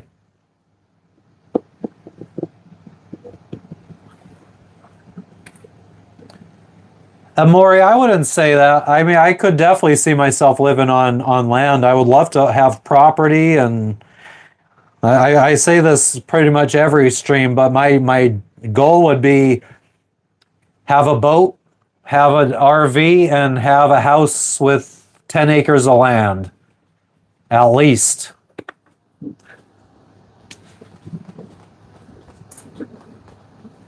Yeah, and my license was revoked. It wasn't suspended or anything. It was revoked. So I was supposed to, I had to go for a driver's test. Like it was like I never had a license before when I went to get it back.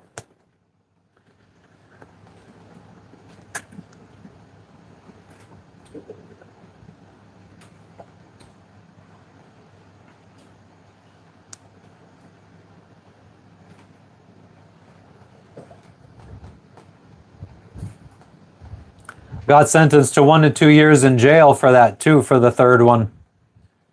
I got a weekend in jail for the second one, 1 to 2 years for the third one, and luckily 5 months into my jail sentence, they passed a law in Pennsylvania where people with 3 DUIs were eligible for house arrest. So we petitioned the judge and I got out, and I had to do the rest of my minimum, which was 7 months on house arrest, and then the last year on parole.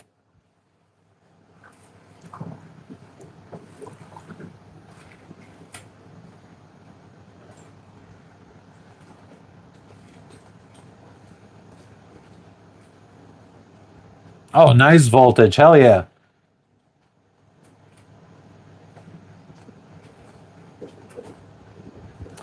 Poppy, all three DUIs were within 10 months of each other. I got like my first one was like 5 months before my 21st birthday.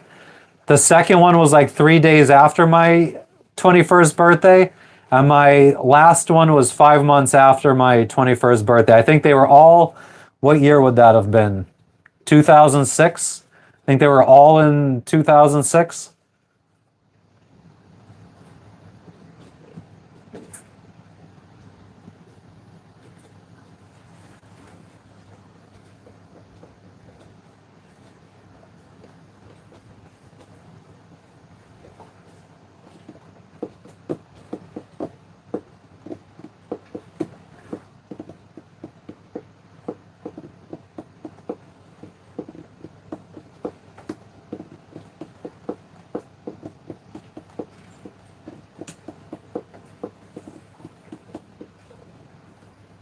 Oh yeah, a long, long time ago.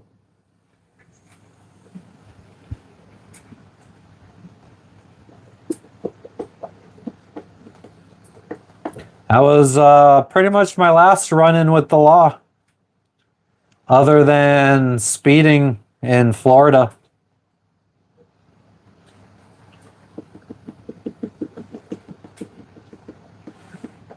I got lucky. I mean, that wasn't my last time drinking and driving.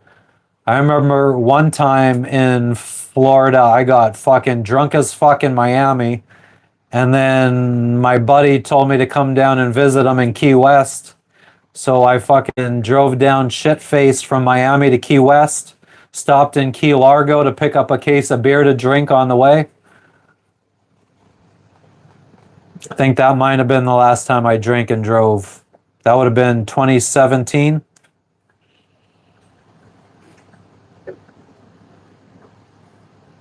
If I would have stayed in Pennsylvania, Colt, I think I would have needed a breathalyzer in my vehicle when I got my license back.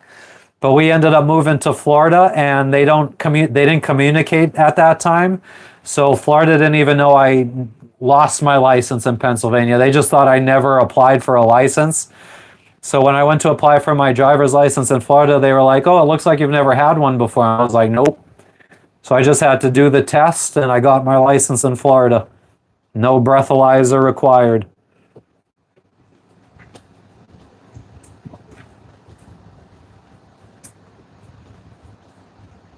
Oh, fuck voltage.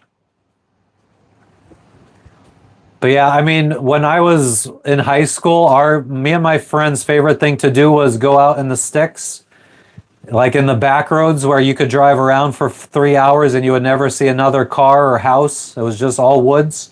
We would just drive around with a 2-foot glass bong and just smoke.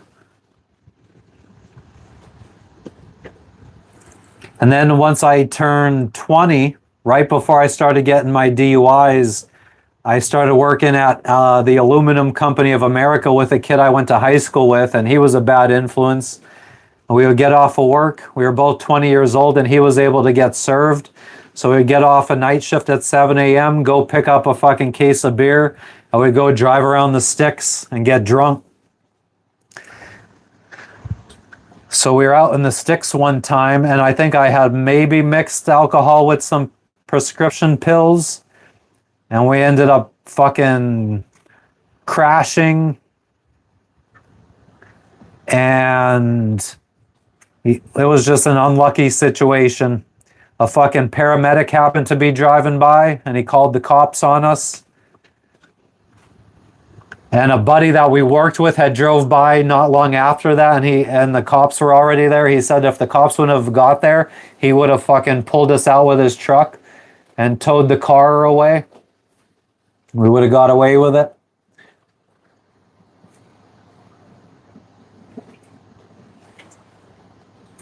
Yeah, Cole, I've had my car impounded. I had a car repoed.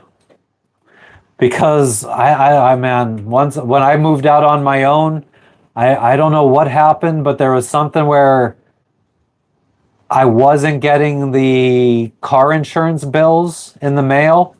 I don't know if it was going to my neighbor or what, because there was a bunch of apartments in one building, and I didn't pay my insurance, so they came and repoed my car one time. I was 18 or 19 at that time.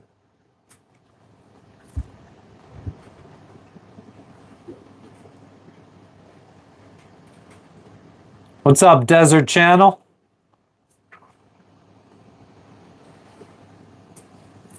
I had a lot of run-ins with the law when I was younger. We got arrested. We got fucking interrogated by the FBI. I was definitely being watched by the FBI for a while when I was younger. I wonder if I could do like a FOIA on myself.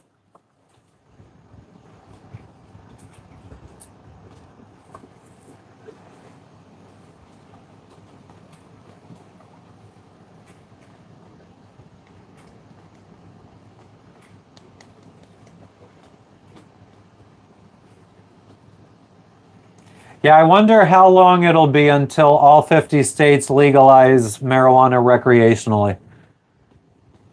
What's the over-under on that?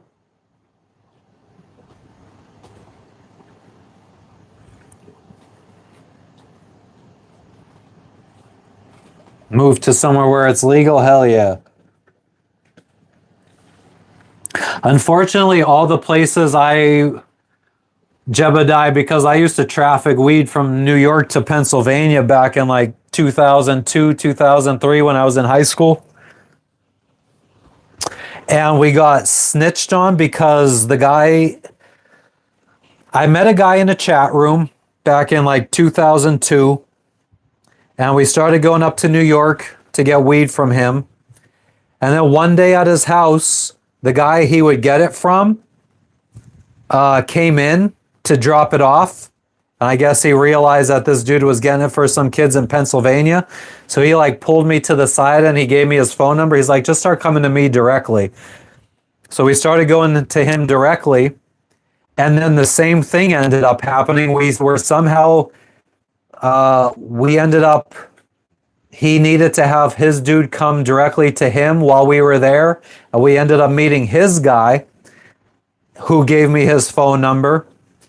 And the guy that second guy that we were going to didn't like that we ended up skipping him as a middleman. And he, I think, reported us to the FBI. So one day we were on our way from Pennsylvania up to New York, and we got pulled over by like 7 fucking state troopers in just north of Binghamton, New York. And we got taken to Broome County Correctional Facility. Well, we got taken to the police station first. We got interrogated by the FBI. They thought we were like mules, I guess, for someone else. And they wanted us to snitch on who we were going up for. And we're like, bro, this is our money. Like, I don't know what to fucking tell you. But fortunately, they got us on the way up. So all they caught us with was like an eighth of weed that we had to smoke on the way up. And like $10,000.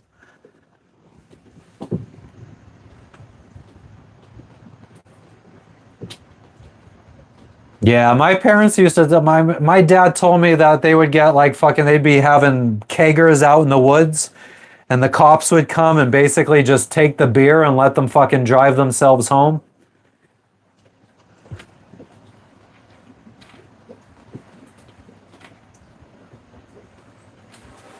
I think there's a lot of people like that, Colt.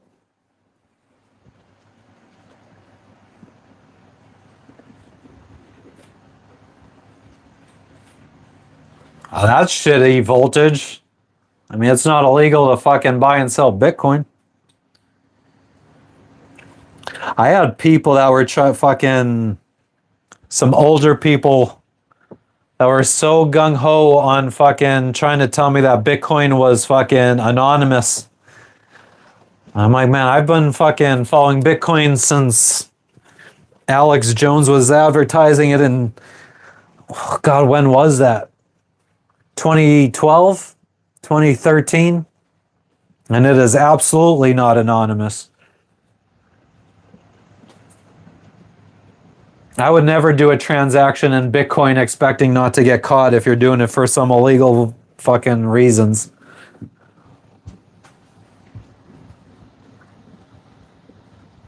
Yeah, exactly, Voltage. Yeah, Jebediah, I mean, the thing that was lucky for us was I think they tipped their hand, the FBI, us, and arresting us that time on the way up. I mean, they weren't able to really make any charges stick.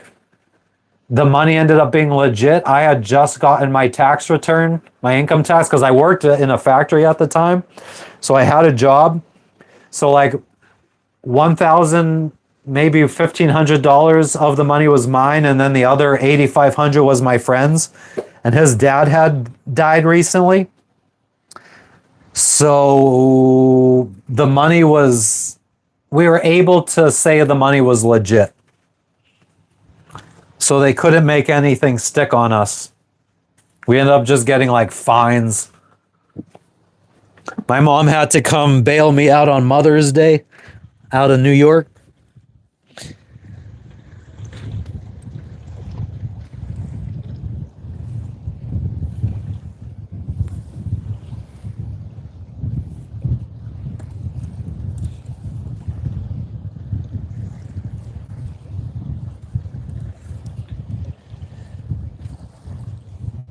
This netting for the pets is starting to fucking fall off in places. It's also moldy pretty much everywhere.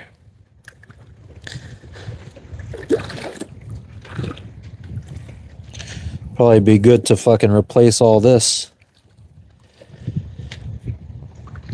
It doesn't last long though, because we just installed this maybe 2 years ago, 3 years ago.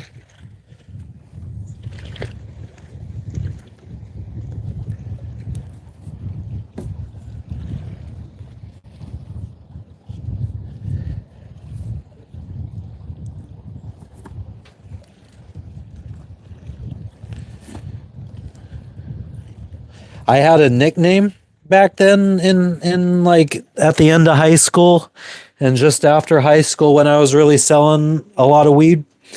And I remember somebody did something to my car, like somebody silly stringed my car or something. And I went to the state police to report it. And as I was sitting there at the state police office, two of the cops fucking were like calling me by my street name. They're like, yo, you're blah, blah, blah. And I think that must have been before I got fucking arrested, because I think that was kind of when I realized that we were on the radar.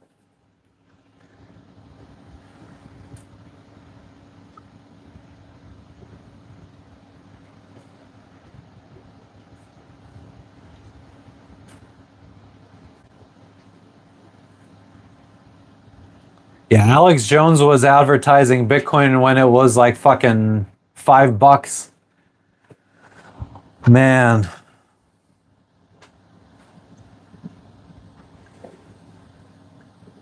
Could you imagine?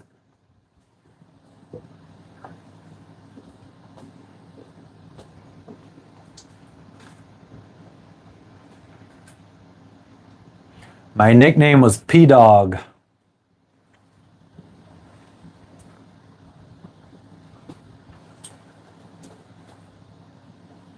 If I go back home to Pennsylvania and go to bars, there's still people that only know me by that.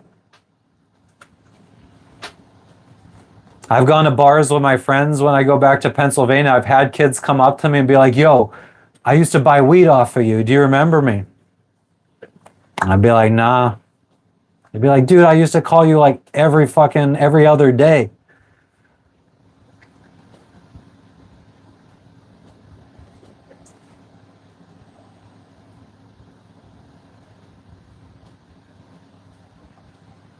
I've had fucking my sister's friends tell me that their fucking older brothers and sisters used to buy it off of me.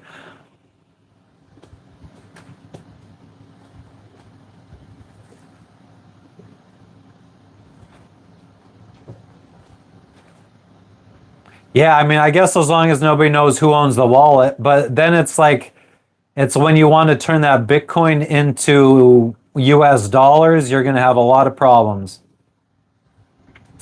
It's all good, Lene. We're still out here doing it. Is that what it was, Gigi? I love the peas and the rice. You know, I was thinking because I can't find any peas here.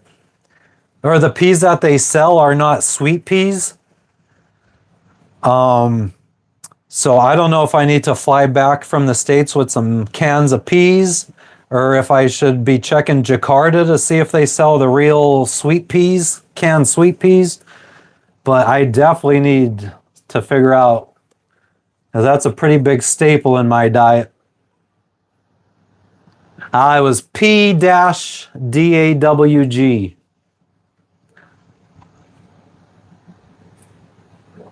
Oh, because I love peas, that's the nickname. Nah, I hung out with, I mean, most of my friends were like skaters and rockers, and I was a little bit thuggish, so they would call me P Dog as like making fun of me. Like if fucking like I was it was basically they were like calling me a wigger basically. Or that was their way of calling me a wanksta.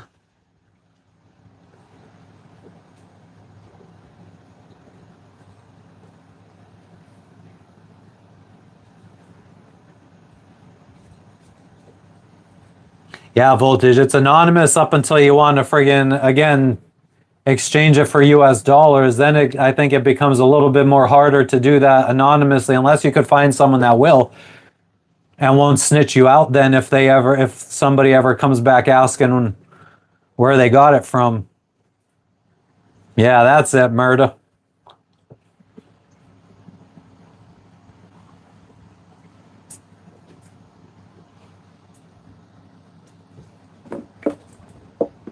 Let me go get some Tang.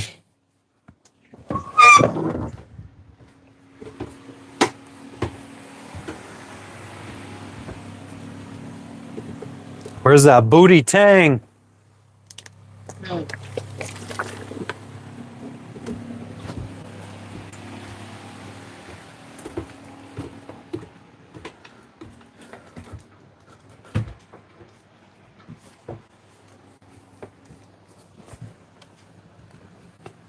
What up, Randall?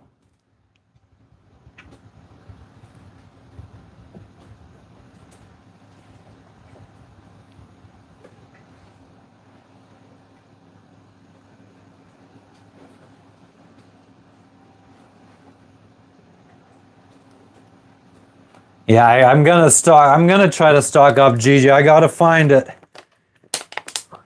I'm a little worried about even bringing cans of peas from the United States to Indonesia, with how much trouble we had with our package coming into Indonesia because it had supplements for the dog. Probably wouldn't be too thrilled about foreign food products coming in.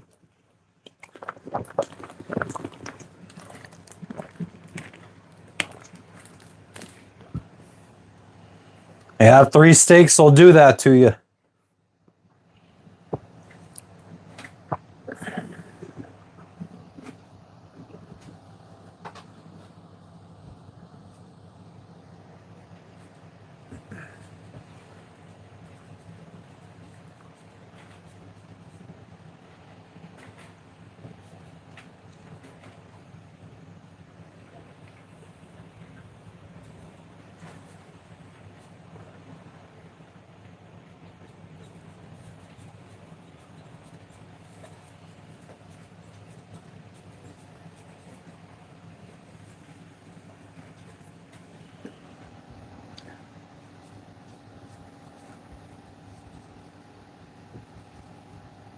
Jebediah.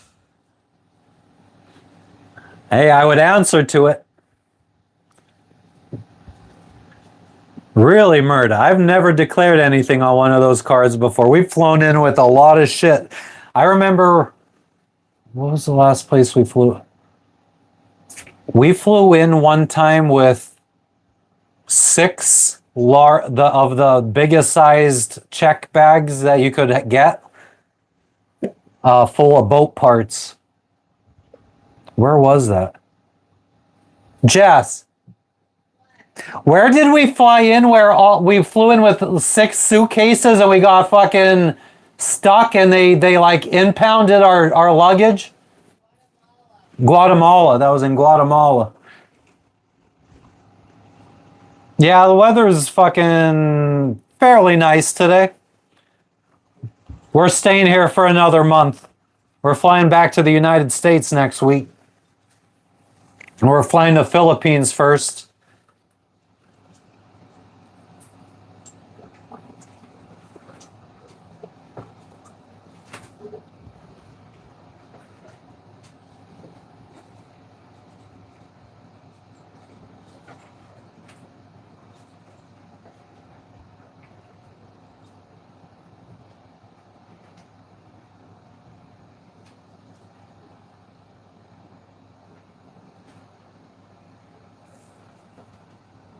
Nah, we're keeping it in the water. It's just going to go on a mooring ball. Why am I flying to the Philippines first? We have a couple that are currently in the Philippines. The wife is in the hospital, so we're going to go visit them. We haven't seen them since Guatemala. Haven't made too many friends that we would consider very, very close in these sailing adventures. And they are so close to us right now, we figured, I want to go see them. Like I said, I don't have many IRL friends. So, yeah. I'd like to see the ones that I do have.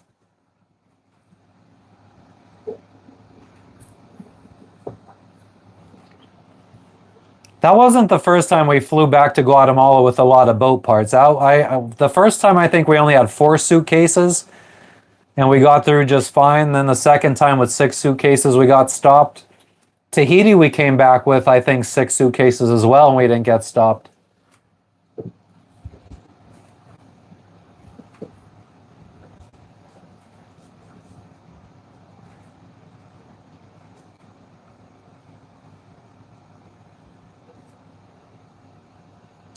I booked a room here at the hotel for the dog and the cat.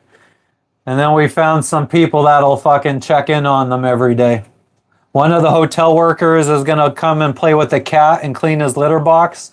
And then there's a guy who breeds dogs that's going to come and walk Lexi twice a day for $6 a day. There's no seafood that I like. I had some lobster about a month ago when we went with the mayor of this island. We went on his yacht. Actually, it wasn't his yacht. He fucking rented it. And it wasn't really a yacht either. But it's kind of one of those things where I kind of just put it in my mouth and don't let it touch my tongue and just swallow it whole. And don't chew it. And go, mmm. I've never been to Philippines, Voltage, so I don't know. And I'm married, so I don't really know if Indonesia girls be throwing themselves at you. Although, I had like a fucking, like a 14-year-old girl fucking tell me, "Mister, you're so handsome." She said that to me the other day.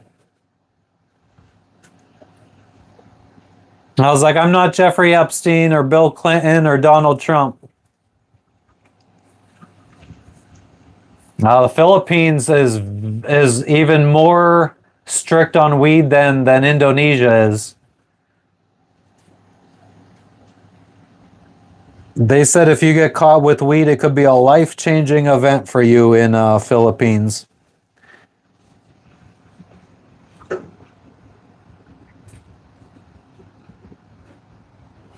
Yeah, exactly, Amor.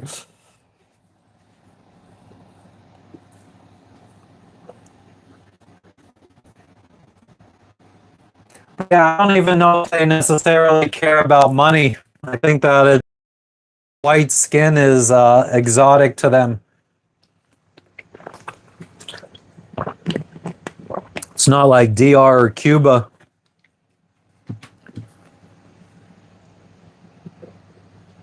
Oh, tuna in cans? Nah, I'm not doing that. That's nasty.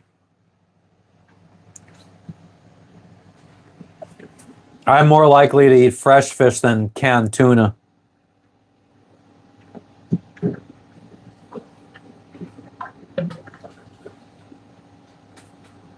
You could get vegetarian death penalty 2 months after they legal. Or are you saying after you left, 2 months after you left, they legalized it? Now they recriminalized it.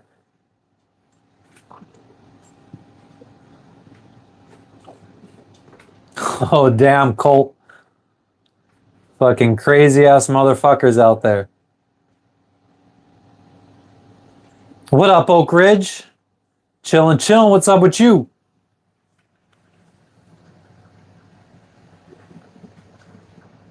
Oh, I got you, Voltage. Yeah, so apparently it's recriminalized now, but for medical purposes, it's still legal, and all you got to do is go to a dispensary, and every dispensary has a doctor on call, and you just call in, and they'll fucking give you a prescription over the phone, or I guess they'll fax it or whatever, or email it to the dispensary.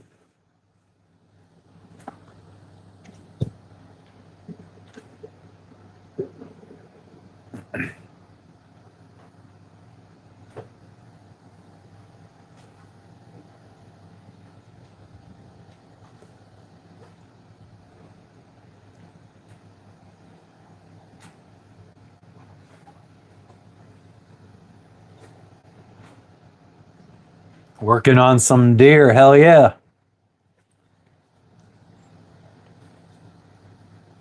Another food that I don't like to eat.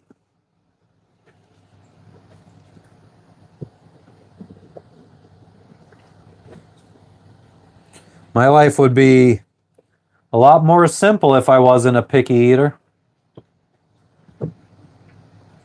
Probably be able to put out a lot more content trying different foods. Although maybe it would be even more entertaining as a picky eater trying these foods and throwing up.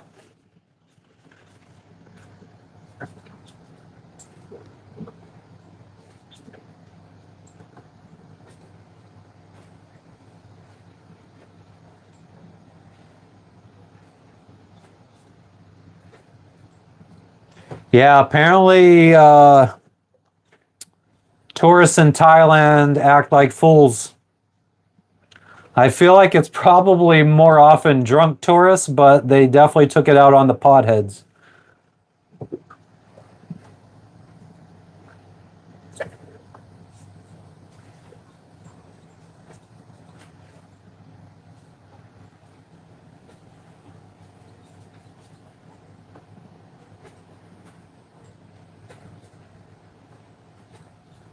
Jebediah, my whole life. I mean, as a kid, I was way more picky than I am now. I never ate any kind of food in between bread until I was in jail, which would have been when I was 22. So I never had a sandwich. I never had a burger. I never had a hoagie or a sub before. My mom said when I was 3 years old, I tried eating Burger King hamburgers a couple times. But other than that, I've never eaten a peanut butter and jelly sandwich in my life.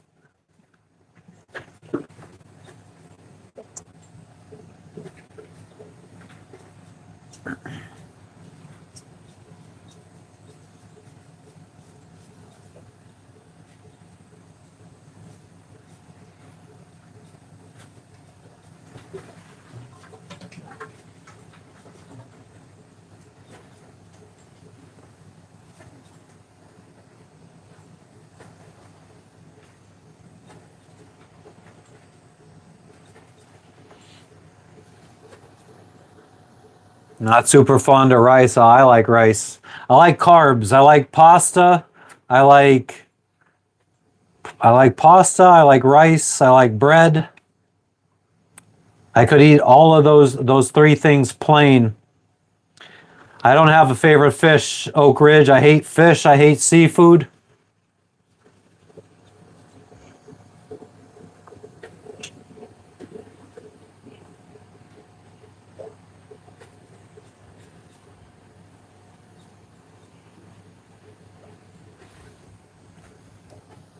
But yeah, I love my carbs. I could eat just plain bread.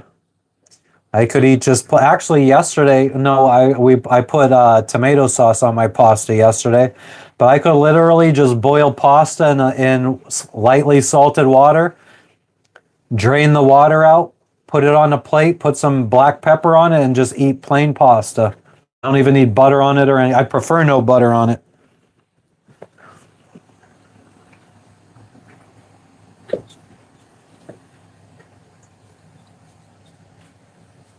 Man, it'd be nice to have a hotel room and a sandwich tonight.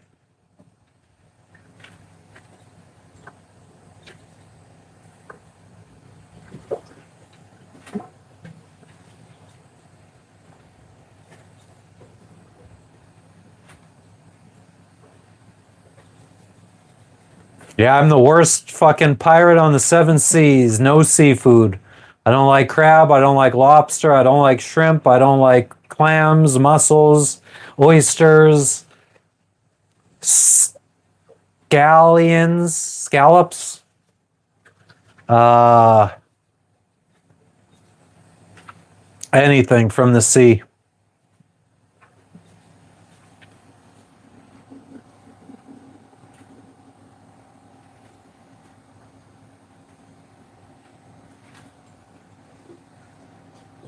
What the fuck is a neurotypical?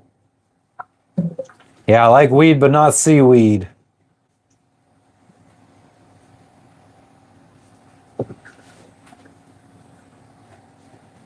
Yeah, I don't think hunger would really resolve my fucking picky eater habits because, like I said, I'll just eat fucking plain white rice. I don't care to not starve. Kind of hard to go hungry when you're down with just eating fucking some of the cheapest staples that you could possibly get plain.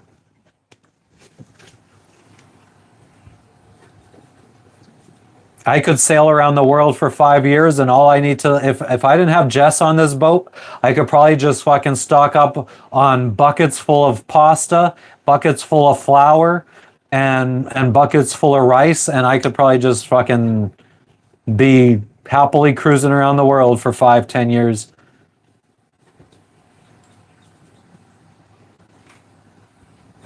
I don't know if I think I might have some ADHD. I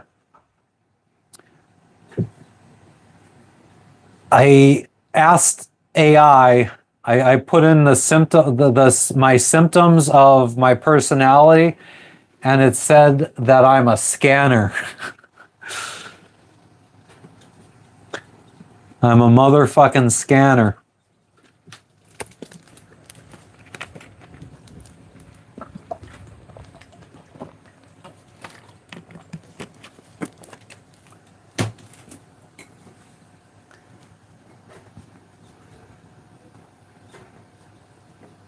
Plain potatoes, oh fuck yeah. Plain potatoes I could do. I do generally like my potatoes with like butter and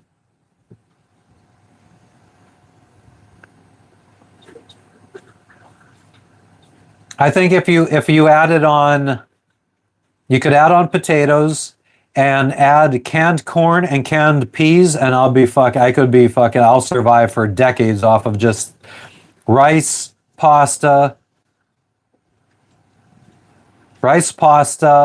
canned corn and canned peas. I could survive off for decades off of that.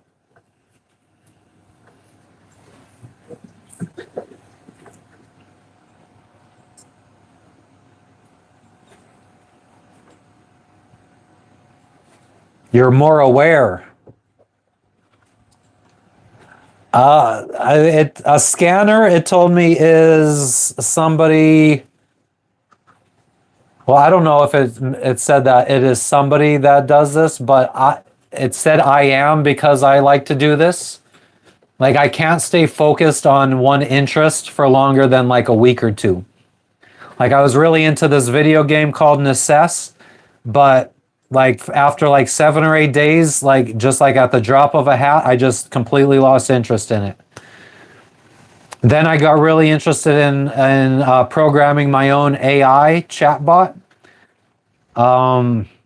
Lasted about 7 days and just lost interest.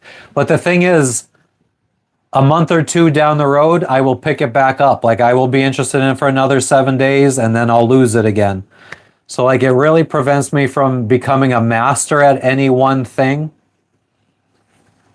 Like, I get really into programming or really into, I mean, even like the YouTube channel, like I get into it for a month or something. I'm really excited about it. And then for a month, then I just like fucking, I'm like, I'm just not feeling it anymore.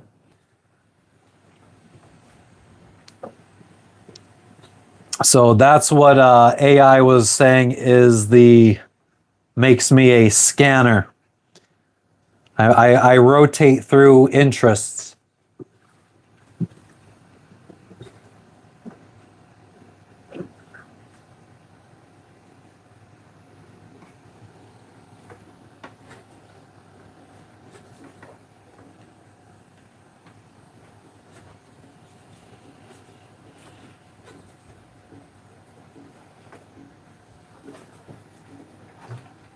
I never heard of that term either, Jebediah, until I fucking told AI that this is how I am as a person. What does that mean? And it's like, and I think it's like some kind of form of ADHD. What up, Big Herb? Yo, yo, yo.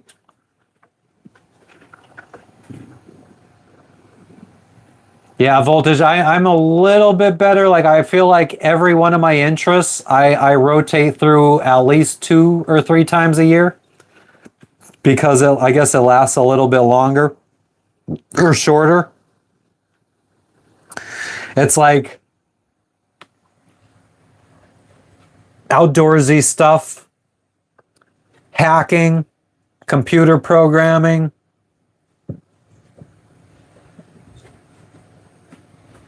the YouTube channel, and then sometimes it'll be like random stuff that I've never tried before. Good morning, Mile. I'm just going to call you Einstein. How about that? That makes it a lot easier.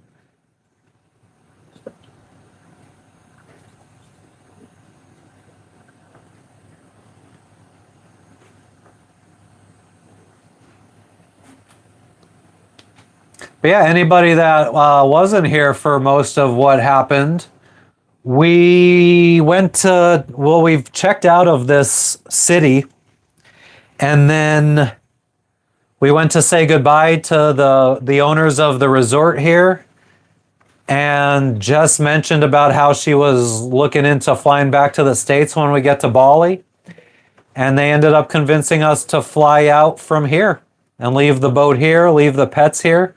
So 3 days from now, we are flying out of here. Maleva. I feel like Einstein's more easy for me, because I still, is Maleva the proper pronunciation?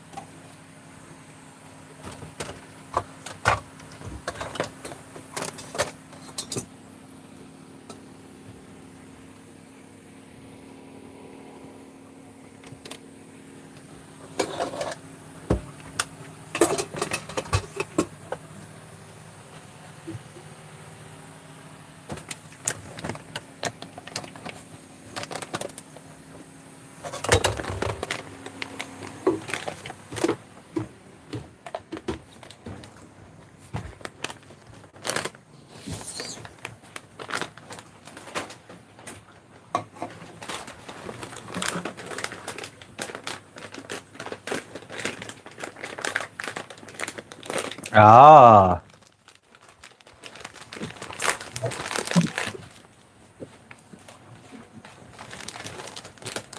Motherfucking Albert Einstein.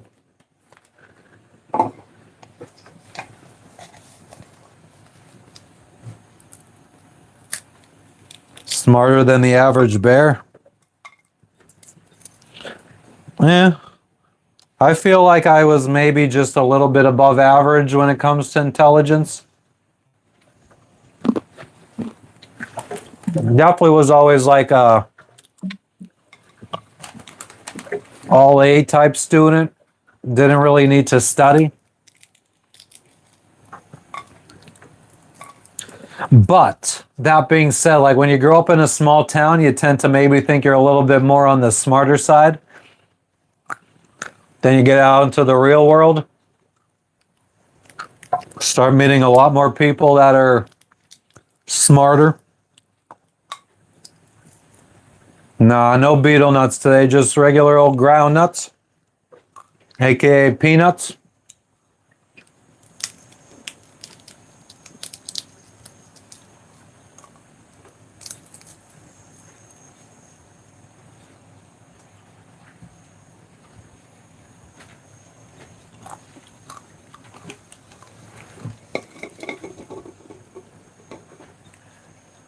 What up, Lene? What's going on today? 50 degrees in February? Is that good or bad? Was that warm? Dumbass country boy. Yeah, I'm starting to realize I'm not as smart as I used to think I was. Fortunately, there's a lot more dumb people out in the world.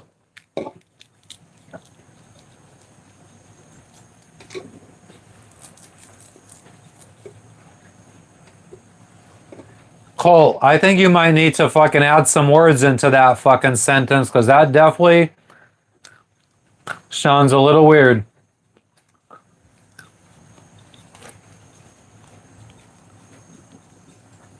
Oh, I know what you were talking about, you Oak Ridge.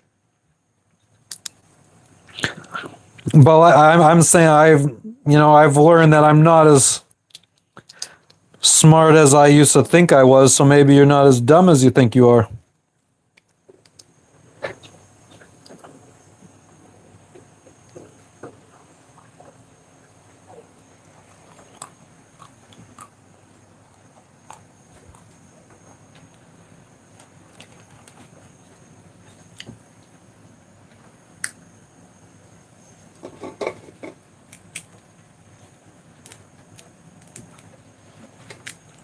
Very intellectual, but not very intelligent. Not the smartest. Decent thinker, Bob.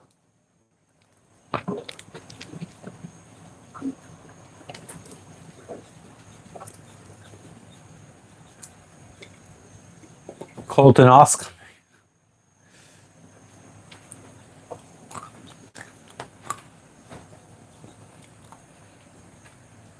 Most people are idiots with no brains, so I don't know if I would go that far.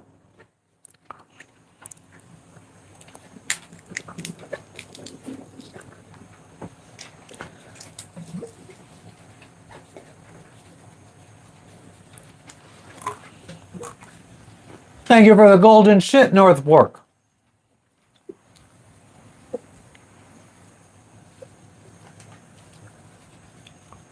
Uh-oh, North Fork's flag is missing a sword. What does that mean? That means that he maybe friggin' became a member later on in life.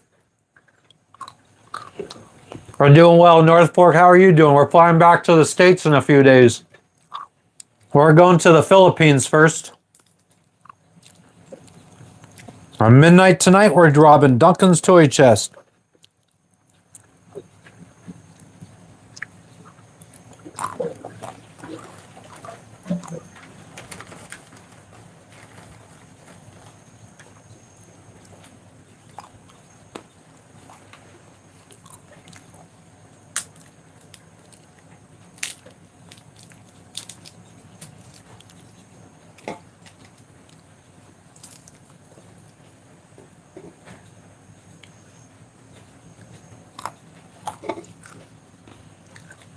But yeah, we're gonna go to the Philippines, see some friends.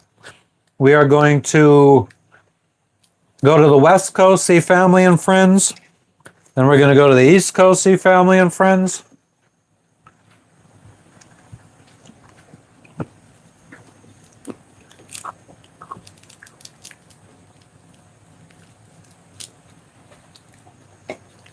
Amen, Randall. Who will watch the boat? The workers at the dive resort here.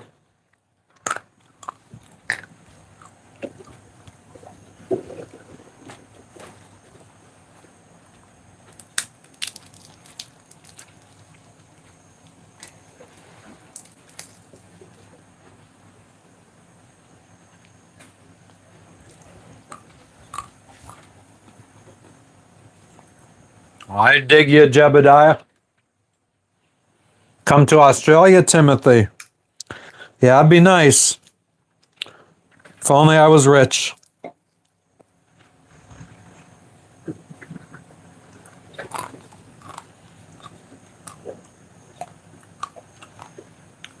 What are they charging? $6 a day. That's for the mooring ball, and I mean they're just gonna come on board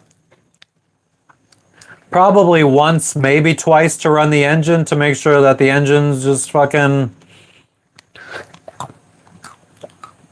I don't even know what the reason is, but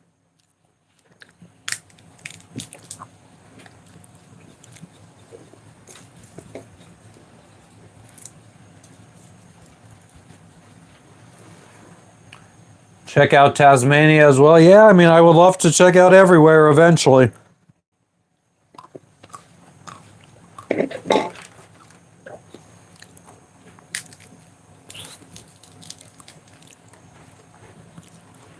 I think if I did go there, I would probably. I mean that whenever that trip happens, someday, it will probably be New Zealand, Australia, and Tasmania. Get it all out.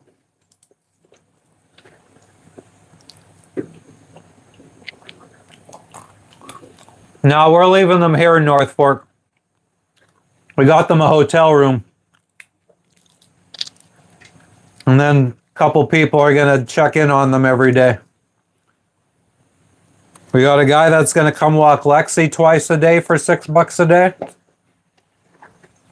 One of the hotel staff is going to fucking check on Logan and make sure his litter box gets scooped every day.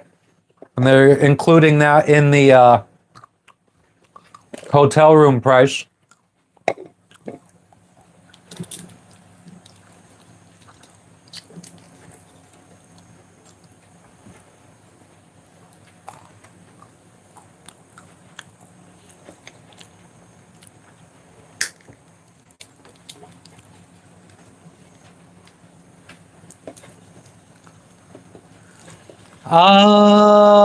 We are not booking return tickets, so we're flexible.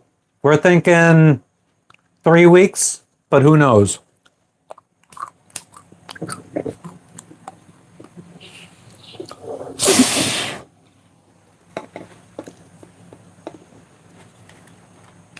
The room is going to be like $21 a day or night. We talked them down a little bit because first off, it's a room that's not even renovated. They haven't gotten around to renovating it yet, so it's not even one that they use right now. And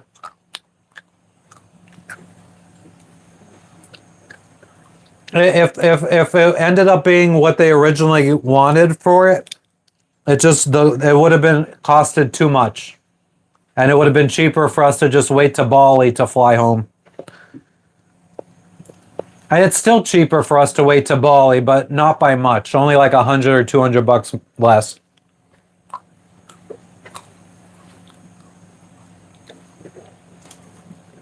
I just bit my lip. It's gonna be another ulcer. I already have one. That ruined my fucking next 5 days.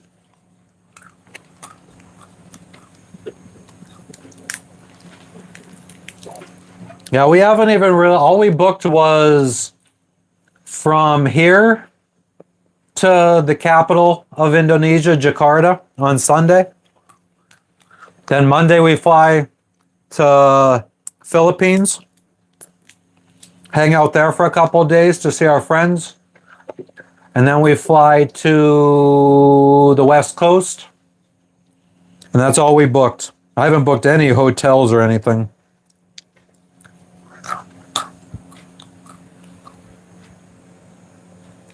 Yeah, I guess, Amori. The current one that I have is on my tongue.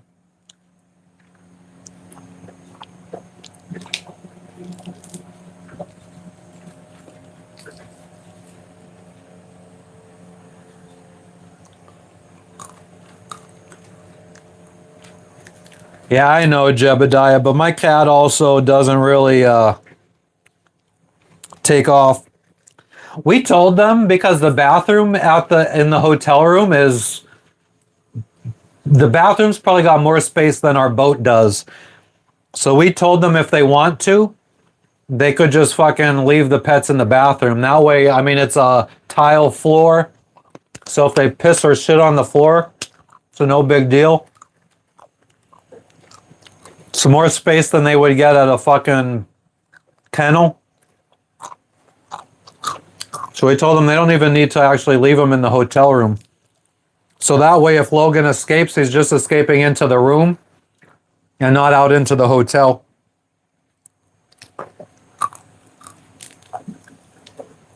Oh yeah, North Fork. I'm going to be visiting a lot of cannabis legal states.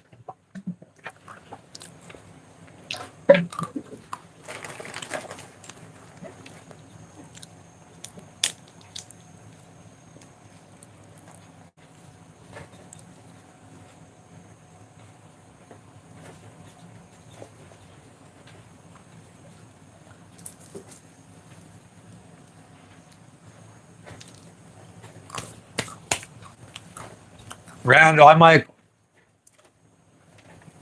What day is it? Today? Thursday. I am about 7 days away from Chronic. Should be on the west coast of the U.S. 1 week from now. I think. Hell yeah, North Fork. Thank you.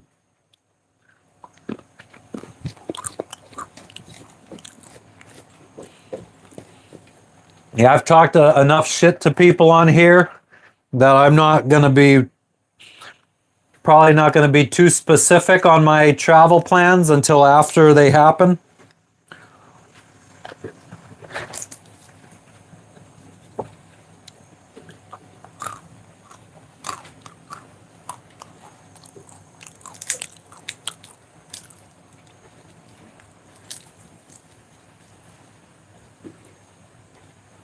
Hell yeah, Randall.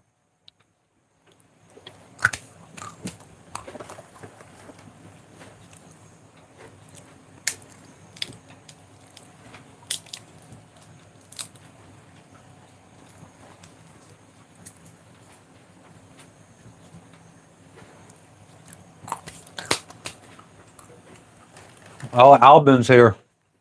How about it?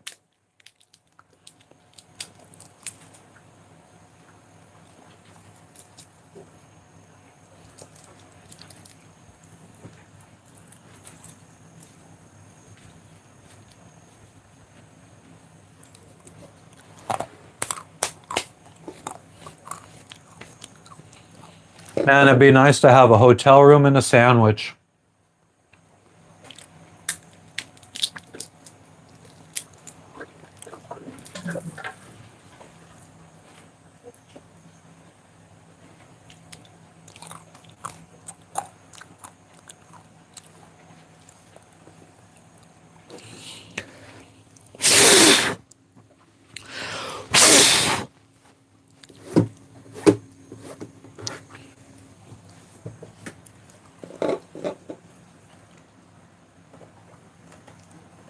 Mike, the the pump is not good, but since we're flying back to the States, we're going to be able to get the original OEM replacement that we had ordered that was stuck in Jakarta for 3 months. It got returned to the United States. So we will be able to get all the original OEM parts to fix the water maker.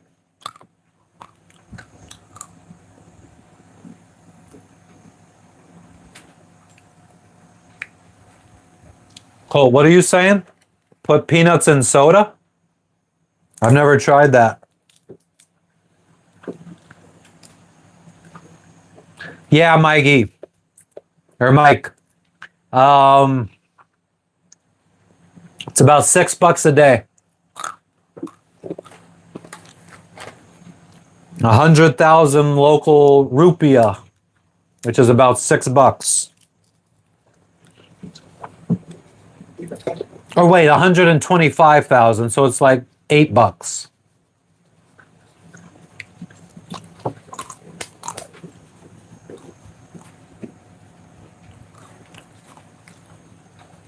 I'll try it, Colt. What do? You just fucking take the like salted peanuts and put it in a Coca-Cola or what?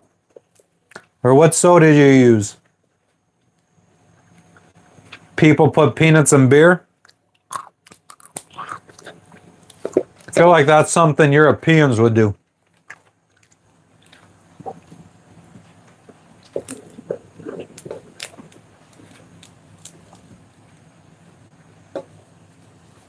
Yeah, Jebediah, that's why I gotta fucking be careful now. Fucking broadcasting my position in the United States.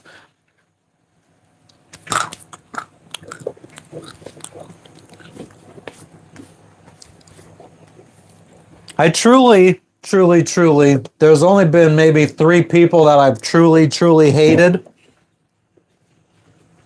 Most of the time dealing with trolls, it's more of entertainment and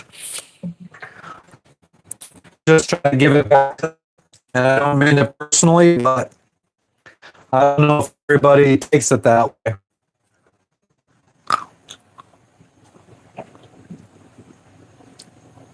Mexican.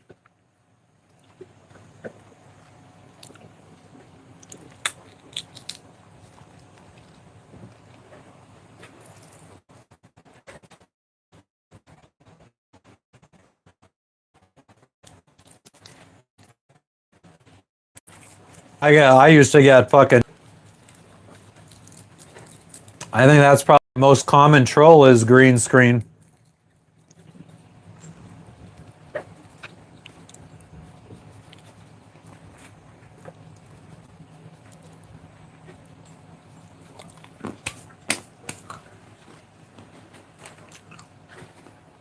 Like I said earlier, I don't think. I'm not sure if I just need to keep going live more often to get back in YouTube's good graces, but I could straight up tell, because there's no trolls in here anymore, that I am not getting recommended to people that are just scrolling through shorts anymore or scrolling through lives. And my audience right now for the last few weeks has been 100% subscribers.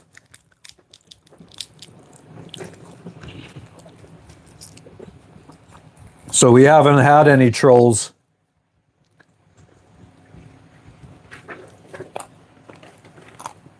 But we also haven't had any growth because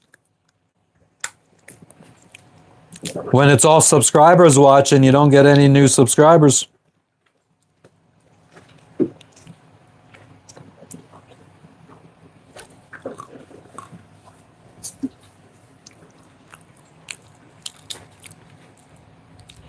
My monthly statistics would usually be like plus fucking somewhere between plus 500 to plus like 2,000 subscribers each month. And the last month was -5.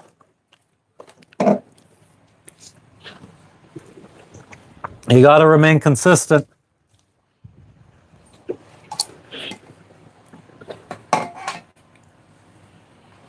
No, it's not related to troll fights. It's related to consistency because I stopped streaming during pretty much all of January where we did like 4 streams.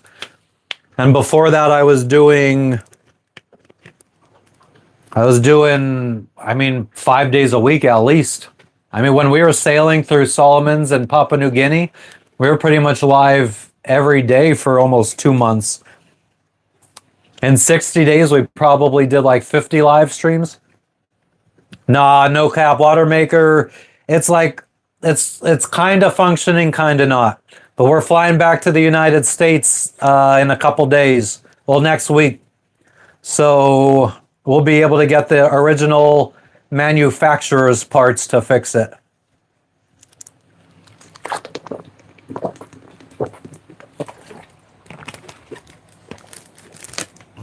I knew that I was fucking myself by not going live in January.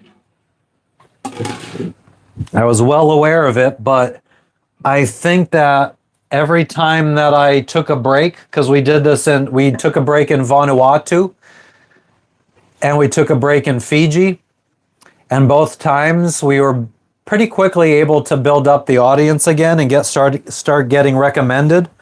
But this time, not so much.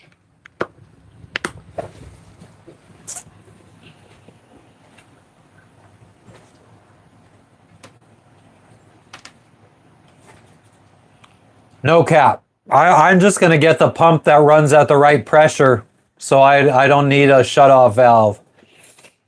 I might get one just in case, so I could use the other pump as a backup. Or I could just buy the rebuild kit for the OEM pump. So when it inevitably fails in 2 years, I could just fucking rebuild it.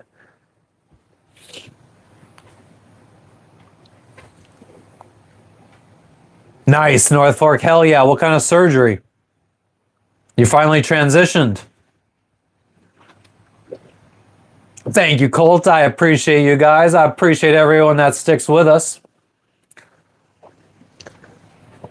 Still fucking find it bizarre that you guys are even interested in hanging out with me. Everyone I meet IRL for the last fucking 3 years aren't really interested in hanging out with us. There's been a couple. Whereas me and Jess are starting to feel like we are a fucking...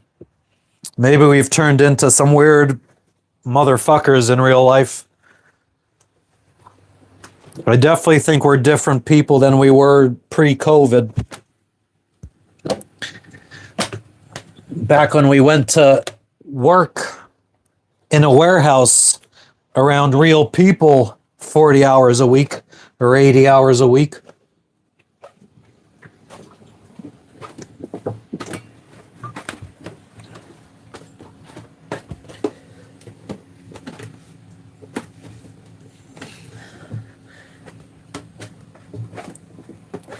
Jess is gonna be pissed. Eating peanuts in the wind isn't a good idea.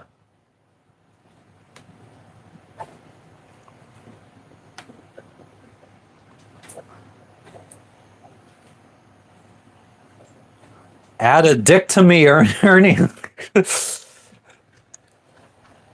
Aw, thanks, Kevin.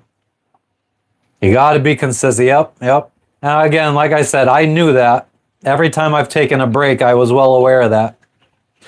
I knew that's why I was so successful in the beginning, because I did remain consistent.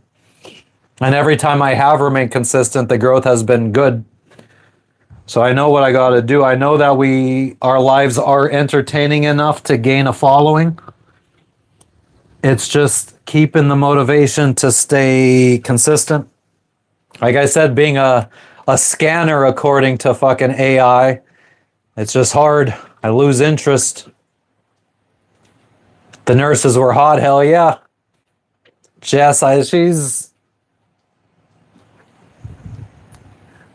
in bed, sitting there on her laptop, probably editing maybe a short for the channel, maybe a video for herself, or her own channel. I don't know.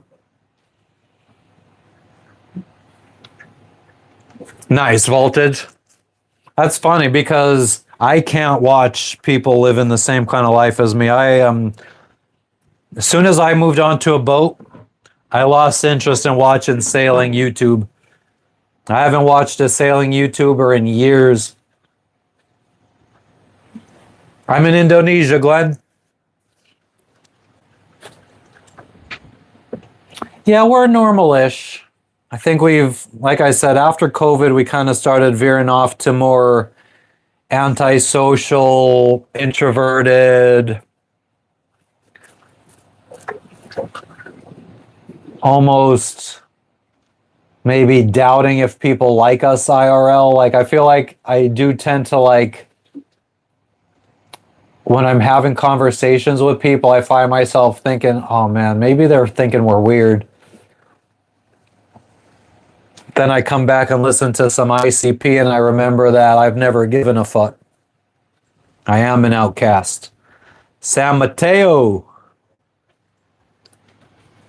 You like to chat about random shit? Well, that's definitely what we specialize in. Fuck yeah.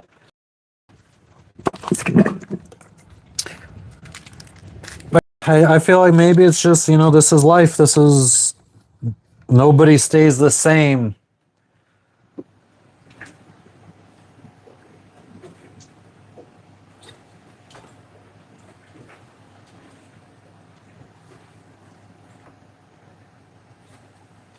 Amen, Curly. Amen, Jebediah.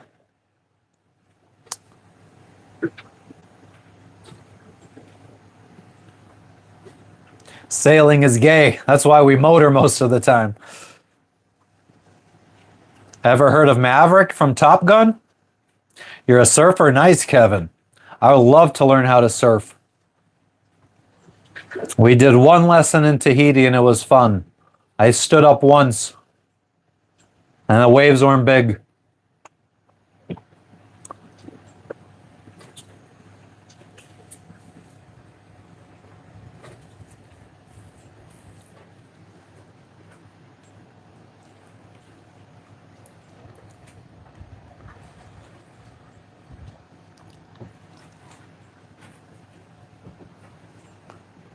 Half Moon Bay. I have no idea what that is, Kevin. Yeah, I mean, even as a sailor, I don't feel like I read waves like a surfer does. I mean, generally, when you're out at sea, you don't have breaking waves. Long time, Sports Betting Edge. I'm doing well. How are you doing? We're going to be flying back to the U.S. for a couple weeks soon, next week. 3 days we head to Jakarta and then to Philippines. And then we'll be in the U.S. probably this time next week.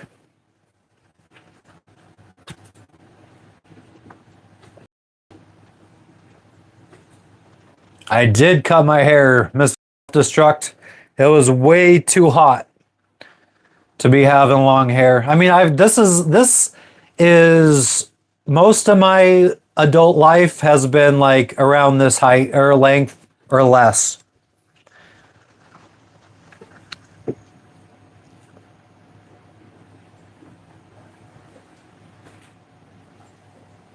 You're on Long Island.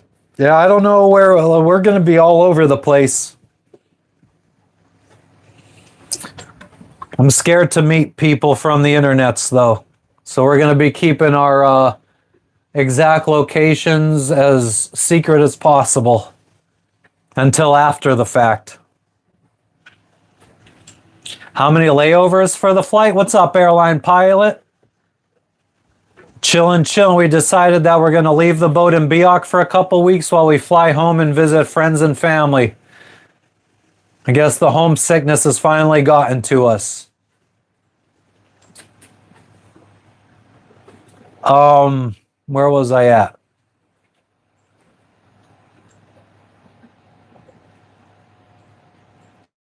How many layovers? We got one layover in Malaysia on our way to Philippines. And then we're going to hang out in Philippines for a couple days. And then we have one layover in Taiwan on our way back to the west coast of the United States. Then we're probably going to do some a road trip along the west coast, visiting friends and family along the west coast, and then fly to Florida. Empty our storage unit out in Florida, put it all in a U-Haul, drive it up to North Florida, find a cheap storage unit somewhere in North Florida or South Carolina, put our stuff there, and fly up to Northeast United States. Maybe North Fork, maybe. Again, I probably wouldn't say I was there until I leave there, or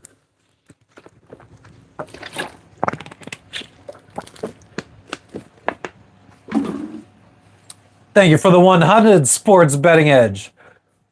Yeah, I've said enough nasty stuff to people on here that I feel like I shouldn't be giving my exact look when and where I will be in certain places. We will be streaming though, so I mean people might be able to figure it out. I'm going to try to be as like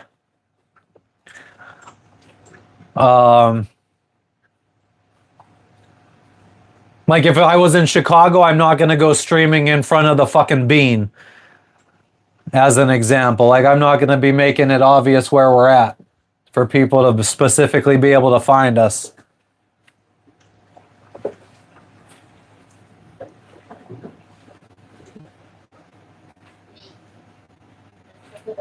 No, he hasn't been in today. Maybe he's out partying today. Calisthenics. It's the weekend. Come on, wait. Is it? Oh no. It's Wednesday for them. Are you chewing on something? I just ate peanuts. You had such a handsome smile just now. That's how I am. Come on, wait. Please go, Bobo. Hell yeah, Calisthenics is a good dude. Oh, it's so much nicer out here. But Friggin' yeah, I don't know. Meeting subscribers is just like I said. I mean, meeting subscribers isn't necessarily the scary part. It's just I've had some moments where I was nasty to some trolls, and I'm willing to bet that even though they can't talk, I think that they're obsessed enough that they still fucking watch. So I don't want them to be able to know where we are. Are you fearful of your life? Yep. Never thought of that before. You never know. There's crazies out there. Exactly. Come on, North Fork.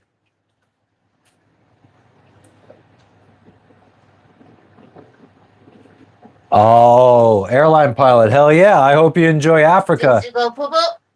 Go, boo, boo. Yeah, Sports Betting Edge. I mean, anybody that I fucking would probably say I was nasty enough to that might set them off.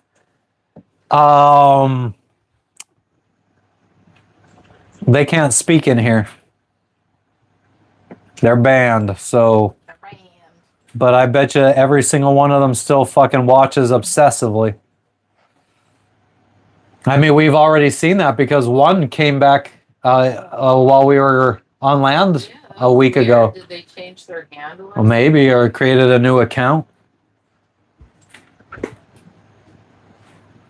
Exactly, Kevin, exactly.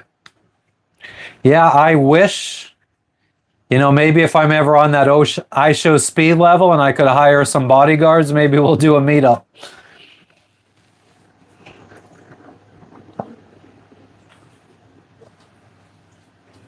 Well, there's like I feel like certain OGs, like Frenchie's been around forever, and Ryan's been around forever from the beginning. Yeah, I mean, there are certain people that I'm not scared of meeting up with, but also I can't guarantee, how do I fucking meet up with them unless I'm messaging them outside of YouTube?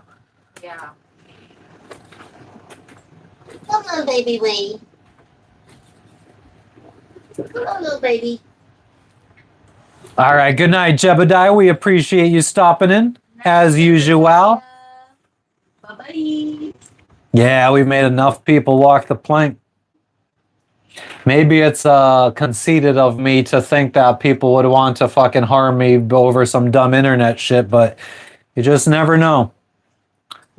Just never know.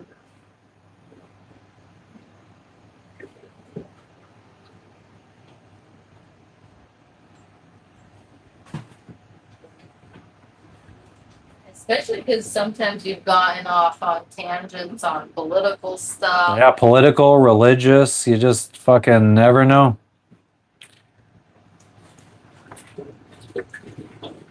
Yeah, I like to think that anybody that's fucking not banned here gets along with me.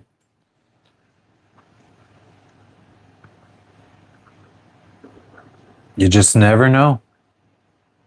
Someone might be just tolerating me long enough to figure out my location and come and stab me in the eyeball Oh my god. or the rectum. Rectum, he damn near killed him. You are a paranoid sort, too. You're very, you think of those things, I guess.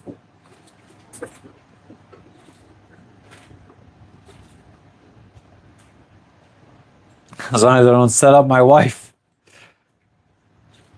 True that. Sports betting edge. North Fork, that's scary.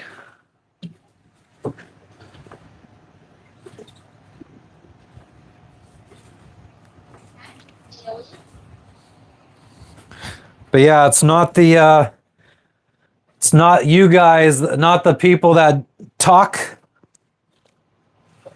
that I'm worried about.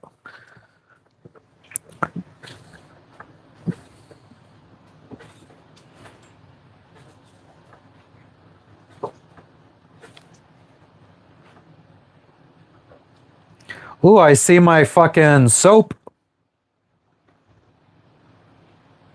Where is it? behind the door.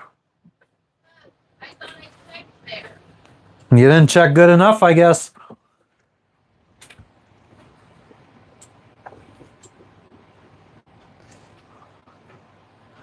You got a raccoon friend. Hell yeah, you're like fucking Pocahontas, North Fork.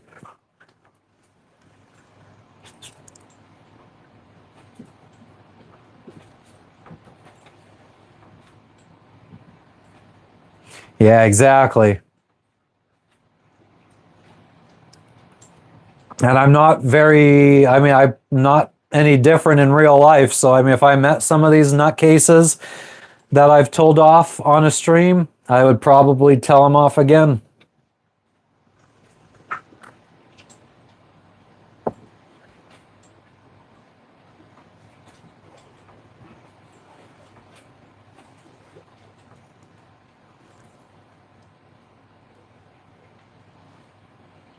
Don't get rabies, North Fork. That's all you need.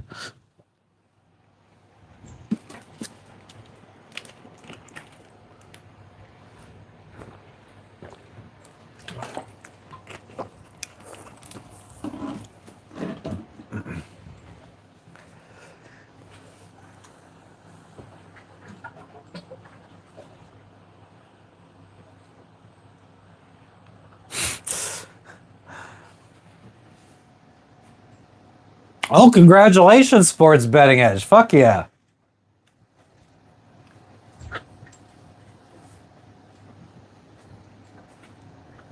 Fuck yeah.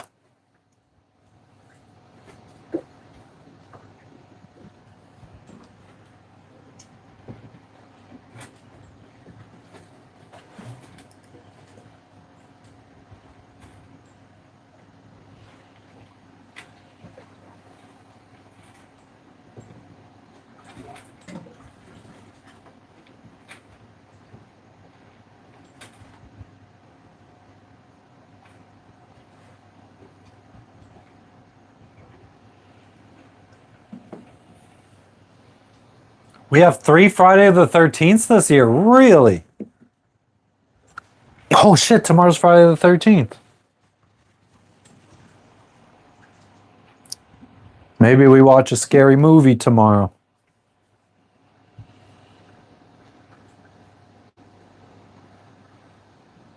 I have nothing in the United States, airline pilot, but a storage unit.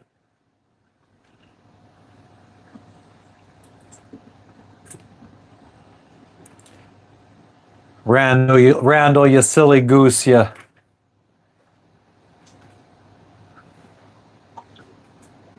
Sports Betting Edge, what the fuck do you mean next week? It's tomorrow. I mean, or maybe the day after tomorrow for you.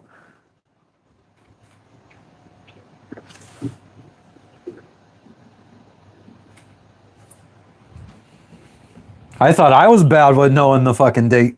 Well, I mean, I just looked, to be fair. I did not know what day it was. Actually, I probably did because we've been looking at flights and stuff.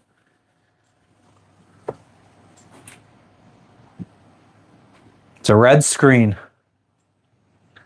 Oh, that reminds me, I don't know why, but the package that we're going to be picking up in the US that was stuck and shipped back to the US that has our pump for our water maker.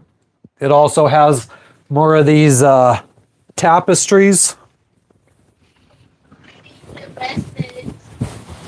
I know. Oh, yeah. No, I did. I just got to see what they said. I got a couple more of those, and I think 2 of them were like blacklight ones, and I got USB powered blacklight, so if we stream at night, we could have like a cool background. I hear thunder in the distance. We got a squall rolling up on us.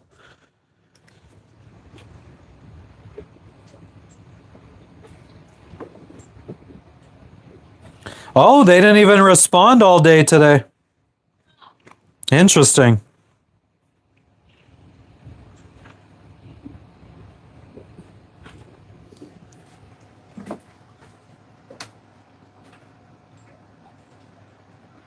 Airline pilot, as soon as we make it back to the US. Oh, and my bamboo underwear. Yep. But as soon as we make it back to the US, I'd probably continue living on this boat until we figure out our next step. I mean, I would love to buy a big catamaran and spend our days sailing around the Caribbean and east coast of the United States. Good night, North Fork. I appreciate you stopping in.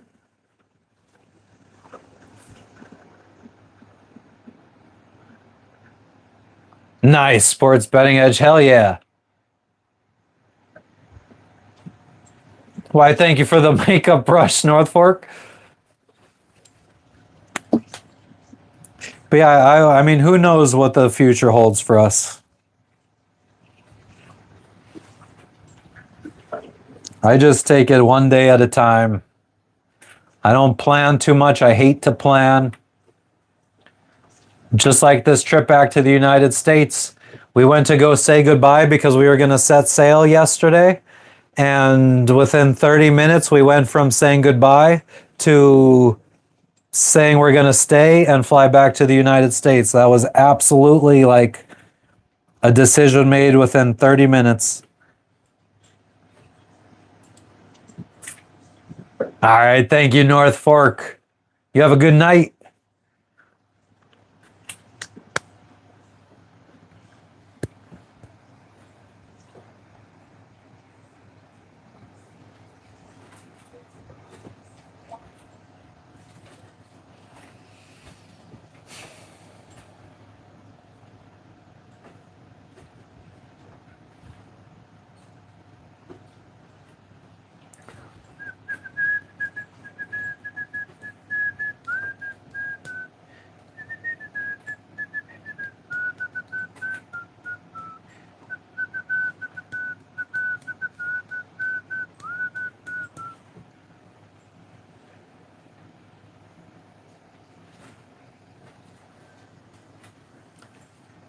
Biak, Indonesia. Amen, Mikey. Typing's not your strong suit, huh, Sports Betting Edge?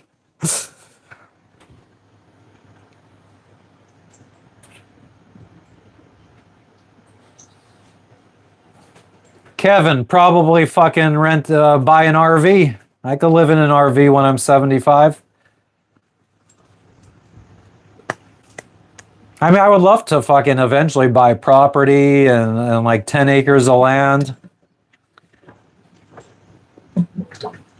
All right, Frenchie. I mean, we'll probably be live again before any kind of flights. Our flights aren't for another 3 days, so it's likely that we'll be live before then.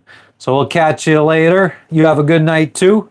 I think it's time to wrap this up because I've needed to shit now for like 4 hours.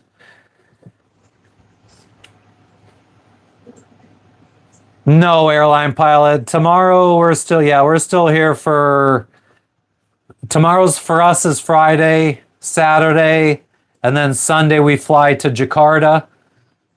And as long as there's no problems with that flight, which we've heard bad things about the flights to Jakarta getting canceled and stuff. But as long as that goes through, then Monday we'll be on our way to the Philippines. The Philippines.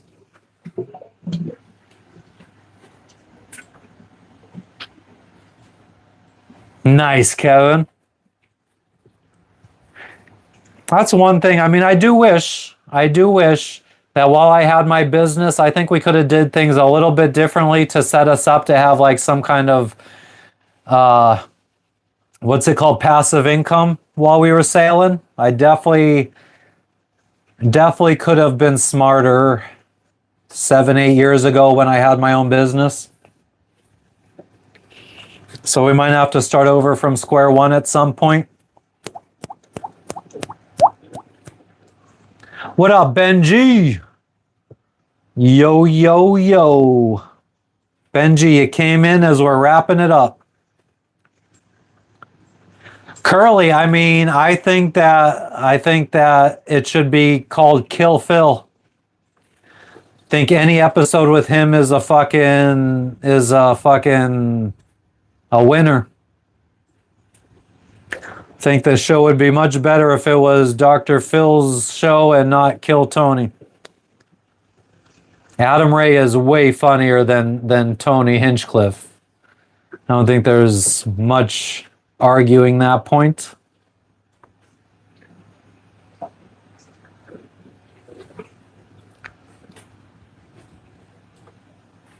I think that they were very smart in having William Montgomery as the opener and Timmy No Breaks as the closer. Timmy No Breaks is 1,000 times funnier than William Montgomery.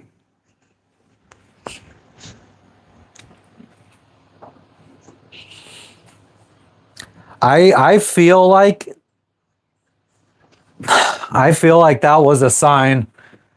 Like I feel like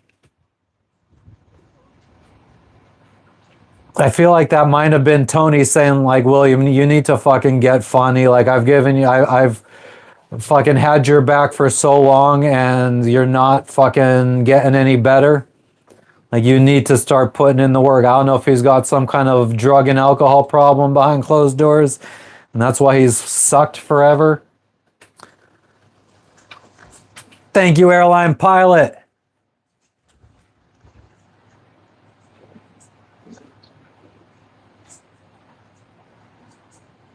Aaron Belial is funnier than Tony, maybe. I don't know. He's okay. Whatever. Not a big fan of him. What's his name? Does it start with an M? Michael? Mark?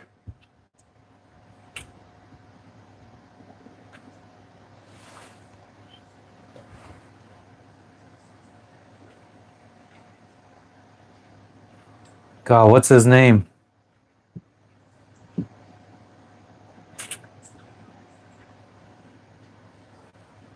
Boy, it's killing me. I know you guys will tell me.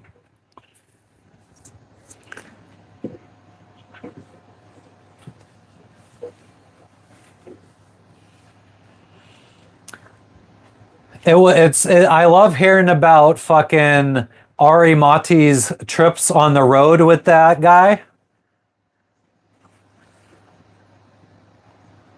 But the dude's comedy is not that good.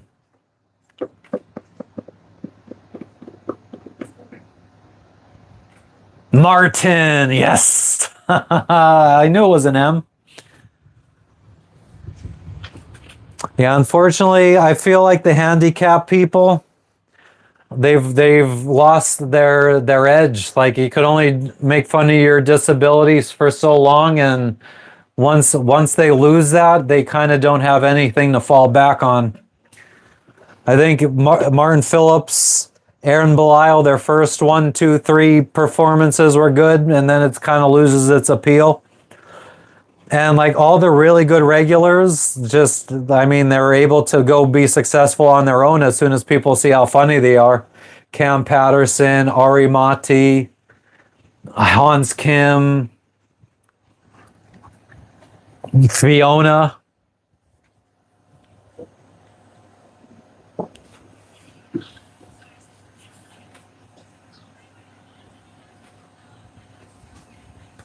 Matt Rife, he's all right. Has some good crowd work clips.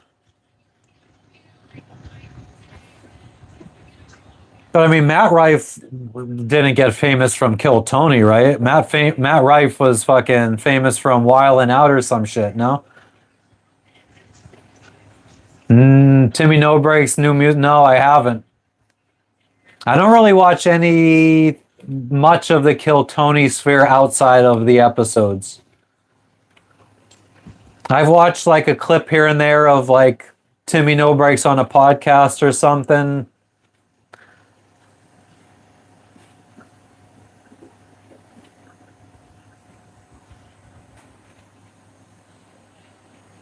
Yeah, I mean all the really funny people don't stay regulars for very long.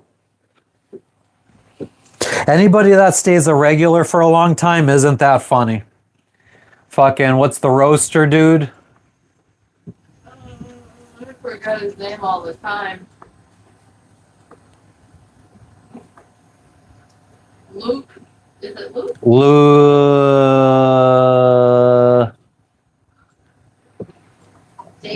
David Lucas, yeah.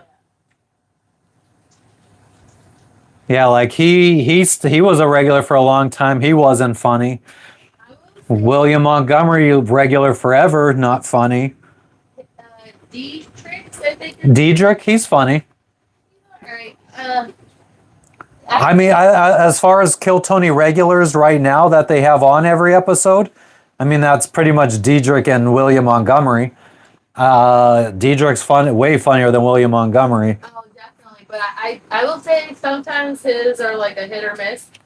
But I did like this past week's episode. I thought that was funny. Mm-hmm. I never thought about the Waymo. Like, what the hell happens if you are like passed out drunk in a Waymo? What happens? Yeah, I mean, I feel like Diedrich is way more likely to be long-term successful than William Montgomery is. Yeah. I really think that William Montgomery was bumped to the start because of his shitty performances. I mean, I think Tony, I think it's, I mean, I've seen videos of comedians that were on the panel talking shit about William Montgomery. I see a lot of negative comments on Facebook posts about him. I think that his head's on the chopping block.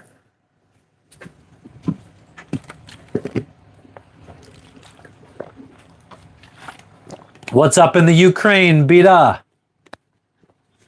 You fast forward during Diedrich? Sports betting edge. I'm going to be landing in a state where it's legal recreationally. I could just go to a dispensary and get fucking real THC.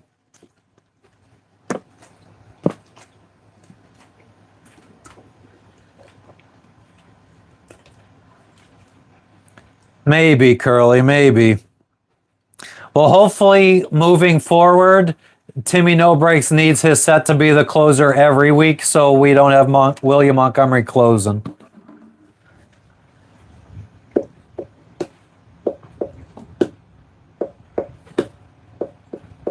I mean, to be fair, I think that the panel is way more a determining factor of the episode's success than who's a regular, who's closing, who's opening. I think the panel is way more of a determining factor on that.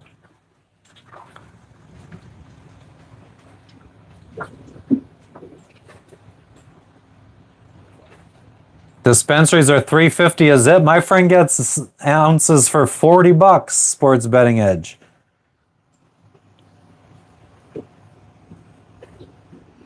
But yeah, I mean, I'd rather just stick to the weed that the kind of weed I've been smoking since I was a teenager.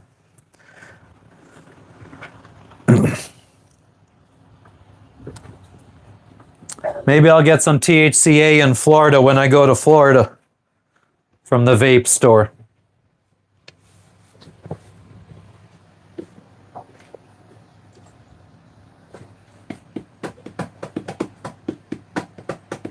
But I'll probably just get fucking medical shit from somebody in Florida.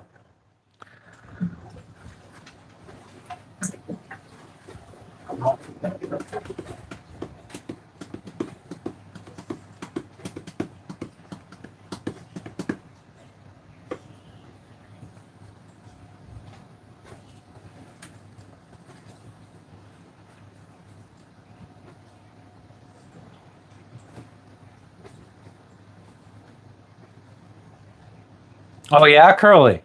I mean, I do kind of remember him telling them to take him out or some shit. But yeah, I don't know. I think DJ could be like, "Come on, fucking Tony. With me with the gold teeth is still fucking funnier than William Montgomery will ever be."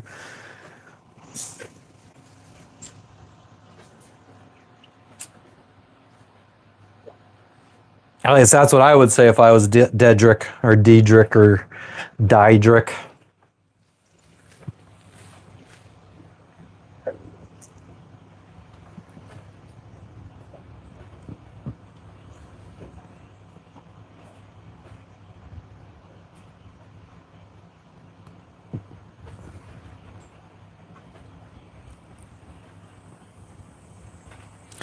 It's very, very funny how.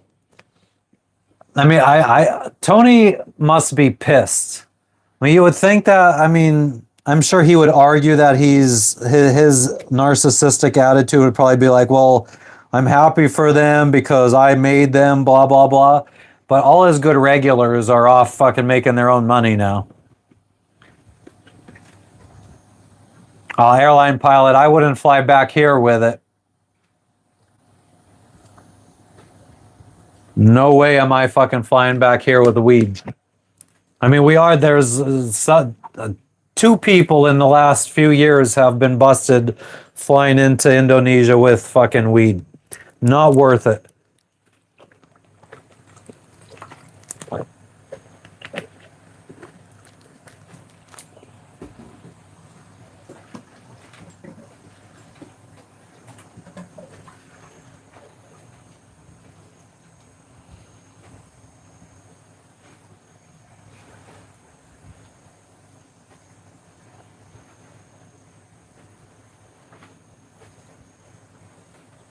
Yeah.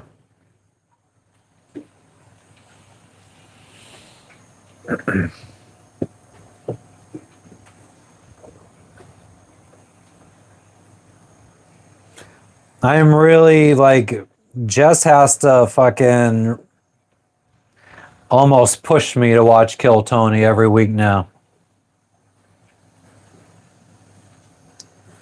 Well, this week not so much since Dr. Phil was on. If there is a good enough guest, and by good enough guest like Shane Gillis, Adam Ray,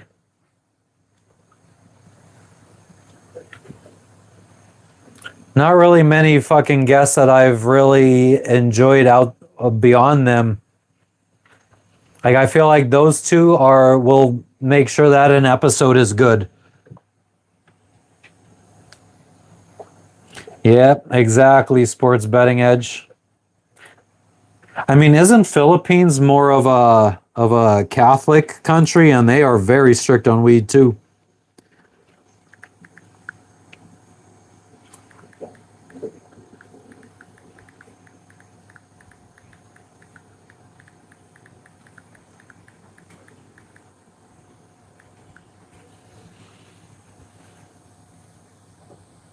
Catholicism, 78.8% of the population of Philippines is Catholic.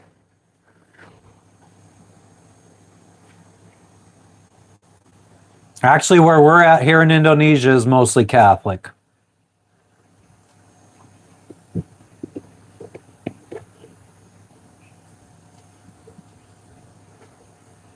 Airline pilot, we've been lightly searched sometimes. Like when we checked into the last few countries, they come in and they look around. I mean, our boat is pretty packed tight full of stuff. So to do a thorough search would be fucking quite difficult.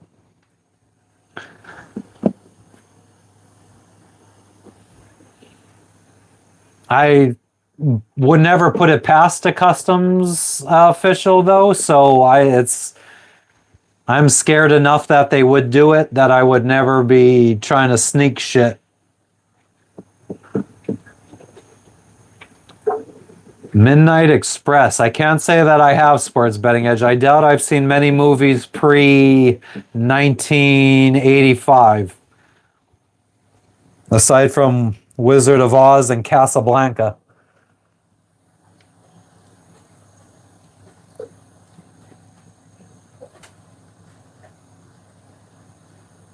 And some Errol Flynn pirate movies, maybe.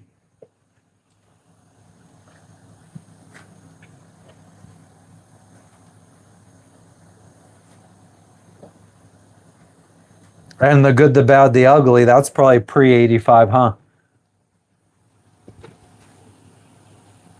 Oh, damn Sports Betting. No, I've never heard of it.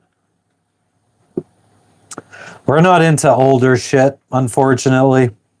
I mean, even like I said, I was talking about this on the last stream, but we went during COVID in the Florida Keys, the movie theater was playing like old movies since they weren't really putting out new movies. And we went to go see the first Indiana Jones movie, and I'd never seen them before as a kid. And that was just so fucking cringe. I couldn't fucking, it was tough to watch.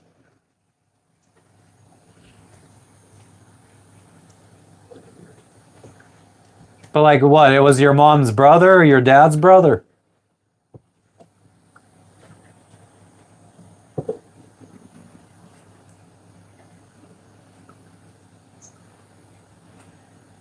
Your mom's brother, nice.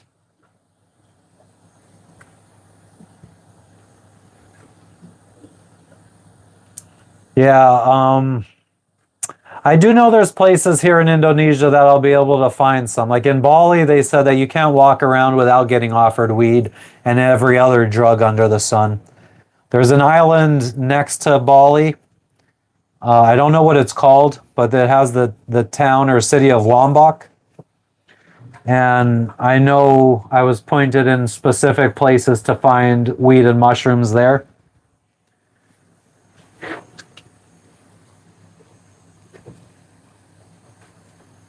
What was the first Indiana Jones movie? I don't even know which one it was that we saw. We just recently watched, I never watched as a kid, Ghostbusters. Although it was my best friend's, like one of his favorite movies, never watched it as a kid. We just went back and watched it. Couldn't stand it. Beetlejuice, another one of my best friend as a kid, his fucking favorite movies. Couldn't stand it.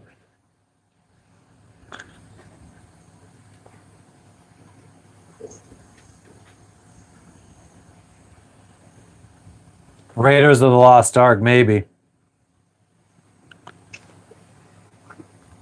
But I could still go back and watch Jurassic Park 1 and 2, and even after watching all the newer ones, I could go back and watch 3 and appreciate it nowadays.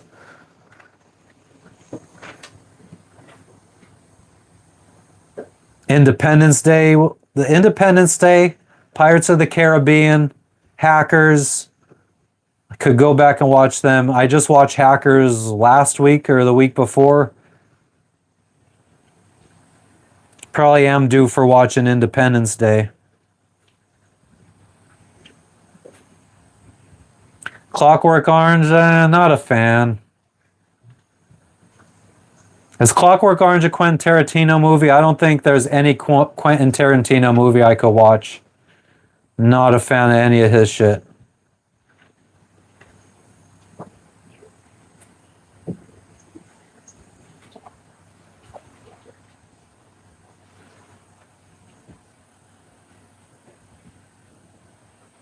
Hell yeah. I remember I saw Jurassic Park in theaters as a kid and in the Florida Keys when they were playing old movies.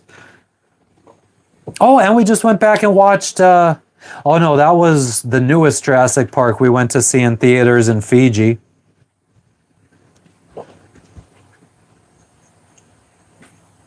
Steven Seagal movies. I don't think I've really watched any Steven Seagal movies other than the one he did with DMX called Exit Wounds.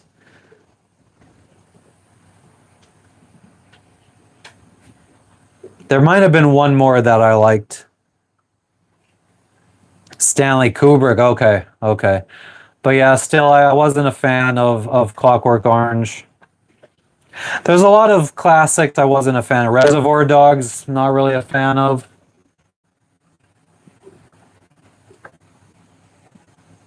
Most Pacino movies. Okay, Scarface was another older one that I was a fan of. Most Pacino movies I liked. Dog Day Afternoon.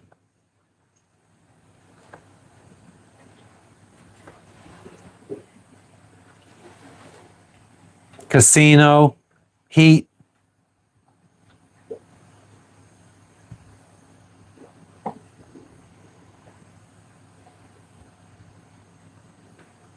Wasn't the biggest fan of any gangster movies or mafia movies like Goodfellas, Godfather. Even though I grew up in a pretty big mafia town.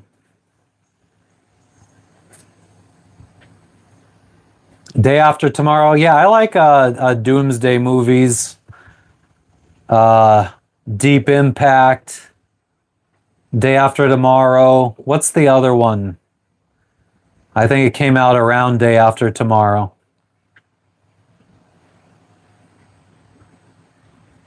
Never saw Irishman. Though I do like, maybe I'm a bigger fan of Irish mafia movies, or like I love Boondock Saints. I guess that's probably maybe not so much Irish mafia.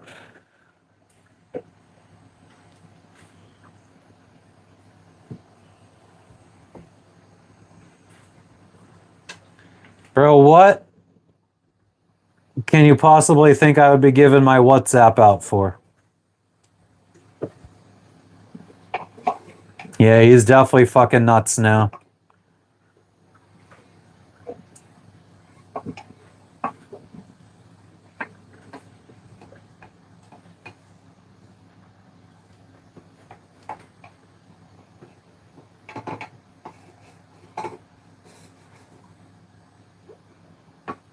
God, Day After Tomorrow.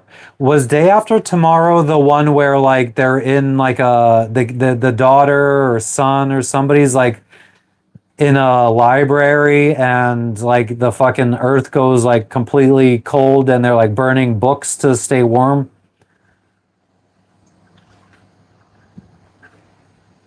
Well, that's interesting that I'm actually getting recommended to scammers. That was The Day After Tomorrow. Okay, well then what is the other one where the volcano in on the West Coast is about to explode and the dude like fucking is like doing like the ham radio doing ham radio broadcast from his RV?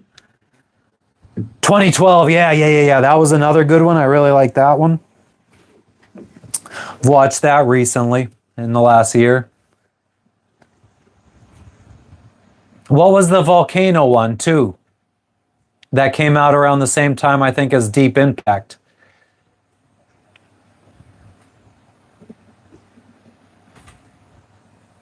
Wasn't there another volcano one? Dante's Peak.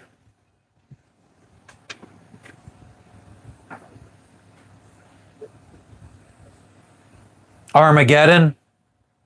Love me some Armageddon. It's a shame what happened to Bruce Willis and his fucking. I watched a not really like a fucking YouTuber type documentary on him. Volcano. I don't think I've ever seen 12 Monkeys. Outbreak. I don't know if I saw that either.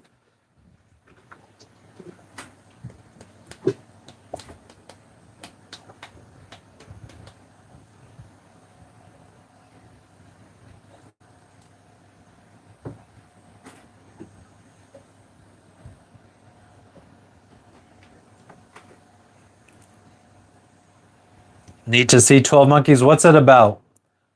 Yes, I have WhatsApp. Do you want my WhatsApp?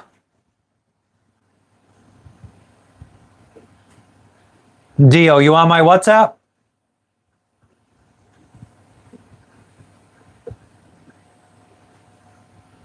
Thank you for stopping in, airline pilot. I appreciate you.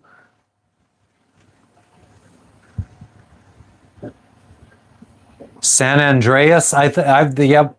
I think I've seen that. Good movie. Is that does that have to do with the fault line, or is that like a nuke, a tactical nuke off the coast? End of the world virus and Bruce Willis goes back in time.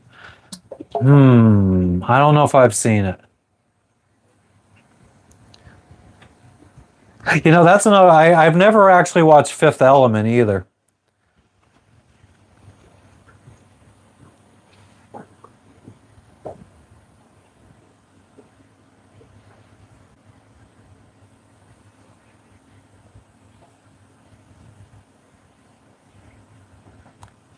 Fault Line with The Rock.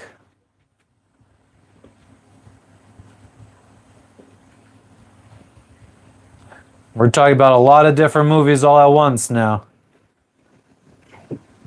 I think.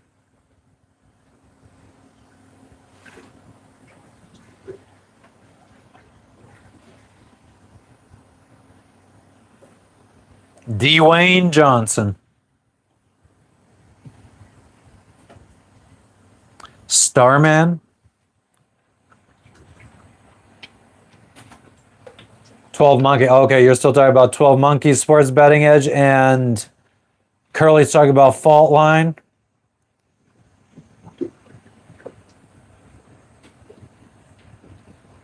I do feel now like I have seen 12 Monkeys, because I bet if I go down on my external hard drive, I bet you I have it. And if I have it, that means I saw it. I don't remember it though. Oh, The Rock, hell yeah.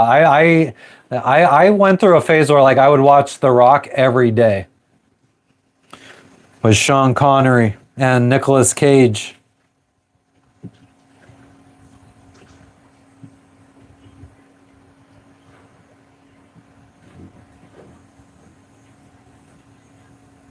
Oh, San Andreas is the Fault Line movie. I got you. Okay, yeah, I saw that. Is that more recent?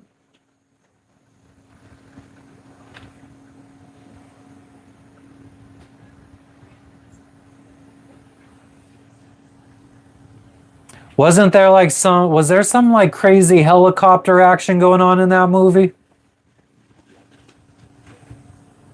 I feel like it was in the fucking the preview.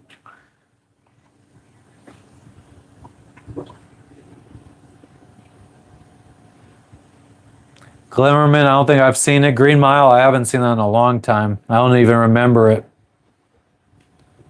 The Core, never heard of it.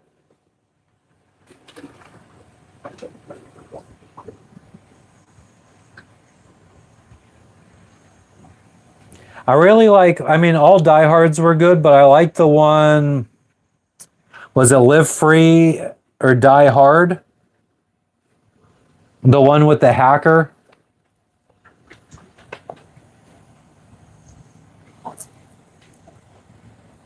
I probably have seen a bunch of these movies, but I don't remember them. I tend to only remember movies that I get obsessed with and watch a million times because that's the kind of person I am. Like I said, I like to listen to the same music. I don't really listen to new music. I always just fucking listen to stuff I already know I like, and that's how I tend to be with TV shows and movies. I would rather watch something. I'd rather watch Jurassic Park, the first Jurassic Park, than watch a new movie.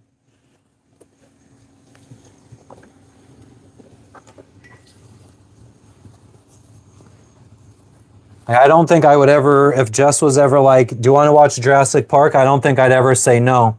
But a lot of times she'll be like, "Oh, let's watch this movie that just came out," and I'll be like, "I don't feel like it."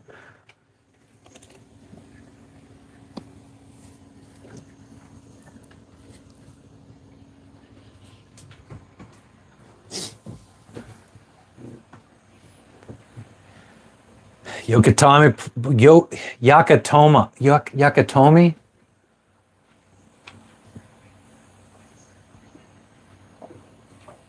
The Samuel L. Jackson one where he's fucking calling on the phone?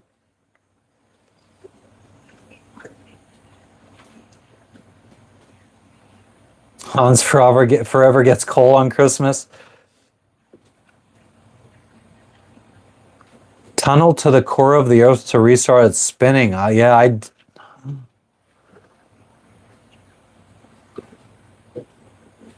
think I'm thinking of 2012. At the beginning of 2012, aren't they like fucking digging to the core of the earth or something and they find out that there's some shit going on? And that's how they first find out that there's going to be a problem?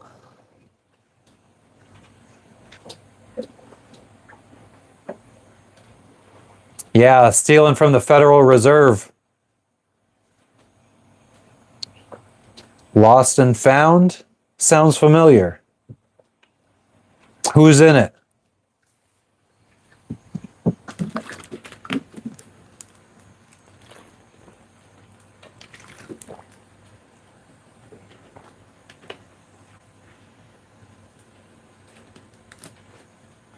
Knowing?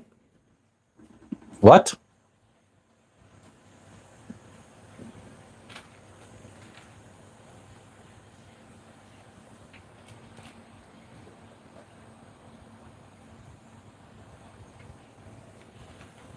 Uh-oh.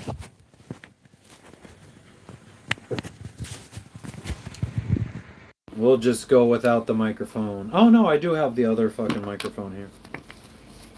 Oh yeah, look at that. We got a live one, Clive.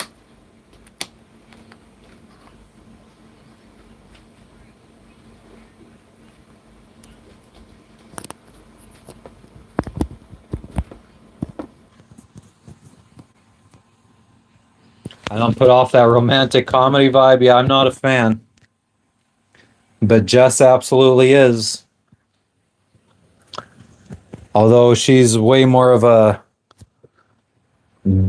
fucking Disney movie kind of girl than a rom-com kind of girl. Nicolas Cage in Knowing? I don't think I've seen that.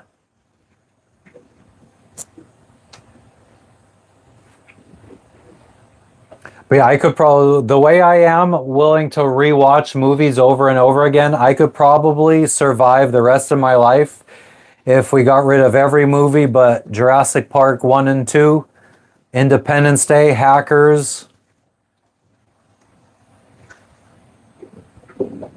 What else would I keep? Let's say I could keep 5.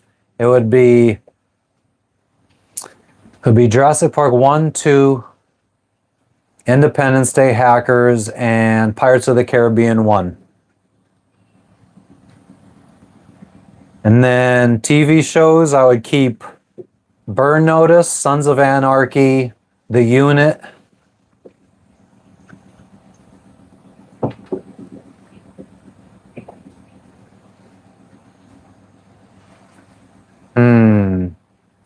Mr. Robot.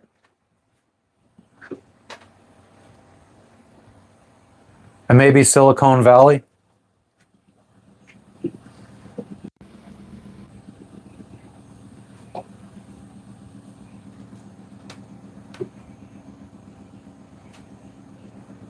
The Gorge.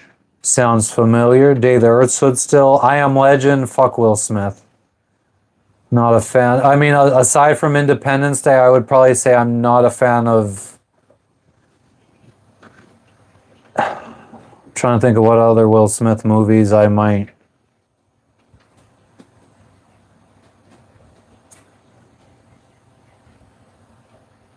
It is a shame that I have to have one of my top 5 movies be a movie with Will Smith in it.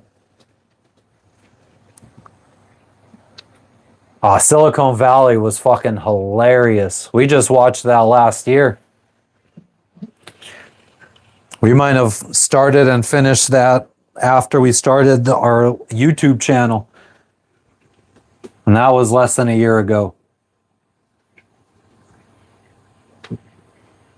Oh, Bad Boys, yeah. Bad Boys 2 actually is my preferred Bad Boys.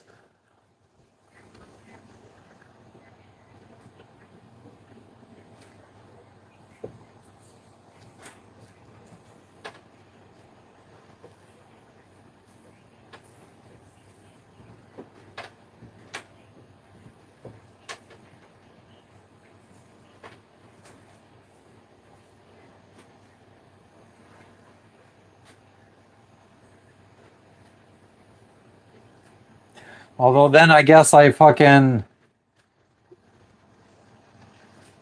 Oh, man, I need also my fucking... Man. If you had to pick top 5 movies, to get rid of every movie except for 5, that'd be very difficult for me because I completely forgot about comedy and the whole fucking weed genre. Fucking Half-Baked, How High, Cheech and Chong, Super Troopers, Pineapple Express. The Goonies, nah. Don't think I ever watched the whole movie. Another one, probably everyone my age was obsessed with that movie but me. And it was always on TV. Memento sounds familiar, but I can't tell you what it's about.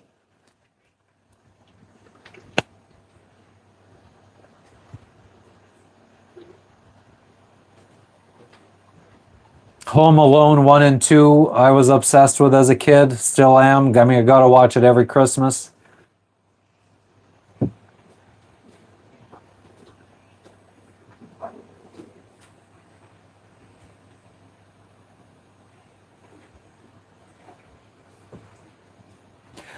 When I could even remember as like a 3-year-old, 3, 4, 5-year-old, my favorite movie was Yogi Bear's Great Escape. I would watch that over and over and over and over again.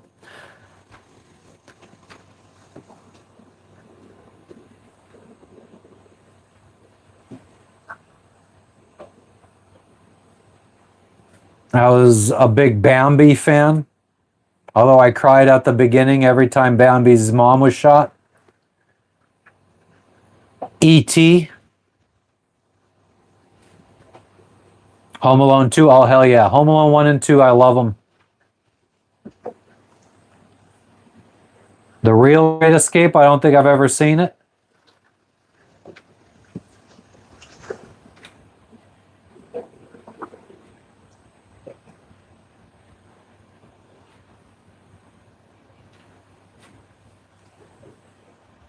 Never saw Spaceballs.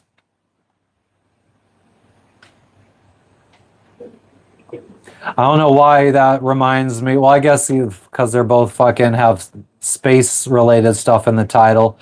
But I did just put on my Kindle Hitchhiker's Guide to the Galaxy and never fucking read that.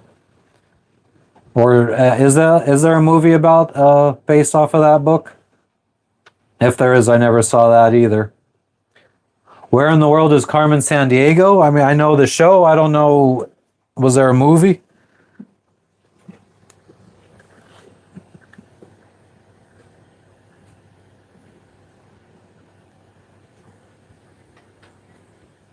There was a movie? Yeah, I never saw that.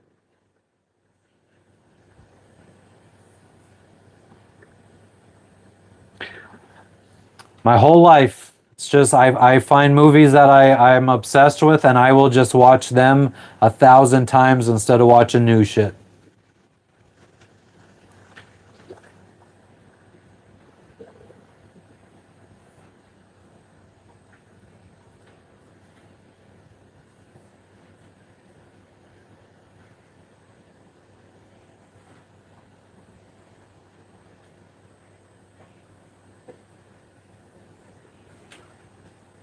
All the Pirates of the Caribbean movies, especially like the first three, definitely watch them hundreds of times. DuckTales, the movie. I don't know if I ever saw the movie. I was pretty obsessed with DuckTales as a kid. Ninja Turtles 1 and 2. Obsessed. I was obsessed with Ninja Turtles when I was little. I was just I saw a fucking short on Facebook of some dude touring his Ninja Turtles memorabilia. And I was like, oh, I remember wanting that as a kid. I remember wanting that as a kid.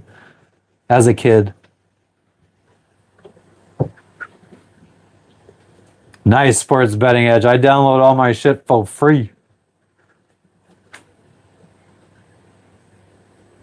Oh, I don't know that movie either, just Frankie. I was never really big into Snoopy. And Charlie Brown. Garfield.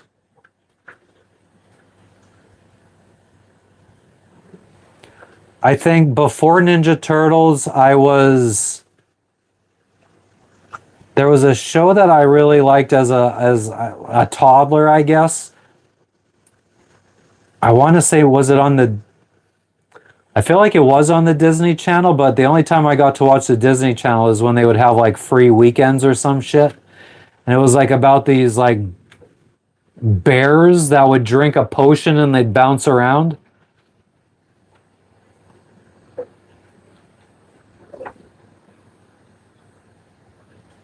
The Great Escape. Oh, I could probably get down with that. I think that might have been brought up on a live before, and I think I have it in my notes as a movie to watch.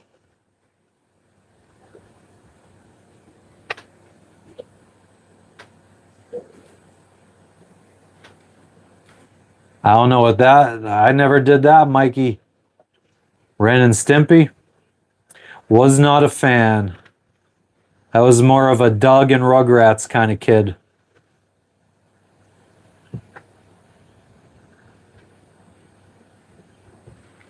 It's another thing. I mean, I know Talking Babies isn't realistic, but I've always been more, and Ninja Turtles isn't realistic either, but I tend to lean towards stuff that is human characters versus non-human characters. I like Rick and Morty. Rick and Morty is the only, like, I guess, adult cartoon show I've ever really been into. Wasn't ever really into Simpsons or South Park. Maybe a little Family Guy here and there. Shawshank Redemption was a good movie.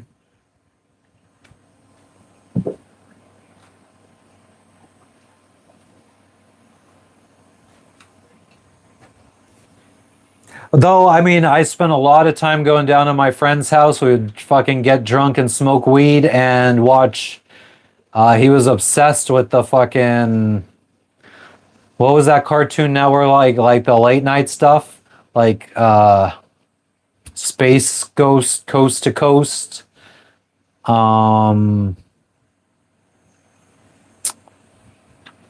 Swim. Was that the name of the fucking series of shows, or was that a show? Oh yeah, Adult Swim, yeah, Curly.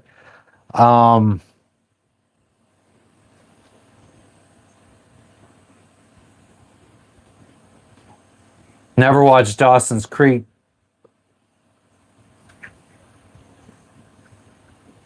Aqua Teen Hunger Force, yeah, I remember that being part of it. Was the other one with the robot? Bender, I think was his name.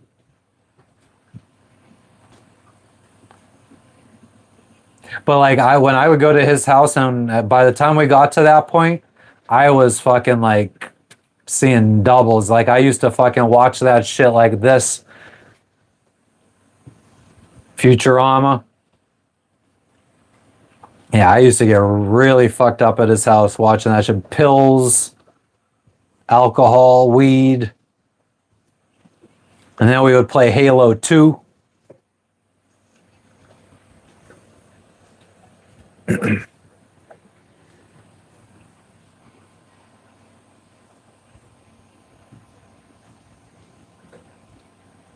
Good times, good times. He's like the one out of two friends that I'll probably see in Pennsylvania when we go back.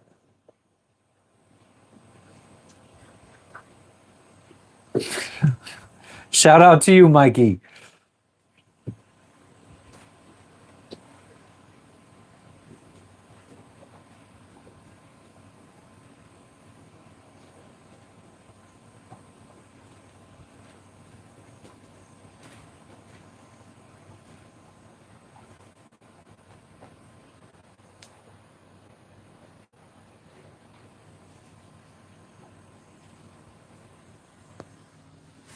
Fucking, this thing has been looming, threatening to hit us for like 2 hours now.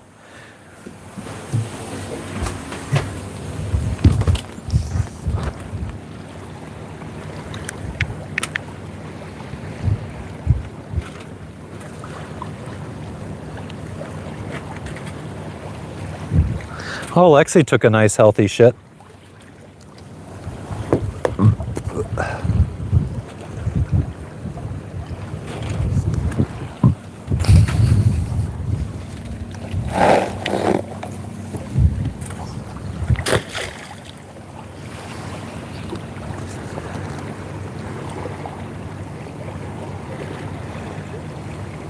Nice, Curly.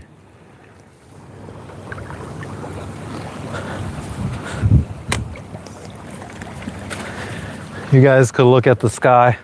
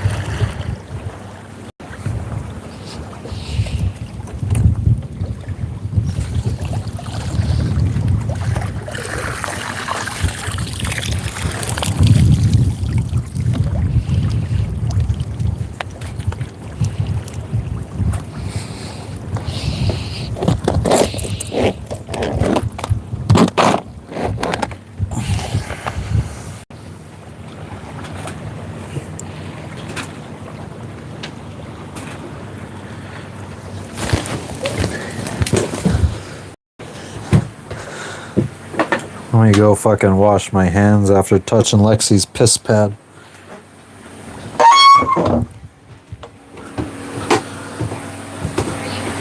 No, but I'm gonna wrap it up here soon.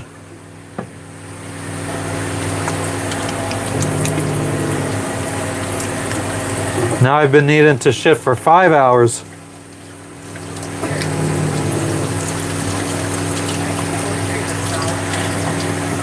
I don't know. For the fans. For the fans.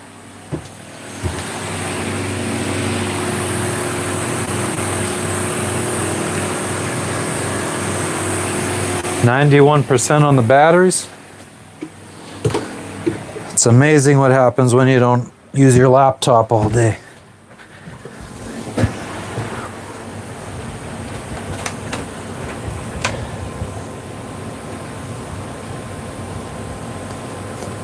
Oh, in the anti-gay way.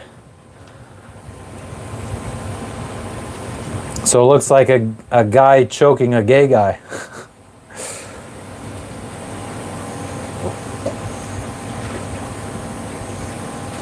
Maybe that's the kind of fucking shit that I say on my streams, and that's why I don't get recommended to fucking...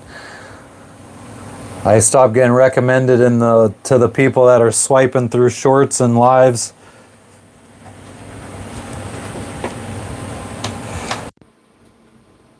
It's a good thing I built up a little community before I fucking started being a little bit too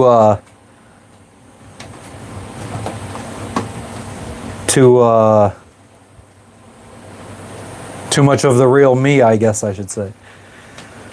But yeah, guys, we do gotta wrap it up because I've been holding this fucking turtle head in for a long fucking time. And he doesn't like this shell. So, I don't really got much to do till we fly back to the States, so maybe I'll go live tomorrow. Try to get our fucking, what's the word? Consistency up. So by the time we get to Philippines, we maybe are getting recommended again. But that being said, I appreciate you guys for stopping in. Let's bring up the list of members so we could shout them out, which I don't think we've done in a while.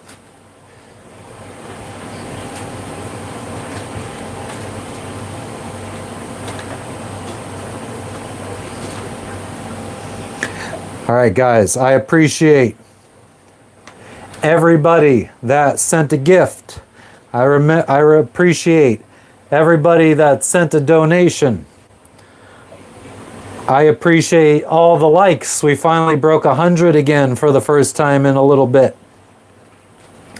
And to the members, including Renata, Buffalo Tracker, London Jane, Jojo, Susan, Todd, Carolina Girl, Angela, North Fork, Chadwick, Josh, Mr. Rockstar, Chris, Steve, Matthew, Sean, Nautical, Shovelhead, Eric, Julie, Sherry, Dogtagged, Wooster, Melly, Captain Coke, Cheryl, Randall, Hooksaid John, Cara, Blake, Connie, Tony, Gigi, Mortimer, Ryan, Turkey, Mr. Mikey, CT Turnip, Georgianne, Connie, Nikki, Chef John, Julie, Frenchie, Tyler, and to everybody else that came in and hung out with us, Curly, Sports Betting Edge, Mikey the Goat, Frankie, Michael, and anybody else that I didn't scroll up far enough. I appreciate each and every one of you guys, and we'll catch you guys on the next one. Keep it 100, my dogs. Don't let the door hit you or the good Lord split you. Peace.